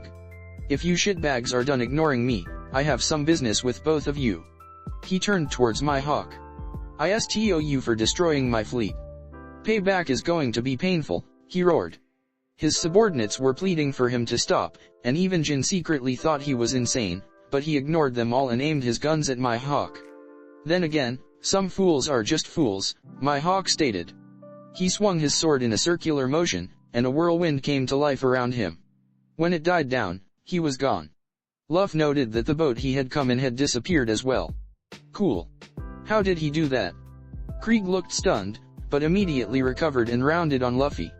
"I guess I'll have to settle for you, Straw Ha, read the mood, asshole." Luffy yelled as a tick developed over his eye. He sent Krieg flying with a kick, suit of armor and all, and the man landed in the sea with a splash. His subordinates watched in horror before he resurfaced. "Usopp, Johnny, Yosaku," Luffy addressed the three with authority. "Nami has taken the Going Merry to a place called Cocoyasi village. Do you know where that is?" The bounty hunter duo both widened their eyes and nodded. "That's Arlong's turf," Yosaku commented. Luffy nodded. "I want you to follow her there and wait for me. She has something she needs to do there, but I think she's going to need our help." They really wanted to prots going anywhere near Arlong Park, but if Nami was there and needed their help, they could hardly argue. They prepared a ship and, along with Usopp, set sail. Meanwhile, the Krieg pirates were gathering their wits and finally taking action. Pirates clashed with chefs in a determined struggle, and Patty and Karn seemed to be swaying the outcome until Jin stepped in and knocked out Karn with a blow to the head. Patty stilled. "You. Well look, isn't this just perfect? Jin said smugly. You really don't hold back against starving men. I wonder how this will go a second time. Bastard! Patty shouted before striking out with both fists. Jin easily dodged and his hand fell around Patty's skull. He tightened his grip as Patty struggled to escape from it, groaning in pain. Finally Jin let go, and Patty slumped to the ground, blood oozing from his skull. A tall man in a strange piece of armor consisting of one plate on each side strolled up to them. I see you haven't softened in the time you've been away, Jin, he said. He kicked Patty over onto his back and spotted a cooking knife on his hip. Oh, nice knife, he said. He tried to take it, but Patty grabbed his hand. He started stomping on Patty's hand but he wouldn't let go, and suddenly a powerful kick met his skull, alarming him. A chef's kitchen knives are his pride, Sanji said nonchalantly. I won't let you defile them with your filthy hands. The man, who his subordinates identified as Pearl, started freaking out at being harmed and screaming danger. Sanji was about to kick him again when a large whip-like limb smacked Pearl in the head, knocking him out and toppling him over in that order. Shut up, already, Luffy said unenthusiastically. The Krieg pirates panicked at the sight of Pearl being defeated so easily, and of Luffy's leg stretching out, before Krieg speculated out loud that he must have eaten a devil fruit. Why couldn't you just leave, Sanji-san? Jin said with regret, and all eyes turned to him. All of this could have been avoided if you just gave up the damn ship. I already told you, that's not gonna happen, Sanji said, lighting a cigarette. His voice hardened. This restaurant is that shitty old man's pride and joy. I've already taken too much from him. I won't let him lose this, too. Jin still looked regretful as he stared back at Sanji, but his gaze hardened. Suit yourself then, he said as he lunged at Sanji, spinning around two tonfa with what looked like cannonballs on the tips. Sanji dodged the first downward swing, which left a large hole in the wood when it impacted. He aimed a kick at Jin's neck, but it was blocked by one of the tonfa. He spun around and threw another one, which was blocked by the second tonfa. Forcing Jin on the defensive, he planted his hand onto the ground and brought his Ellie up. Jin failed to raise the heavy weapons to that height in time and Sanji's kick impacted with his head. Without sustaining injuries from Pearl, Sanji was faster and could hit harder. This went on for a while, with Sanji getting in a couple hits as Jin tried to defend. Finally, he spun a tonfa around and allowed one of Sanji's kicks to hit his side without retaliating, and then thrust the tonfa into Sanji's ribs. Both men fell back, coughing up blood, but Sanji recovered faster, sweeping Jin's leg with his foot to hinder his mobility. Jin stumbled, but still lashed out with his tonfa, which Sanji dodged. They then clashed again, Sanji's ki meeting Jin's weapon. Waves of pain ran down Jin's arm, but the stress on Sanji's leg was worse, and Jin recovered first this time, nailing Sanji in the ribs again. Sanji stumbled back and Jin tried to push his advantage, only to be stopped by his injured leg. Sanji noticed and decided to risk it. Collier shoot, he yelled. The kick made contact with Jin's neck and snapped his collarbone. Jin choked and fell over backwards onto the ground, and Sanji nailed him on the head with his heel, ending the fight. He panted heavily and straightened. The pirates backed away from him in fear, not believing that Jin had been defeated. Don Krieg grimaced. That Jin is a disgrace. He's done the one thing he wasn't allowed to do. He's failed me. You speak as if you are going to fare any better, Luffy said mockingly. Krieg growled, and the surrounding pirates started jeering at Luffy. You stupid punk. Jin may have lost but Don Krieg is the strongest. The Don Krieg pirates are the best in East Blue. Luffy shrugged lazily. If by that you mean that they have the best numbers, then okay. The pirates fumed at his words, but Krieg kept a calm countenance. You hit me once, boy. Consider yourself lucky. It won't happen again. Luffy raised both eyebrows sky high, then leapt towards Krieg.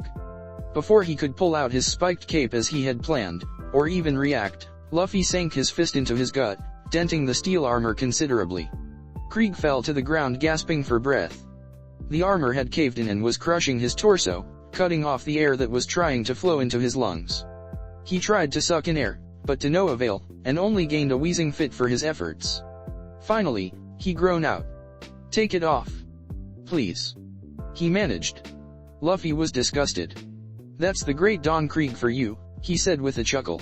Glorifying himself one moment, and then groveling at someone's feet the next.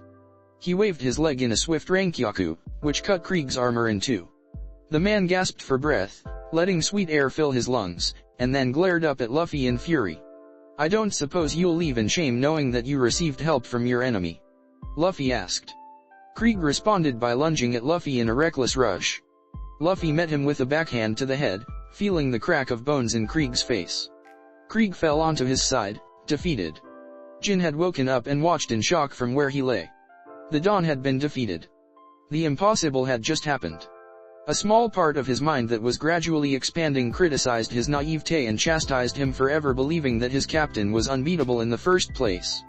Why had he ever believed that when there was an abundance of evidence to prove otherwise? Because he wanted to believe it? Because he had to believe it? The Krieg pirates had slumped in defeat from the moment their captain was knocked out as the chefs all roared in victory. Jin groaned as he got up unsteadily, Sanji watching every move. He walked over to where Krieg lay and stared down at him. This is our loss, he said quietly. He picked up Krieg and slung him over his shoulder. Men, let's get out of here, he said tiredly. Thanks for everything, Sanji-san. Sure, Sanji said with a wave. Don't ever come back, you shitty asshole. He turned to Patty and Karn, who had both recovered. Get him a boat, he ordered. They protested loudly before Sanji yelled at them. They then told him not to order them around so much before fetching the boat obediently. Jin turned to Luffy one last time. Kid, I'll see you in the Grand Line. Luffy nodded happily. I look forward to it. After the Krieg pirates left, Luffy turned back to Sanji. Well, I'm heading out soon. Feel like coming with me yet? You speak as if I'll change my mind at some point, Sanji pointed out. Luffy shrugged. I guess we'll see. Sanji hesitated a moment, then turned to him with a wide grin on his face. Hey, have you ever heard of All Blue? He asked excitedly. Luffy didn't really want to lie and so he responded that he had. Sanji went on to explain the legend of the chef's paradise anyway, and Luffy listened intently, nodding the whole time. That was when Zeph walked up to him and nodded his thanks to Luffy, who just smiled back. Actually Sanji, this is perfect. You almost just got my restaurant destroyed. Why don't you go along with Straw Hat here so I never have to see your face again? Zeph asked lazily. Keep dreaming old man, Sanji said stubbornly. They stared each other down for a full minute before Zeph finally sighed. To hell with this. Sanji, your cooking and pride as a chef are renowned by everyone that calls this restaurant their home, including myself. Not a single day has gone by when I have regretted decision all those years ago. You have made me proud to call you my assistant head chef, and I want to see you fulfill the dream that I never could. Now get lost, you shitty little eggplant. Sanji had stiffened in shock at the words he was hearing, and even Luffy's eyes widened. As if a dam had broken, tears welled up in Sanji's eyes as he fell to his hands and knees. Zeph, he shouted as he cried hysterically.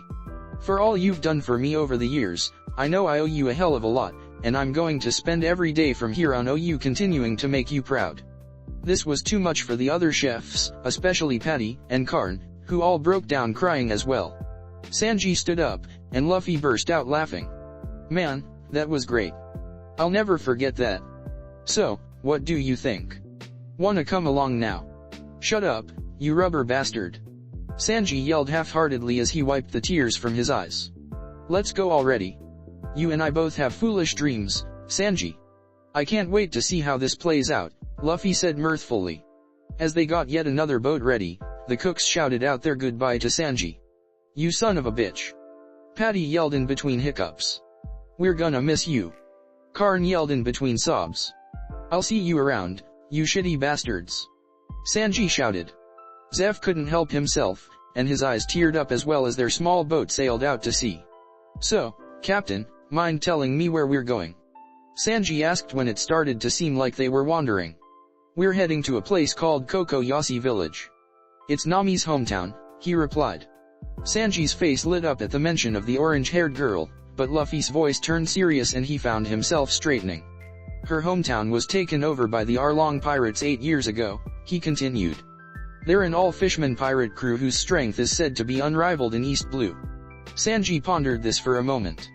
Wasn't the same supposedly true of the Krieg pirates? Luffy smiled grimly. These guys would kick their collective asses any day of the week.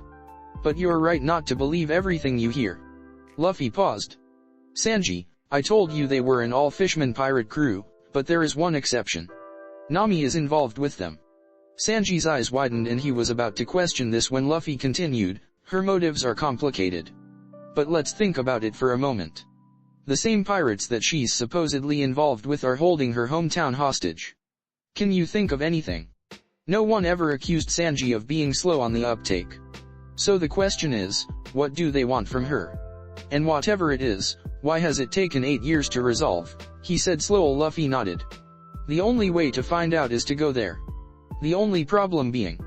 Sanji looked at him curiously as he trailed off, before looking up to the sky. I have absolutely no idea how to navigate us there. Sanji lit a cigarette slowly, and after blowing out the smoke, he spoke. The fuck is wrong with you? He asked with a blank face. Luffy turned to him. Well, I'm just lucky I have you right now, he said. He pulled out a map from his pocket. The island is to the northwest of Baratie. Do you think you can figure it out? Sanji nodded. I'm a chef of the sea. It's a must to have fundamental navigational skills, he said as he looked towards the setting sun. Luffy wasn't all that surprised. He knew Sanji had been born in North Blue, and had made his way to the east at some point. They had recruited him shortly before going to the Grand Line, where fundamental navigational skills would get you nowhere. So it was no surprise that he had never gotten a chance to show his knowledge in the area. I'm counting on you, then, he said. And so is Nami, even if she doesn't know it yet. There it is. The Going Merry, Yosaku said, handing the binoculars to Usopp. Usopp looked through them and he saw the problem. It's surrounded by fishmen, he said with a hint of fear in his voice.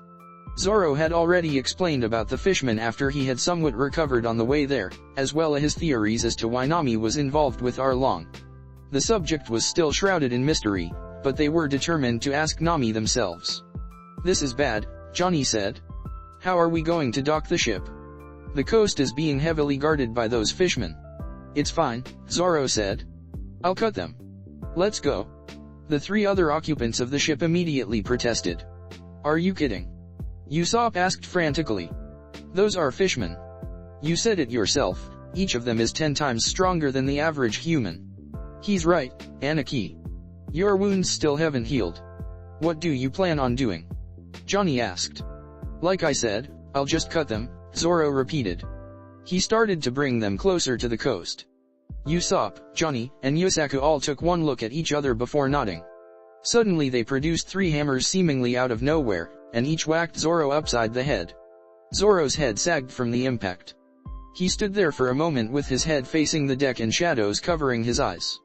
Rather than falling over, he turned towards them, and the frightening look on his face sent chills through their flesh and into their very blood. Suddenly remembering how he had been captured in his own timeline, he spoke. You guys sure are gutsy today, he said in a low, eerie voice. The hell is that? Sanji asked nonchalantly, staring up at the strange Sea King. A cow. He turned to Luffy, who seemed to have stars in his eyes. No really, his eyes had turned into what looked like stars. Sanji rubbed his own eyes before looking back and seeing Luffy's focused expression. He decided he was just a little tired. Luffy called out to the cow, hey, cowfish.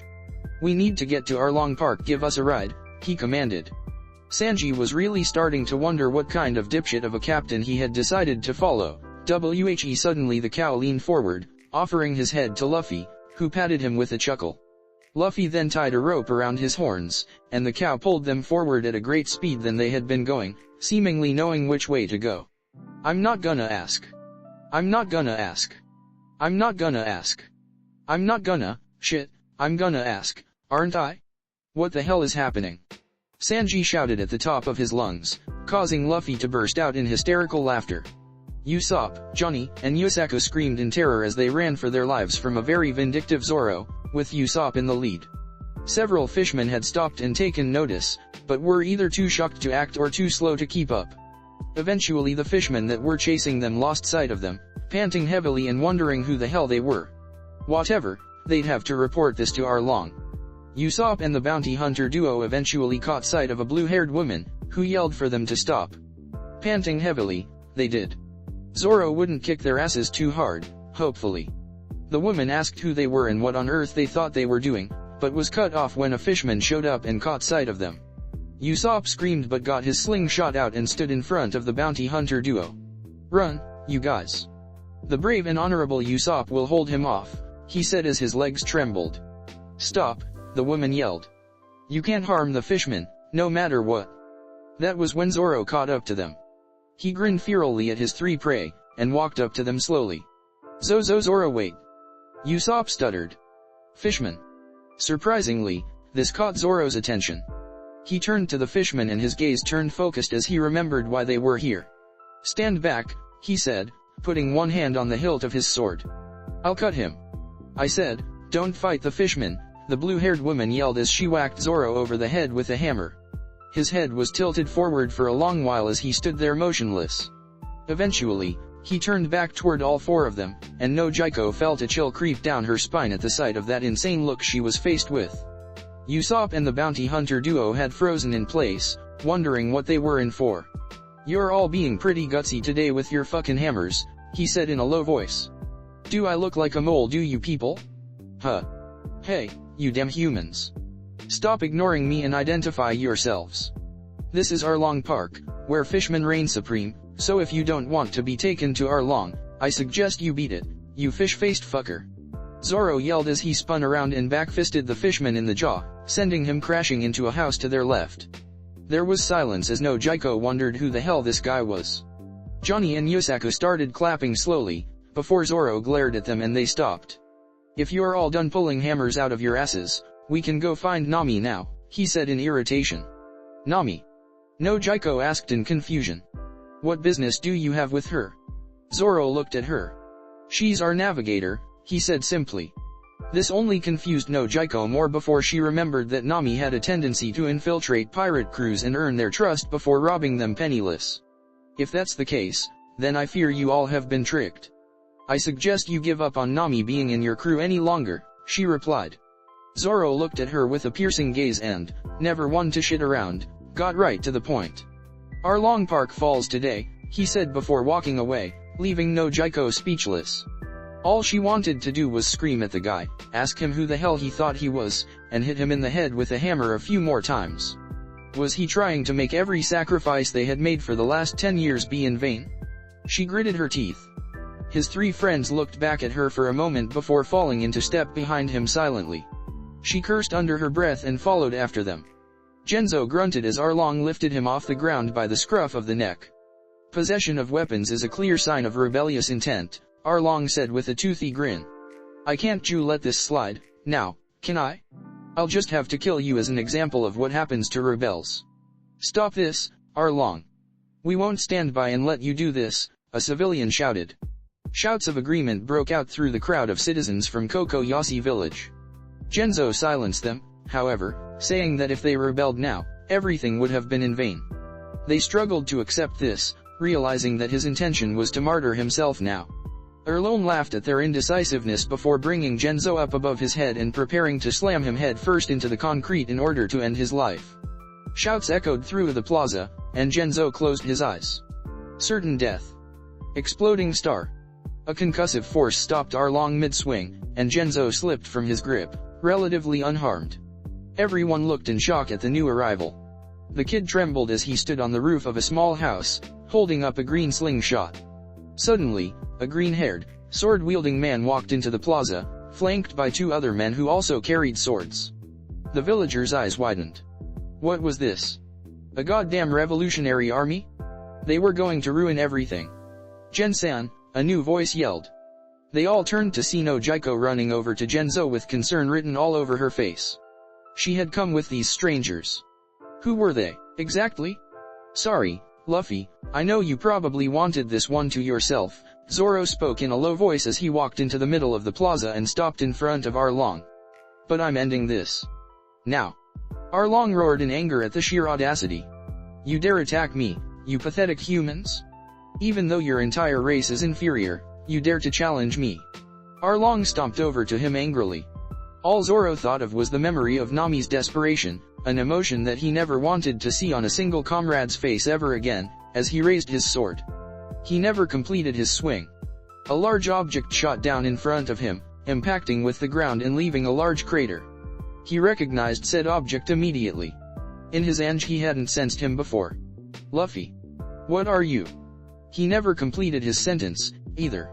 Luffy grabbed him by his arm and jumped before beginning his Jeppo, grabbing Johnny, Yosaku, and Usopp on the way, and flew right out of the village at speeds that would have made his spectators stare in shock if they weren't doing so already. A few moments passed, as Arlong stood motionless in the center of the plaza. One of his henchmen finally gathered up the courage to speak with him.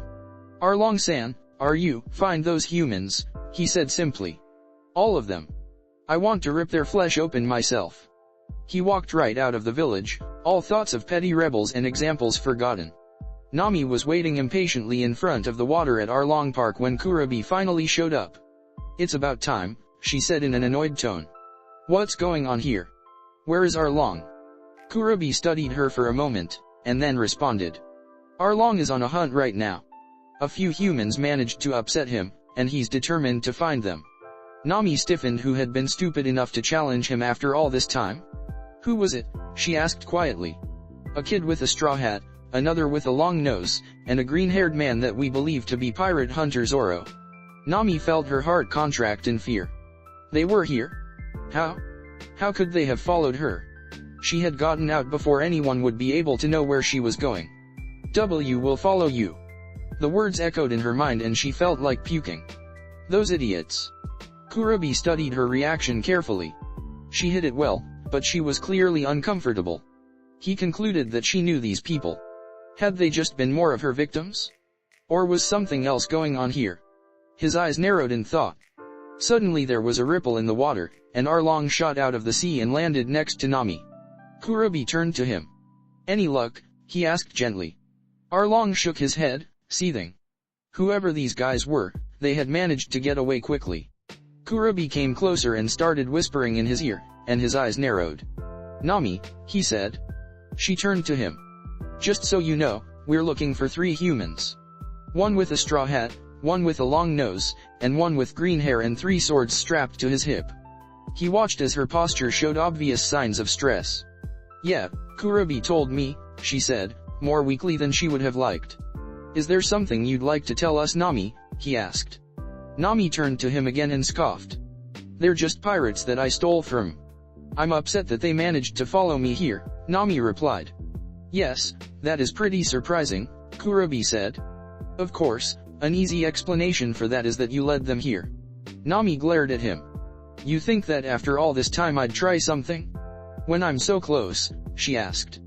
Kurobe's eyes narrowed dangerously, but Arlong just laughed. You're right. Sorry I doubted you. Nevertheless, I'll have to find these pieces of trash and put them out of their misery soon. He turned and walked away, and Kurobe looked at Nami one more time before following. Luffy, Zoro, Sanji, Usopp, Johnny, and Yosaku were currently hiding out in a ghost town where all the houses were either destroyed or flipped over onto their sides. That was terrifying, Johnny said after a while. I thought we were gonna die. Yosaku nodded his agreement. Usopp was surprisingly silent. Sanji was smoking a cigarette, deep in thought. Once they had arrived, Luffy had told him to stay put and then shot off running through the sky as if it was the most natural thing in the world. He had come back with everyone accounted for, except for Nami. Sanji turned to Luffy. So what's our next move, Captain? He asked. He knew this was a delicate situation. They couldn't act rashly, but he wanted to know what they bastards were doing to Nami to make her stay with their crew. Luffy thought about the question carefully. Should he explain everything now? Luffy, can I talk to you privately for a minute? Luffy turned to Zoro and sighed before nodding. He knew this was coming. He told everyone to stay put and they walked out of earshot. Zoro made sure no one else was in the area before speaking. What the fuck are you doing? He growled. Luffy raised an eyebrow at him, but Zoro continued, undeterred. Don't give me that look, he said. I had him. He was right there in front of me. I could have ended this. You stopped me. Explain, now. Luffy met his eyes evenly, not showing any signs of regret. Zoro knew this wasn't a simple matter of, Arlong's mine, take care of the squid guy. Love wouldn't prolong Nami's suffering for a stupid reason like that. But there had to be a reason. What do you think would happen if you took down Arlong right now? Luffy asked. Zoro gave him a confused look. What could possibly go wrong if we took him down? he asked in curiosity. Simple. We'd be going against Nami's wishes. Her plan right now is to fulfill her promise with Arlong and buy back her village from him. But you already know that, Luffy said. Zoro grew frustrated. Yeah, a promise that he's going to break. You know this as well as I do, Luffy. He bullshitted his way out of their arrangement. Are you going to make Nami go through that again? Do I have a choice? Nami is convinced that he'll uphold his end of the deal. All the more reason why we should take out Arlong now, Zoro concluded, calming down. He couldn't see where Luffy was going with this. And then what? Luffy asked, scanning the area to make sure no one was listening again. Will Nami be satisfied with that? Right now, she doesn't want us to get involved, he said. Zoro blinked, starting to understand what he was getting at. The only reason Nami asked for our help last time was that the villagers were rushing to their deaths. She was desperate. Right now, she has a plan. It doesn't matter how strong we are. It doesn't matter if we can beat Arlong. It doesn't matter if we know what will happen. If we take him out now, in Nami's mind, we'll just be endangering the lives of her loved ones for the sake of our own vengeance. She'll never forgive us for that. Zoro was silent for a long while. He knew Luffy was right. He hadn't been thinking ahead. It hurts to watch, he said finally. I know it does, Luffy replied. But we have to endure it. If we falter, who can they rely on? Luffy asked, paraphrasing the words that Zoro had told him so long ago. He turned and walked away. Zoro was lost in contemplation for a moment before he followed behind him. When they arrived back in the ruined town, the sight of Nojiko talking with the other two Straw Hats and the bounty hunter duo greeted them. She noticed them and spoke up, Hello. I was just about to talk to your friends here. There are a few things you should know about my sister Nami. Would you like to sit down and listen? Luffy nodded. He hadn't listened to Nami's past the first time on the grounds that he didn't need to know her past in order to help her, as he could see her suffering either way. But now, he wanted to know the full story. How did you find us? He asked. Due to its destroyed state, Gosa Village is the only place on the island that Arlong doesn't keep tabs on. So, if I were to give you any credit, this is where you'd be. Luffy nodded, it made sense. So they listened to the story of Nami's childhood, of a person named Belmere, and of the arrival of the Arlong pirates 8 years ago. Through it all, the only person who kept a straight face was Zoro. By the end, Johnny and Yusaka were looking down in shame, Usopp was trembling in anger, and Sanji was screaming bloody murder. He was intent on challenging the Arlong pirates right then and there, only to be hit over the head by Nojiko. You're all missing the point. I came here to tell you that what you've been doing could mean the death of our village. Nami is so close. She's worked so hard these past 8 years and she's suffered alone. Can you imagine the pain that a 10-year-old girl must have endured to come to that decision? Everyone was silent at this. If you do anything to Arlong on the grounds that you are helping Nami, everything will be ruined. I'd imagine he's already suspicious of her. So I came to tell you not to do anything stupid, she said firmly. Suddenly, Luffy stood up. His head was turned to the ground, and his hat shadowed his eyes. He started walking away without saying a word. Where are you going? Nojiko asked worriedly. Don't worry. I'm just going for a walk. Zoro watched him leave. Luffy had been absolutely livid in the previous timeline, and he hadn't even heard the full story. Hearing it now when he was already restraining himself from splaying Arlong's blood over the walls of Arlong Park couldn't be easy. He sighed. Zoro hadn't been planning on killing Arlong. Maybe just crippling him for life. It was always morality, not naivete, that caused Luffy to refrain from killing his enemies, but sometimes he wondered what it would take to push his captain over the edge. When Luffy said he was going for a walk, he meant it. He walked from the ruins of Gosa Village all the way to Cocoyasi Village without even realizing it, until finally a familiar scarred face broke him out of his thoughts. Genzo. What exactly do you want from Nami? He asked hesitantly as he led a group of marine soldiers into the village. It's just marine business. I'm not at liberty to discuss it, the marine captain answered with a smirk. They arrived at a tangerine grove where they found Nami, who had a wary look on her face as they walked up to her. Are you the outlaw named Nami? The marine captain asked, knowing full well that she was. Outlaw? She asked. I guess you can say that. I am an Arlong pirate, after all. Her jaw seemed to clench as she said that. Pirate? He asked in feigned confusion. Well, I didn't know anything about that. I'm here to address the issue of your thievery. Nami narrowed her eyes at him. Thievery? I don't see how that's an issue at all. I only steal from pirates. True, he conceded. But that doesn't change the fact that the money has original owners. My job is to confiscate it and return it all to them. At these words, Nami's expressio turned menacing. There was no way they could possibly figure out who the individual owners of everything she stole were. They just wanted to keep it for themselves. This was why she hated the Marines. Corruption was so common among them. Do you really think you can walk away with my money just like that? Arlong won't forgive you if you make a move against one of his officers. She almost choked on the words she hated using Arlong's name as leverage, but if they confiscated her money now, it would ruin everything. The Marines do not acknowledge pirates as authoritative figures, so I'm afraid your point is irrelevant, he replied readily. It was only a minute later that Nami realized the hypocrisy of that statement. The Marines had started searching the premises, and that was the last straw for Nami. What kind of Marines are you? She screamed. 8 years. Arlong has had this village enslaved for 8 years, and you haven't done jack shit about it. Now when you finally show up, it's to confiscate the money of one petty little thief. The Marines also do not take advice on how to do their jobs from petty little thieves, the Marine captain replied with practiced ease. Sir. These tangerine groves look suspicious, one Marine reported. Well, don't just stand there. Dig it up, he ordered. The Marine began to comply before he was knocked over by Nami's staff, which struck him in the face smoothly. Don't took Belmir's grove with your filthy hands, she seethed. I won't let you take any of it. That money is the salvation of this village. What right do you have to lay a finger on it, fucking Marine? Genzo shouted at the top of his lungs. Nami froze. Gen-san, how did you know? She whispered. We've always known, Nami, he said quietly. We only feigned ignorance so that our hopes wouldn't pull you back into this if you ever wanted to leave. He looked her dead in the eyes. But you never did. You've struggled and suffered for our sakes all this time. You endured. For that reason alone, we've endured as well. Nami choked on a sob.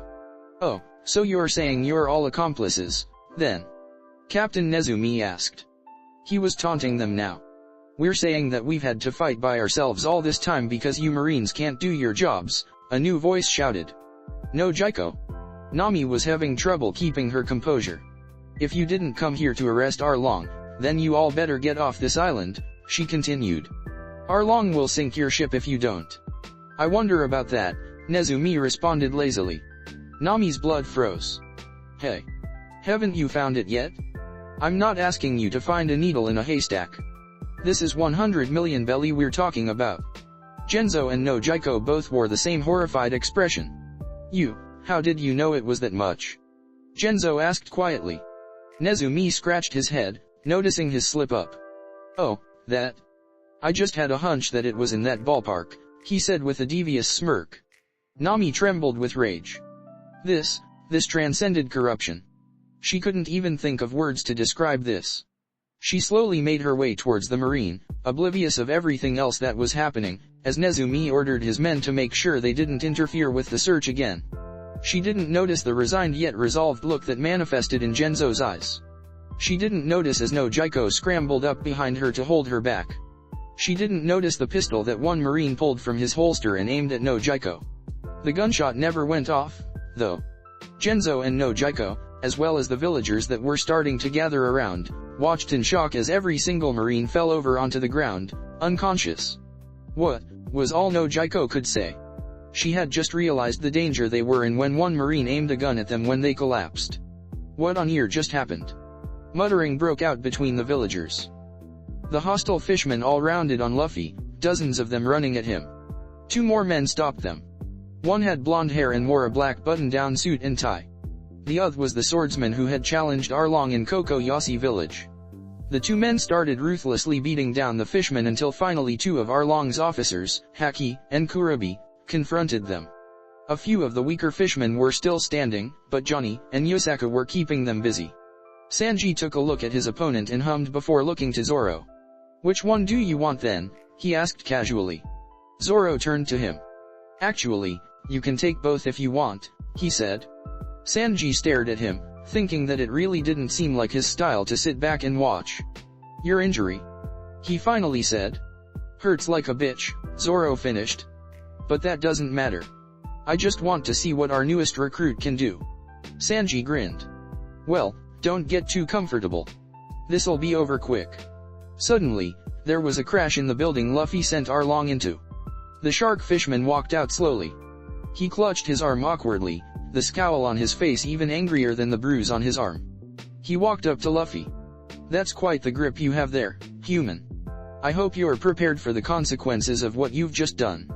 "I'm always prepared for the consequences," Luffy answered evenly. "Except when there are none." Arlong's scowl deepened and he lunged at Luffy faster than the villagers could see. Luffy started dodging attacks one by one as they came at him in quick successions. Punches, kicks, and chomps all threatened him in a furious combo, but nothing hit him. Arlong was quickly growing frustrated. He tried to grab Luffy, but was sent flying back into Arlong Park with a kick. Their spectators watched in amazement. They could barely keep up with this fight. The only ones who could were Zoro and Sanji, but Sanji was being kept busy to say the least. Another of Arlong's officers, Chu, spat a series of water bullets at Luffy, which he effortlessly dodged. He was about to run at the rubber man before he was hit with an exploding star and turned to face Usopp in annoyance. Usopp ran, and Chu followed behind him, stopping to look at the villagers, who stiffened in fear, before getting hit by another exploding star. He growled in pain and continued the chase. "There's too much water here," Usopp thought frantically. "I have to lead him somewhere else. He'll run out eventually if there's no water source." Sanji dodged two swipes from Haki's swords and blocked a punch from Kurobe with his knee, flipping backwards and landing before jumping forward and roundhouse kicking Kurobe. Kurobe blocked the kick but was pushed back and landed on his back. Sanji tried to press the advantage and land a drop kick, but Haki intercepted him, forcing him to dodge the swipes of his 6 spinning swords. Kurobe got up and charged at him again. Sanji narrowly avoided the blow and dropped under Kurobe's arm, kicking up at his face. The force of the kick sent him sailing upwards, and Sanji pushed off the ground to land another kick to his head from above. He hit the ground face first, but before Sanji could land, Haki's 6 swords were bearing down on him. He did a flip in midair to position himself so that he could avoid most of them, but one connected, opening a small wound on his torso. He landed as Haki swiped again, but Sanji weaved between his swords and planted his foot into the octopus fishman's gut. Haki was thrown back, gasping for air, but before Sanji could take another shot at him, Kurobe was back in the fight. Sanji jumped above the punch he threw and twisted in midair in order to land a kick to the side of his head. His wound from before opened a bit in the process, and he winced. Haki was still recovering and Sanji took the time to catch himself in a handstand and unleash a barrage of kicks on Kurobe, who guarded with his arms but still took blows to his legs and stomach. He started leading Sanji away from Haki, going on the defensive and dodging his kick until they both got close to the water. Sanji realized the danger he was in as Kurobe grabbed him by the arm and tried to hurl them both in, but Sanji crushed his hand with his knee, and Kurobe was forced to let go, cursing in pain. Sanji landed on the edge where the land ceased and quickly jumped back over, making a mental note not to get anywhere close to the water. Kurobe stayed in the water and waited him out, not wanting to give up his advantage, which was fine with him. Suddenly he cursed as he had forgotten about Haki, who tried to impale him from behind, only for Sanji to drop to all fours on instinct and then pushed himself into the air before Haki brought his swords down. He did a backflip in midair and kicked Haki's head to the concrete with both legs. Haki dropped his swords once his head made contact and Sanji landed, turning around and kicking him again with one leg to send him crashing into a wall. He took a minute to catch his breath before Kurobe shot out of the water, realizing that his plan had backfired once he had left Haki alone. Sanji got ready to dodge Kurobe's next punch, but he stumbled as his gradually opening wound protested the movement, and the attack hit him dead on where the sword swip had injured him earlier. Sanji held in a groan of pain as he flew through the wall of the park from the force of the blow and landed on his back. Usopp shot a series of exploding stars at Chu, who dodged most of them. Even the ones that hit him only seemed to annoy him further. As Chu got closer, he continued running, desperate to create more distance between them. It was kind of surprising that he actually ran faster than this guy, but he didn't dwell on that particular blessing. Suddenly, Chu stopped running. He took a deep breath, aimed, and fired a water gun at Usopp. Usopp turned around and it seemed to hit him in the chest. He fell over onto the ground motionlessly. Chu walked up to him, looked him over, and decided he was dead. He started to walk away, grumbling something about fast-running weaklings. Usopp looked up from where H lay. The shot had missed him narrowly, but he had used a ketchup star to fake a hit. He wondered if he could really win this fight. There was no water around, but he didn't know how much the fishmen had left to begin with. He briefly contemplated just letting the fishmen walk away. It was unlikely that he could win this fight. But what if that guy went after the villagers or swayed the outcome of one of the other fights? It would be his fault. He thought about it for a moment before Luffy's words came to his mind. Not doubting. That is true power. If he was going to question his chances of victory every time he needed to get a job like this done, did he even have the right to call himself their crewmate? The obvious answer was no. With that thought, he slowly rose to his feet, his heart pounding and his legs shaking, and shouted. "Where do you think you're going, you fish bastard? I'm not done with you yet." Chu turned around, annoyed. If this guy was alive, he really should have played dead for a little longer. He ran back towards Usopp and blocked an exploding star with his hand, ignoring the sting. He tried to shoot another water cannon at the sniper, only for his eyes widen. He was out of water. Instinctively he caught something that was thrown at him. He looked at it in confusion. A sake bottle? Suddenly, an explosive star hit the bottle, and the sake drenched him. He growled in annoyance. This is it. There's no turning back. The saga of the cowardly, good-for-nothing Usopp. It's over, he shouted out loud. What's over, you stupid shit? Chu asked, not being able to read his thoughts. This fight. Alcohol is flammable, Usopp replied confidently. Certain death. Flame star. Chu tried to block this one only for his entire body to catch fire once it made contact with his hand. He screamed in agony and started rolling on the ground, desperately trying to put the fire out. Usopp took the opportunity and leapt over him, bringing down a hammer full force onto his skull. Usopp hammer. Chu stopped flailing, and Usopp sat beside him, panting. Suddenly, Chu twitched and let out a groan, and Usopp freaked out, hitting him on the head with the hammer repeatedly and yelling Usopp hammer all the while. Where did he even get that hammer? Was Chu's last thought before he blacked out. Haki and Kurobe both rushed him to finish Sanji as he slowly rose to his feet. This is nothing, he thought, shaking off the pain and getting ready for another round. What Nami-san has endured these past 8 years. The fishman duo came at him from two sides, and Sanji placed his palm down on the ground and started spinning rapidly. It puts this pain to shame. Concash. The spinning kick caught both fishmen in its circular path and they were both blown back off their feet. Before either could get up, Sanji jumped into the air and performed a series of front flips for momentum before bringing his heel down on Haki's skull, putting him out of commission. He was unable to recover in time, though, and Kurobe took the chance to land his strongest attack. Thousand Brick Fist. The heavy punch hit Sanji dead center and he felt at least 2 ribs break. He was thrown back again, crashing through the same wall again. Even that didn't stop his momentum, though, and he crashed again through the wall in Arlong Park before coming to a stop. Kurobe followed him in, seething. You bastard. Look what you've done to Haki. Don't think I'll forgive you for this, he called out, assuming the fight was over. Sanji rose shakily to his feet, however, and Kurobe was infuriated further when he came into the building only to find Sanji standing. That's just fine with me, Sanji replied, coughing up blood. Because I don't intend to forgive what you bastards did to Nami-san. Nami. Kurobe scoffed and then laughed. Don't tell me you're all here to avenge that manipulative backstabbing woman. She was just using you from the beginning. Your pathetic chivalry is wasted on her. Sanji's gaze darkened. He could handle the pathetic chivalry part, but the rest he couldn't ignore. Get this through your thick skull, fish stick. Nami is the navigator for our crew and that's not about to change anytime soon. So if you're going to stand there and insult her, I hope you're ready for some pain. Before Kurobe could retort, Sanji shot forward delivering a series of swift and precise kicks to the fishman's head, neck, torso, arms, and legs. Kurobe stumbled and fell back. He struggled to stand, and Sanji let him recover as he lit a cigarette. Kurobe roared and jumped into the air, intending to drop kick Sanji, but Sanji ducked under him. Anti-manner kick course. He shoved his foot upwards at a 180-degree angle into Kurobe's chest, and the Ray Fishman barreled through several floors of the building. He got lodged into one of the upper floors before blacking out. Sanji blew out a puff of smoke. Chef, 2, Fish, 0. He tapped his foot against the ground a couple of times before he walked out of the slowly collapsing building to face a grinning Zoro. Not bad, Cook, Zoro commented. Shut it, Sanji replied, before promptly collapsing onto his back with his arms spread out. You missed quite the show. I think you can still catch the end of it, though, Zoro said, pointing.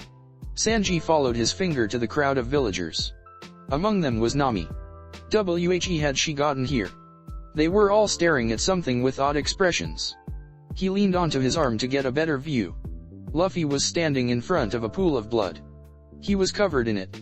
It coated the length of his arm and oozed down his fist, dripping onto the concrete below. And yet, Sanji couldn't see any wounds on him. Was it? His eyes widened as he realized it all belonged to Arlong, who was lying before Luffy in a crumpled heap, gasping and struggling to push himself to all fours. Get up, Luffy commanded. Arlong was torn between trying to continue the fight and refusing the human's command, but settled on trying to do what Luffy had said, only to slump to the ground again. Get up, Luffy said again. This is nothing. Absolutely nothing compared to what she went through. You're not getting off this easily. Arlong roared in contempt and raised his head off the ground in a burst of adrenaline, only to be kicked across the face by Luffy. There was a deafening crack.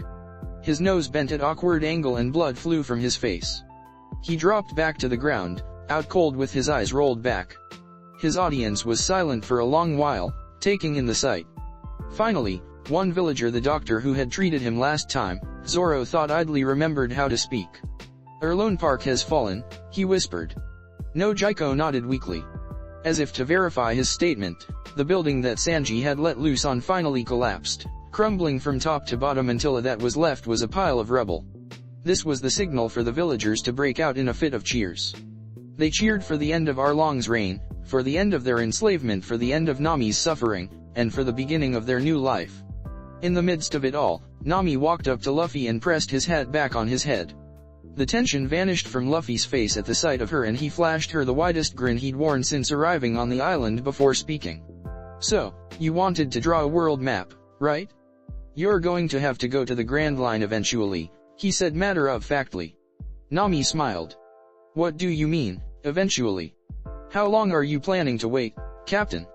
At this, Luffy's grin grew, and he was about to answer when Nami pulled him into a hug, returning the gesture he had offered at Baratie. Some of the villagers saw this, their protective instincts kicking in, and although they didn't stop cheering, several decided they would need to have a talk with Luffy at some point.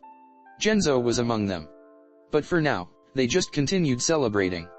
It seemed all of the fighters were exhausted except for Luffy, even if they didn't show it, Johnny and Yosaku due to fighting fishmen when they were used to fighting normal humans for the most part, Sanji due to being tag-teamed by Arlong's officers, and Zoro due to his injury from Mihawk, which had never properly been treated, Luffy remembered. Usopp soon arrived back at the scene, only to look around in confusion. Was the fight over? He looked from the villagers to the bloodied, beaten form of Arlong, and then joined in on the celebrations himself. Captain Usopp has returned from battle victorious, he shouted, despite his own exhaustion. A few villagers clapped him on the back, going along with his antics in their sheer joy. Wait, one of the villagers said suddenly. What about the Marines? The ones that tried to take Nami's money? What do we do about them? Nami suddenly felt angered at the thought of those bastards waking up and trying to take her money again, but Luffy reassured her. Don't worry about it. They won't be waking up for a few days, he said. I put them all into temporary comas. Nami stared. Comas, she repeated. Yeah, Luffy said. Maybe I went overboard on that one. He pouted. But they were annoying. Nami kept staring at him for a few seconds, and then let out a long, joy-filled laugh. The villagers all turned to her in surprise, taking in the melodic sound that they hadn't heard in so long. The collapse of that abhorred building didn't signify their new beginning. No, it was this. They decided to move their celebrations out of this damnable place and continue them in the village. Luffy grinned enthusiastically, remembering how long this celebration would last.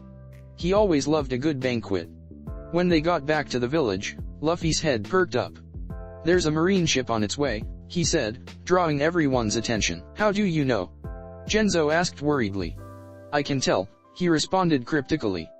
"They probably noticed that those rats were unaccounted for," Zoro cut in, referring to the Marines who had been hired by Arlong, and decided to investigate. The Marines didn't know what the idiot Marine captain was up to after all. He wasn't supposed to be gone this long. The villagers shot each other worried looks. The Marines weren't exactly their allies at this point. They decided to return to the village for now. When they arrived back in Cocoyasi, the Marines were already there, standing over the unconscious forms of Captain Nezumi's squad and unsuccessfully trying to rouse them. The commander in charge addressed the approaching crowd. "Would any of you happen to know what occurred here?" he asked formally. The villagers hesitated, not really knowing themselves, before Nami stepped forward. "They were taken out by the Fishmen," she lied. The commander looked at her and nodded. Nezumi had reported that he was coming here to investigate the situation, against the advice of his higher-ups.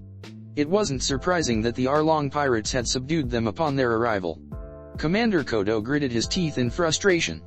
Unlike Captain Nezumi, he was under direct orders not to confront the Arlong pirates.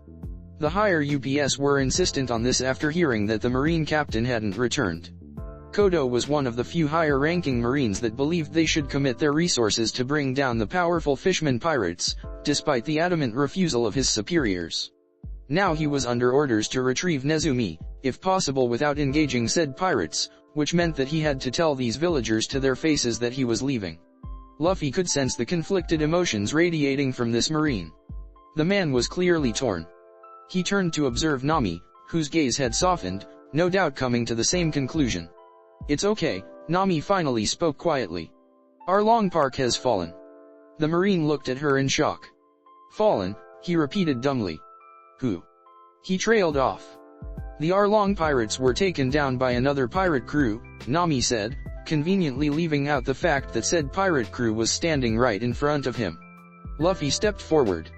"That would be us," he said. Zoro laughed and Nami looked at him in concern.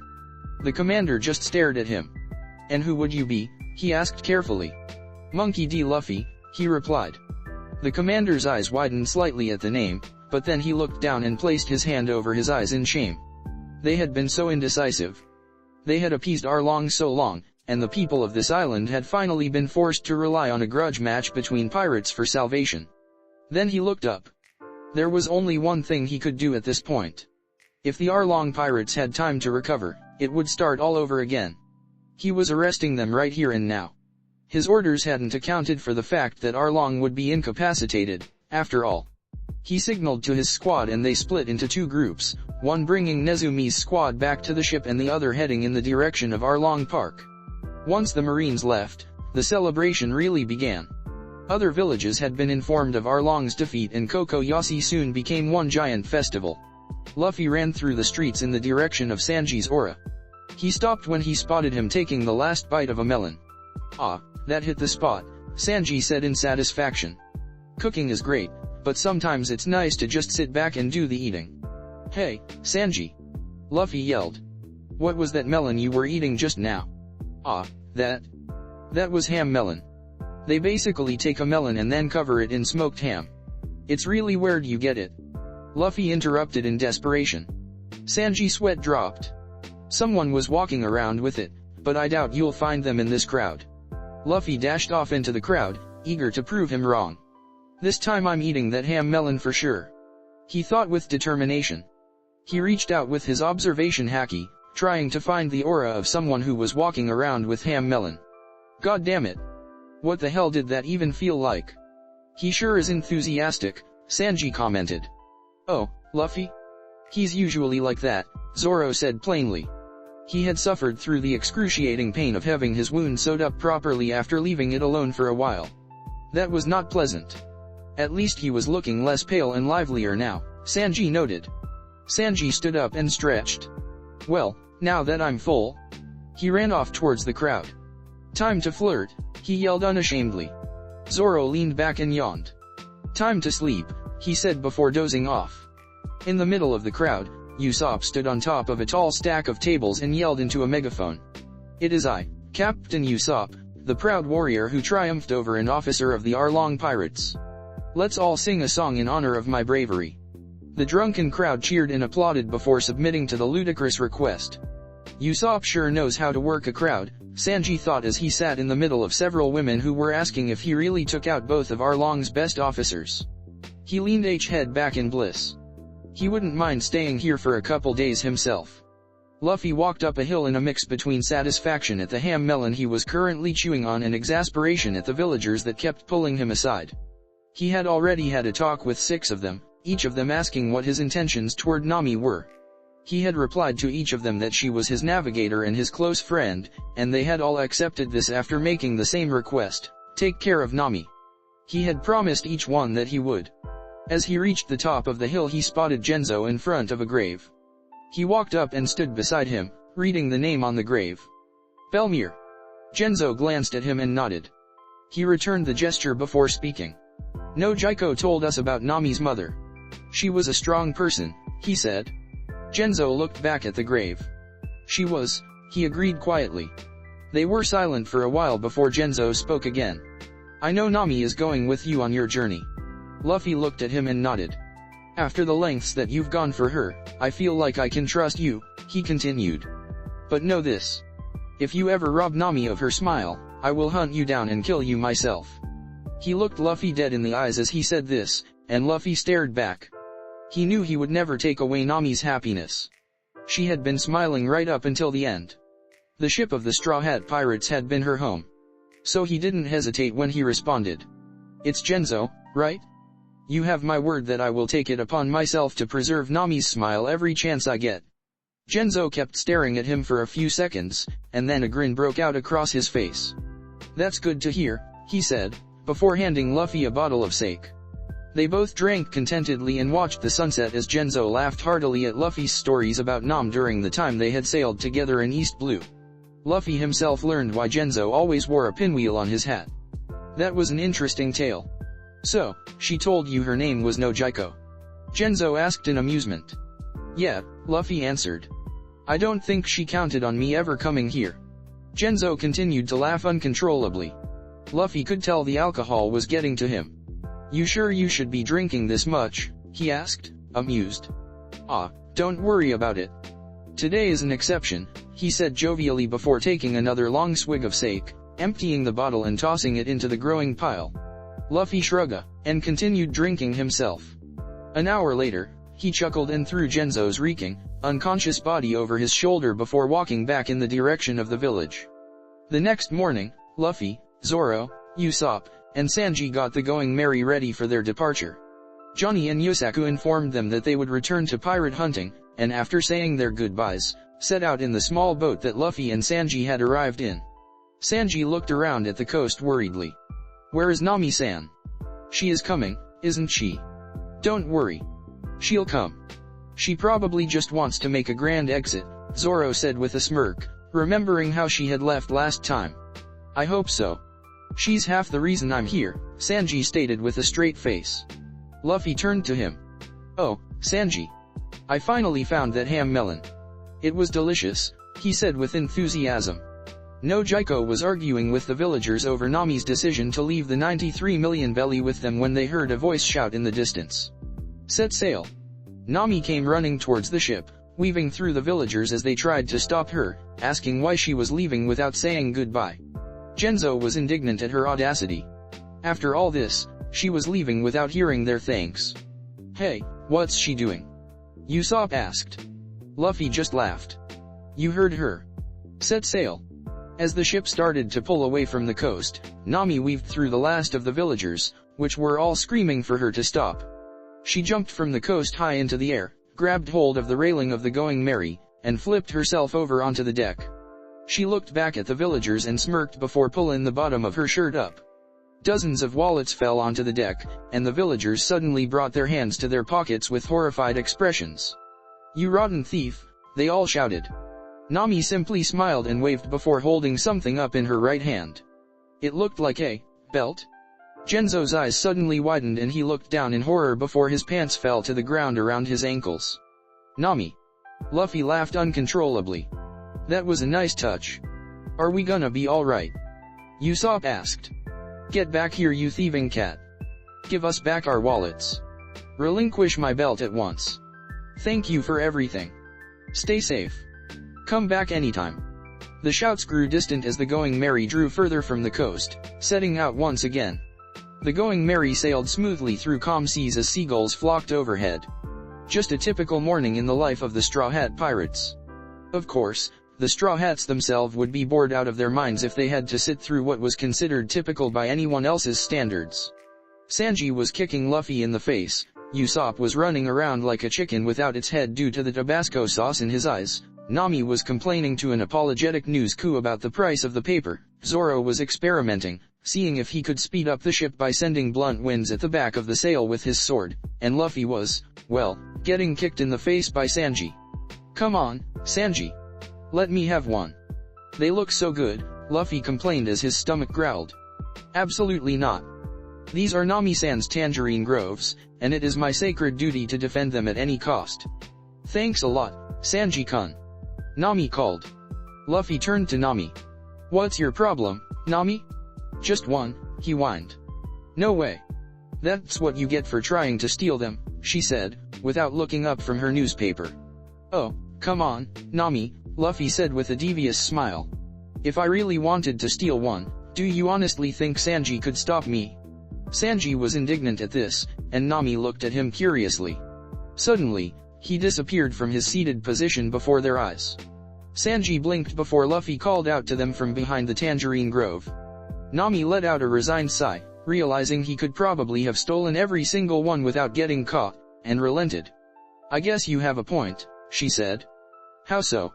Sanji asked. His head was sagged and he was visibly sulking. But just one. Nami called out. Luffy nodded his agreement and dashed back over before digging into the tangerine, peel, and all. That was when the wind blew loose flyers out of the newspaper, and they landed on the deck. Everyone stared down at them with mixed expressions, Luffy in excitement, Nami in horror, Usopp in surprise, and Sanji in indifferent acknowledgement. Zoro. Luffy called out eagerly. It was a peaceful day in Marineford, well, as peaceful as the headquarters of the world government's military branch could get, anyway. Incessant mutterings broke out among the high-ranking Marines in the conference room before Branyo broke them off with a polite clearing of his throat. We apologize, Commodore, one Marine said. But do you really think that our Marine branches in East Blue will be unable to deal with this threat? Branyo nodded. To be blunt, they won't even come close, he said regretfully. He turned to 3 bounty posters that hung on the wall. Buggy the Clown, 15 million belly, Pirate Fleet Admiral Don Krieg, 17 million belly, and Sawtooth Arlong, 20 million belly. Taking into account that the average bounty in East Blue is 3 million, the fact that his CRE crushed them all can't be ignored. These 3 had the highest active bounties in the eastern seas. Branyo's audience processed this information as he continued, it is not just their captain that has caught our attention, however. It was his first mate, former pirate hunter Roronoa Zoro, that ended Captain Morgan's, suspicious activity in Branch 153. A few Marines shifted uncomfortably at this. Furthermore, Buggy the Clown unwittingly let slip during his interrogation that it was Roronoa Zoro that incapacitated him. Taking into account the nature of his devil fruit and the fact that Roronoa Zoro is a swordsman, is an impressive feat. Branyo rubbed his chin in thought. Our sources suggest that Don Krieg, although not captured like the other 2, was defeated by their captain, Monkey D. Luffy, rather Easel and Commander Kodo, or rather, Captain Kodo, he corrected absently, thinking back on the strange circumstances of the man's recent promotion, confirmed that Arlong was taken out by the same man. Although they have yet to challenge the Marines or the world government directly, Captain Nezumi and Lieutenant Fullbody have both readily suggested that bounties be placed on their heads. If I may interrupt, Commodore, one Marine said politely. Branyo nodded at him. What of the strange gossip regarding pirate hunter Zoro's alleged clash with the royal warlord, Dracula Mihawk? More mutterings broke out among the Marines in the room. Branyo grimaced. These rumors were no doubt brought on by Mihawk's spontaneous appearance in the weakest of the 8 seas. It is not surprising that gossip of this nature would start. Roronoa Zoro is the most famed swordsman in East Blue, after all, Branyo speculated. Nevertheless, we will not humor such nonsense. He looked down at the posters in his hand. Still, the ease with which they defeated these threats, and the threat that they themselves pose, cannot go unnoticed. It is for these reasons that we have placed record-setting bounties on their heads, he finished. The Straw Hats continued to stare at the two wanted posters. Zoro walked up and whistled at the sight. Straw Hat Luffy, bounty 45 million belly, Usopp whispered. Demon Wind Zoro, bounty 28 million belly, Nami added in dismay. Luffy laughed happily. 45 million. How about that? 28 million, Zoro repeated. I must say I'm a little disappointed, he said with a smile that suggested he was not at all disappointed. I wonder what caused the change in title. Oh, well, I never called myself a pirate hunter anyway. As usual, you fail to understand the gravity of the situation, Nami said with her head in her hand. With this, Marines and bounty hunters will be actively seeking us out. Luffy stopped laughing. Yeah, you're right. Really weak Marines and bounty hunters, he said with a pout. Zoro frowned. Didn't think of that. Now a bunch of nobodies will be coming after us. What an insult. You're missing the point. Nami shouted in frustration. Then she sighed. I don't think we'll be able to lounge around in East Blue any longer. Well, that works out perfectly. Because I was planning on heading to the Grand Line after one last stop, Luffy said with a grin. Nami, Usopp, and Sanji looked at him curiously. One last stop?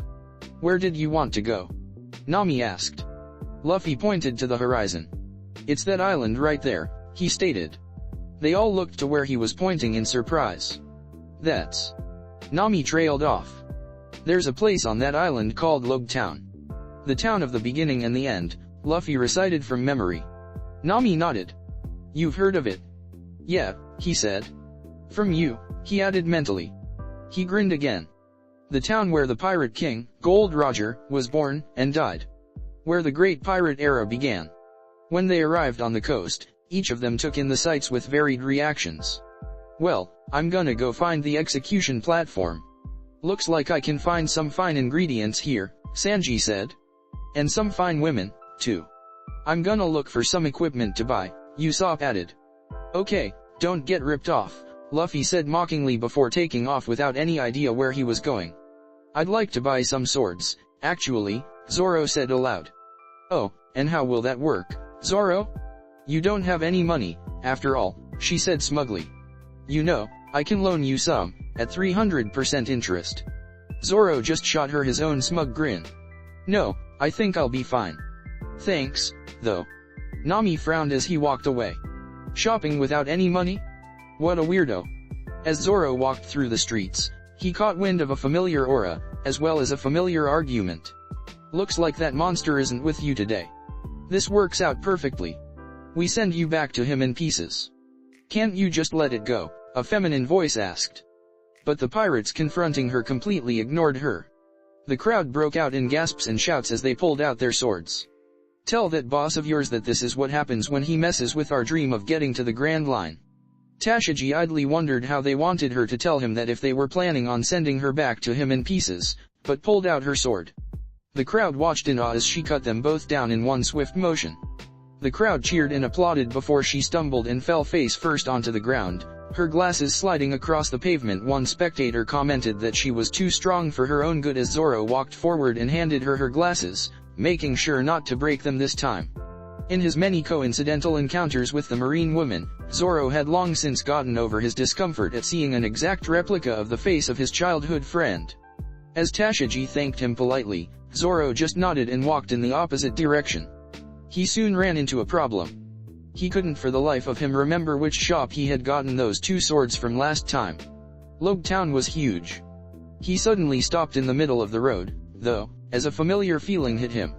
He turned to the direction of an arms shop off to his right and smiled. Well, isn't that convenient? As he made his way over to the store and walked in, the feeling became more profound. He was in the right place for sure. I'd like to buy 2 katana, he said to the familiar store clerk. The clerk rubbed his hands together in a poorly concealed gesture of greed. Of course, of course.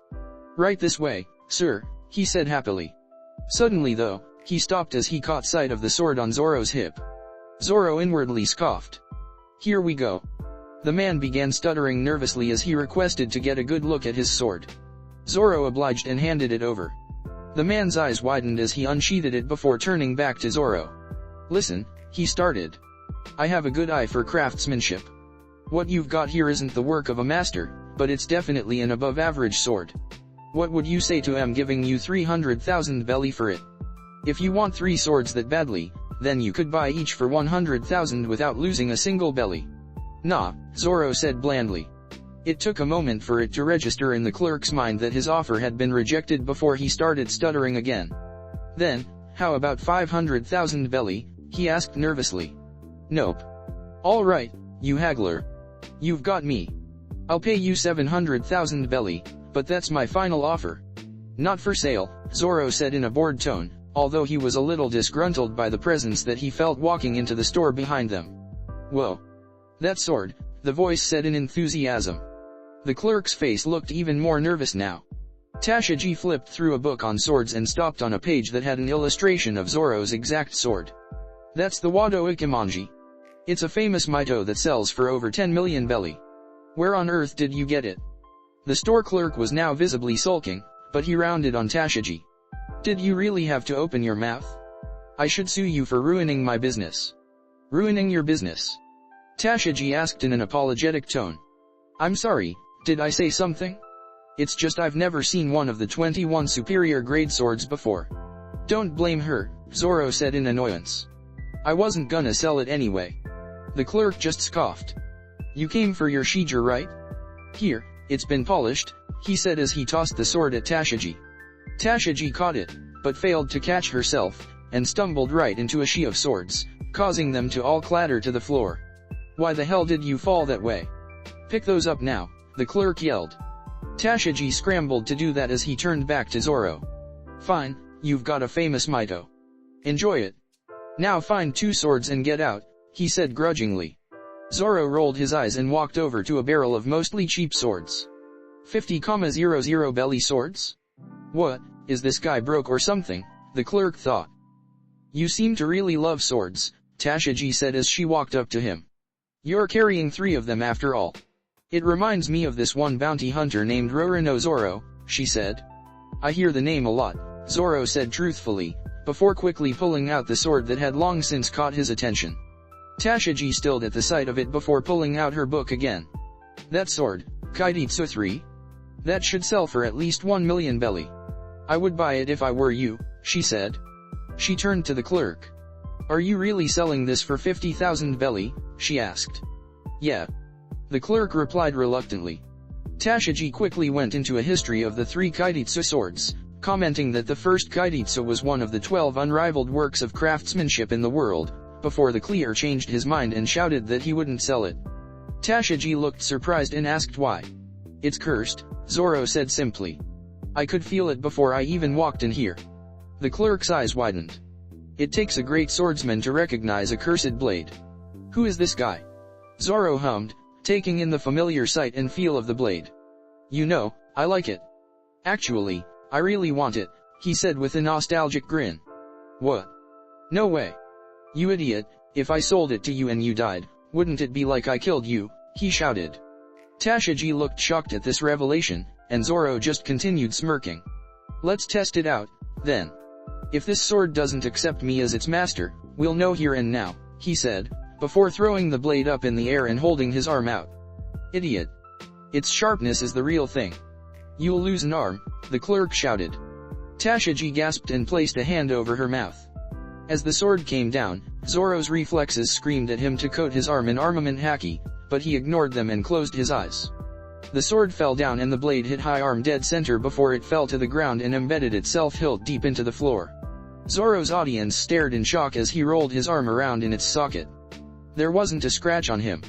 Good sword, he said, still grinning. The clerk fell to the ground as the tension left his body. He quickly got up and told Zoro to wait for him as he stumbled into the back of the shop. He came back with another familiar sword with a black hilt and sheath. This is the best sword I have. It's one of the 50 skillful grade swords, Yobashiri. Please take it free of charge, along with Kaiditsu 3. Zoro nodded at the man gratefully. Thank you, he said with sincerity. The man just waved his hand dismissively. Don't worry about it. It's not every day I see a true swordsman walk in here. They say the sword chooses the swordsman. Consider this a gift. As Zoro walked out of the shop, he couldn't help but laugh joyfully at the feeling of the 3 swords on his waist as well as the emptiness of his pockets. He could hardly believe he'd just pulled that off. Luffy ran through the streets, still looking for the execution platform. He had run into Smokey and asked him for directions, but he had gotten lost again somehow. As he kept running, he was surprised to sense the familiar presence of someone who should by all rights be on his way to a prison right now. Not that he cared either way. He wondered how the guy had escaped from the Marines though. "What are you looking for?" the man asked without looking at him. "The execution platform," Luffy replied. "It's that way," the man said, pointing. Luffy ran off in the direction that was pointing before yelling, "Thanks, Big Nose." The man looked after him in shock, finally realizing who he was, and his jaw dropped. Fuck. When Luffy finally arrived at the execution platform and climbed to the top, he whistled. He had seen it before, but he would never get over the symbolic value of this view. Bystanders looked up at him in annoyance and wonder before a woman walked up to the execution platform. "I've been looking for you, Straw Hat. It's been a while, hasn't it?"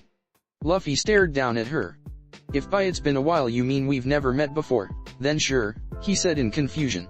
"Now, that's cold," the woman said. "Don't tell me you've forgotten my beautiful face," she said. Luffy was tempted to respond that he couldn't forget something that he'd never seen before, but settled for scanning her with his observation haki instead.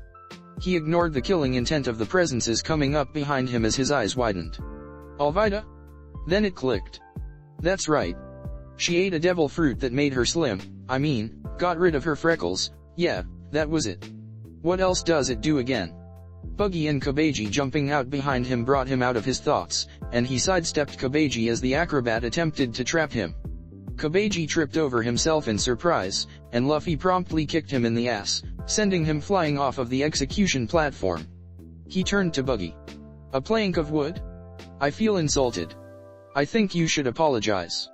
Buggy looked at him in outrage and started screaming bloody murder at him, but Luffy wasn't paying attention. His focus was caught by another aura that had flickered to life. Was quite simply the greatest aura he had felt since coming back to the past, and taking into account their confrontation with Mihawk, that was saying something. It would have actually made him nervous if he didn't have an idea who it was. "Think I'm apologizing to a stupid rubber bastard like you? You've got another thing coming." Buggy finished. Luffy turned back to him. Sorry, did you say something?" Buggy got ready to lunge at him, but Luffy held his hand out. "Hey, Buggy. I have an idea. Why don't I stand here and do nothing while you execute me?"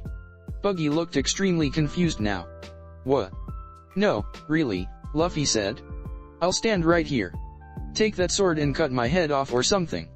"Are you mocking me?" Buggy seethed. "Dead serious. I'll kill you whether you stand there or not, you straw hat bastard." Buggy screamed indignantly before picking up the sword. "Over this way." Zoro yelled as he led Nami, Usopp, and Sanji toward the execution platform. "Slow down, Zoro," Usopp complained. "We just met up and now you have us running all over the place. What's the problem?" "I told you, there's a huge storm coming," Nami yelled. "We have to get back to the ship. Just keep your mouths shut and follow me," Zoro yelled. "That aura I just felt, it was huge. This could be bad. We have to find Luffy." They arrived at the execution platform and saw Luffy standing on top of it along with Buggy, just like last time. "What is that idiot doing?" Sanji asked. They watched in worry as Buggy reared back to swing his sword at Luffy's neck. Zoro's eyes narrowed as he realized Luffy wasn't about to dodge, block, or even use haki to guard. What was he playing at?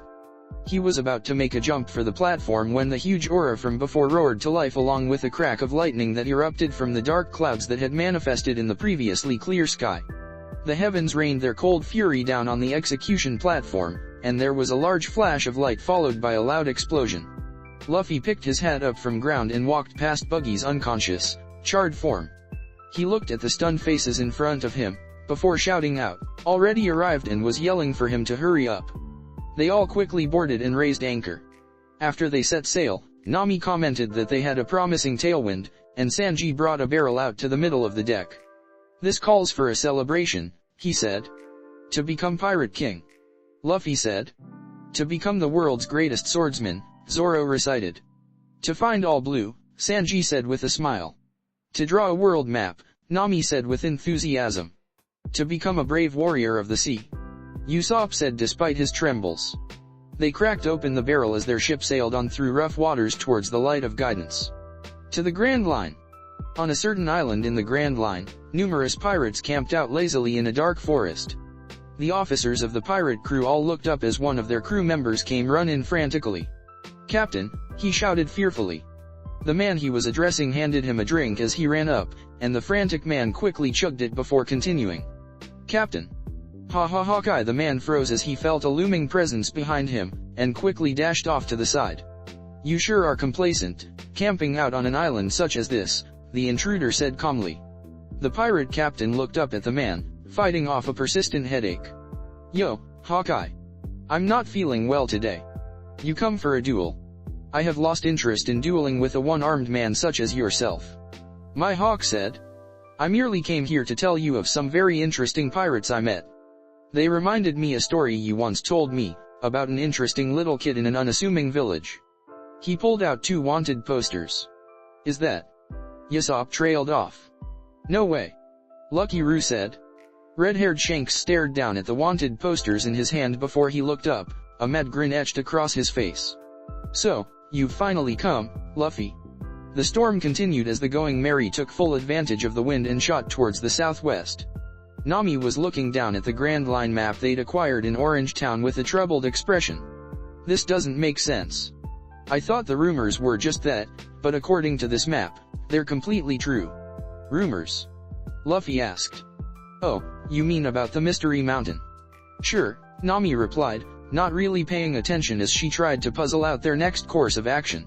She called everyone inside for a meeting about what to do next, and when everyone gathered around, she set the map down on the table. "So apparently, the entrance to the Grand Line is a mountain," she began. "A mountain?" Usopp asked, tilting his head in confusion. "Exactly," she said. "I didn't believe it myself at first, but all signs point to the intersection of the Grand Line and the Red Line as the entrance. It's called Reverse Mountain." "So, what? Is there a cave that we have to go through? Do we just ride the currents?" Sanji asked. "You're partially right," Nami said. "There is a current, but it's supposed to take us up the mountain." Usopp looked at her skeptically. "How is our ship supposed to climb a mountain?" he asked, trying not to sound disbelieving. "Because it's a mystery mountain," Luffy said with conviction. "But why can't we just enter directly from the south?" Usopp asked. "Technically we could," Zoro cut in, "but there are certain reasons why we should go through the entrance." Nami shook her head. "The entrance is the only way. Otherwise anyone could go to the Grand Line. Most people who try don't even make it there." "Oh, that's right," Sanji said. "I heard entering the Grand Line was really dangerous, but entering through the Calm Belt is almost impossible." "Well, in that case, you better adjust our course to the west, because the storm we're in is about to end," Luffy commented, looking out the window. Nami's eyes widened in horror and she frantically started turning their ship towards the west. When she got back, she was sweating nervously. "That was close. We almost went into the Calm Belt," she said. "What's the Calm Belt?" Usopp asked. "The Calm Belts are 2 strips of sea that surround the Grand Line. There's never any wind, so if you go there, you're stuck. It's also a nesting place for some of the world's largest sea kings, which makes it impossible to cross. That's why not just anyone can enter the Grand Line." Zoro just smirked. "Well, we're not just anyone." He gestured to Luffy. "When are you gonna learn not to underestimate our captain?" Nami turned questioningly to Luffy, who scratched his head. "I guess I could get a Sea King to give us a ride," he said nonchalantly. Several eyes widened at this. "And how would you do that exactly?" Sanji asked with a raised eyebrow. "Oh, that's right, you weren't there when Luffy explained it," Zoro said. "Basically, 1 in a million people in the world can awaken an ability called Conqueror's Haki. It allows you to challenge other sentient beings to a clash of wills, and the being with the stronger will wins. Usually this ends in the conqueror winning, but strong-willed people and even some other intelligent creatures can resist the power. Luffy is an awakened conqueror, so taming Sea Kings isn't out of the question." The Straw Hats all seemed equally taken aback by this information. Sanji, to his credit, took the explanation without blinking until the mention of taming sea kings. But like Zo said, there's a reason why we need to go through the entrance, Luffy said. They all looked at him curiously. He pointed at them, as if in reprimand. Listen up. We have to go through the Mystery Mountain because it's cooler that way. Nami and Usopp face faulted, and even Sanji lost his composure at that.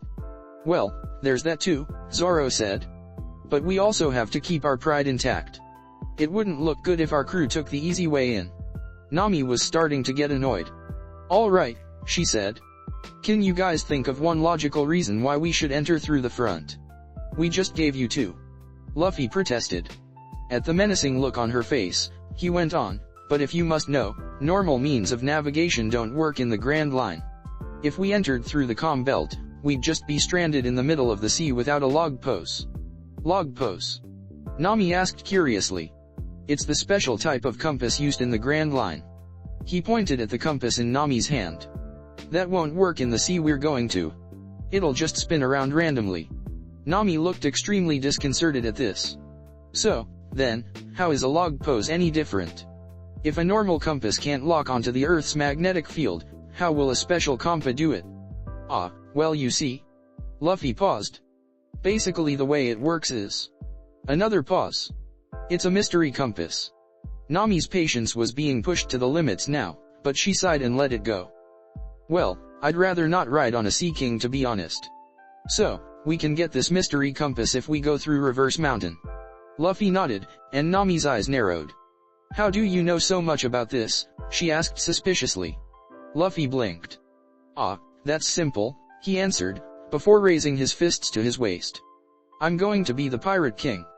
There was a loud crash as Nami's fist connected with Luffy's face, sending him bouncing off a wall and back into a seated position in front of her. Luffy looked at her in surprise. What? Got something to say? She growled. Luffy just continued to stare at her. After about 10 seconds, a giggle escaped him. Then that giggle turned into a loud snort, followed by a full-on fit of hysterical laughter. Nami looked annoyed, Usopp looked confused, Sanji looked infatuated, and Zoro, unbeknownst to the other three, just gave a small smile. It was a little while longer before Luffy's voice caught everyone's attention. There it is. Mystery Mountain, dead ahead. Everyone looked at the scene in front of them in awe. Sanji whistled. Even Zoro looked impressed. He'd only seen the sight twice before. It's huge.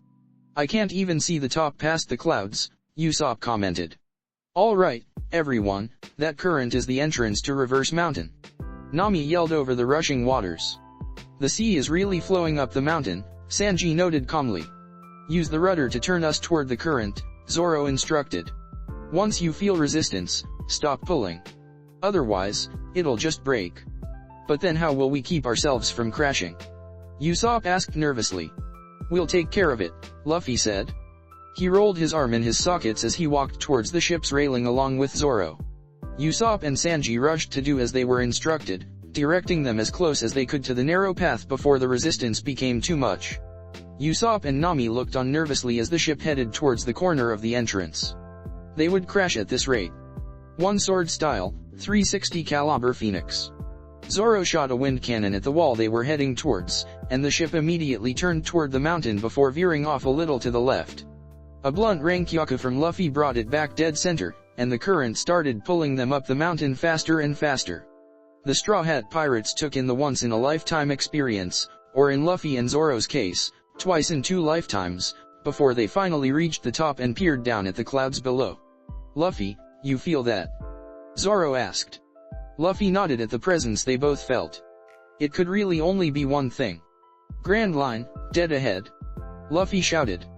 The current started bringing them down at speeds faster than they had endured on the ride up, and soon, a loud, deep, unidentified sound reached their ears. What was that?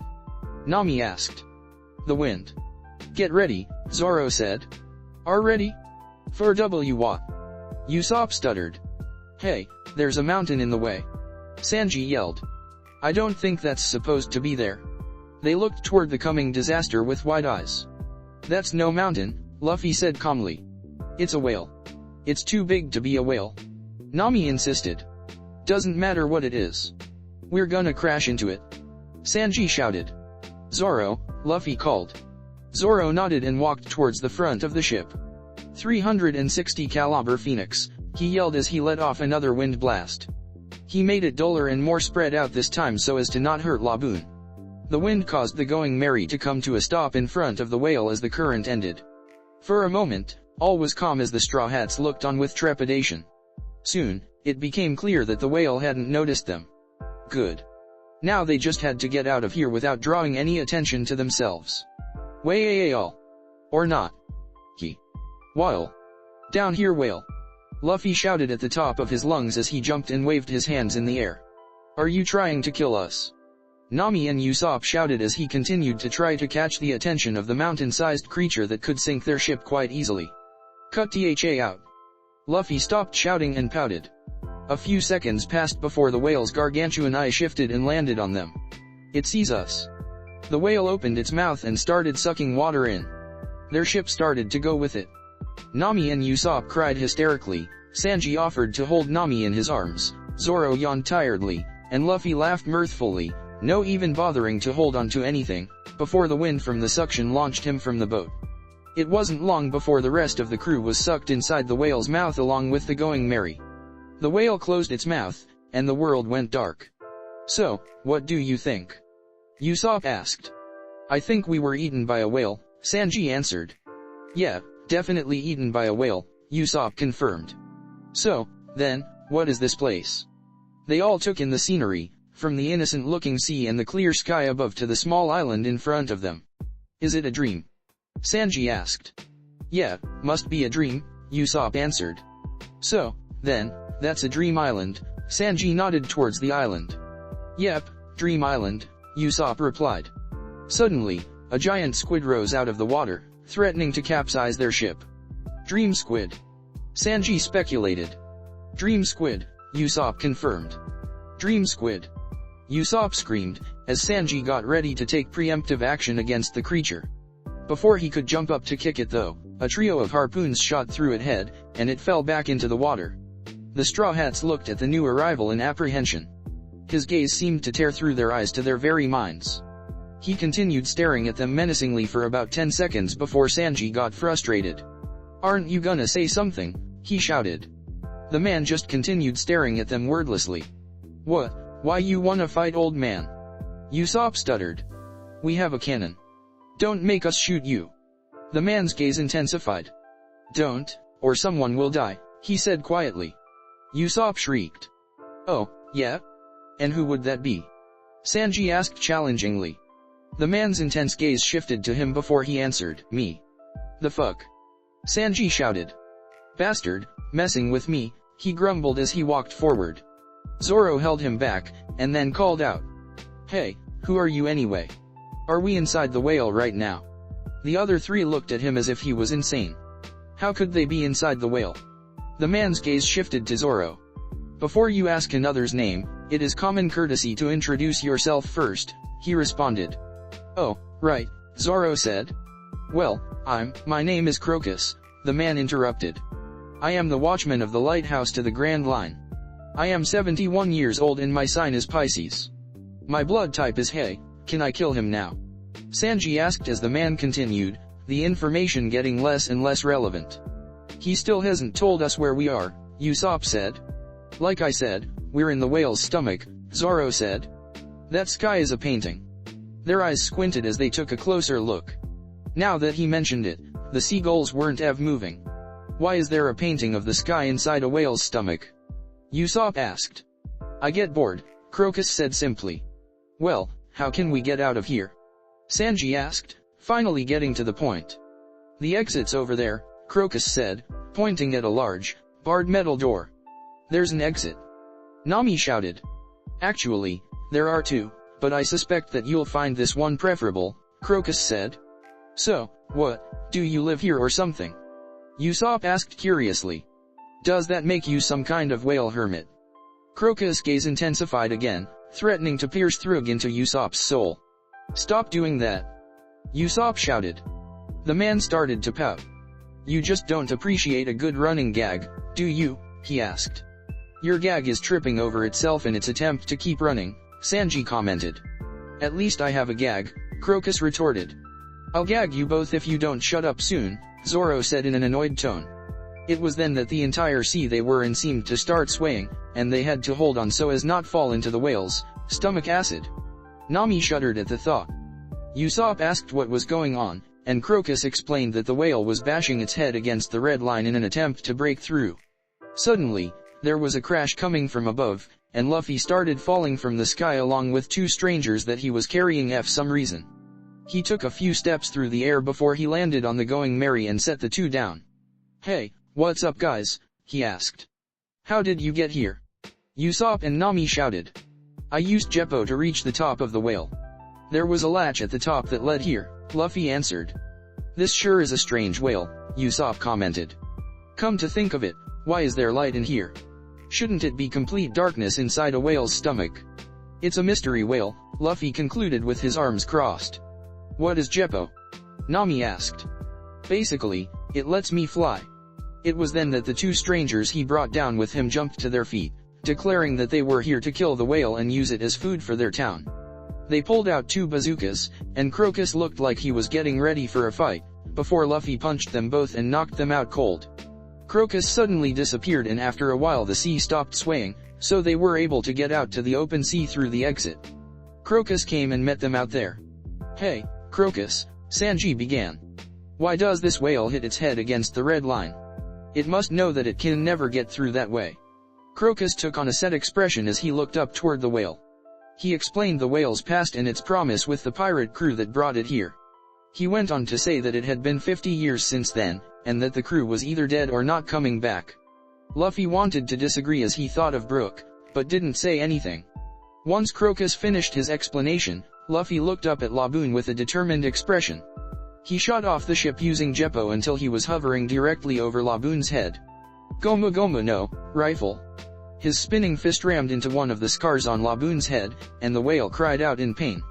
He quickly became hostile and rammed his head against Luffy, who flew back into the red line with a loud crash. Luffy quickly rebounded and continued his assault. Gomu Gomu no, pistol. He hit Laboon's eye dead center, and the whale got angrier, attempting to ram him again, but Luffy dodged, jumping up high into the atmosphere before landing back on the mountain. The whale started to come in for another headbutt, but Luffy held his hand out. Enough, he said. The whale surprisingly stopped, looking at him in confusion. It's a draw, Luffy said. Then he smiled. I'm pretty strong, right? I'll bet you'd like to fight again.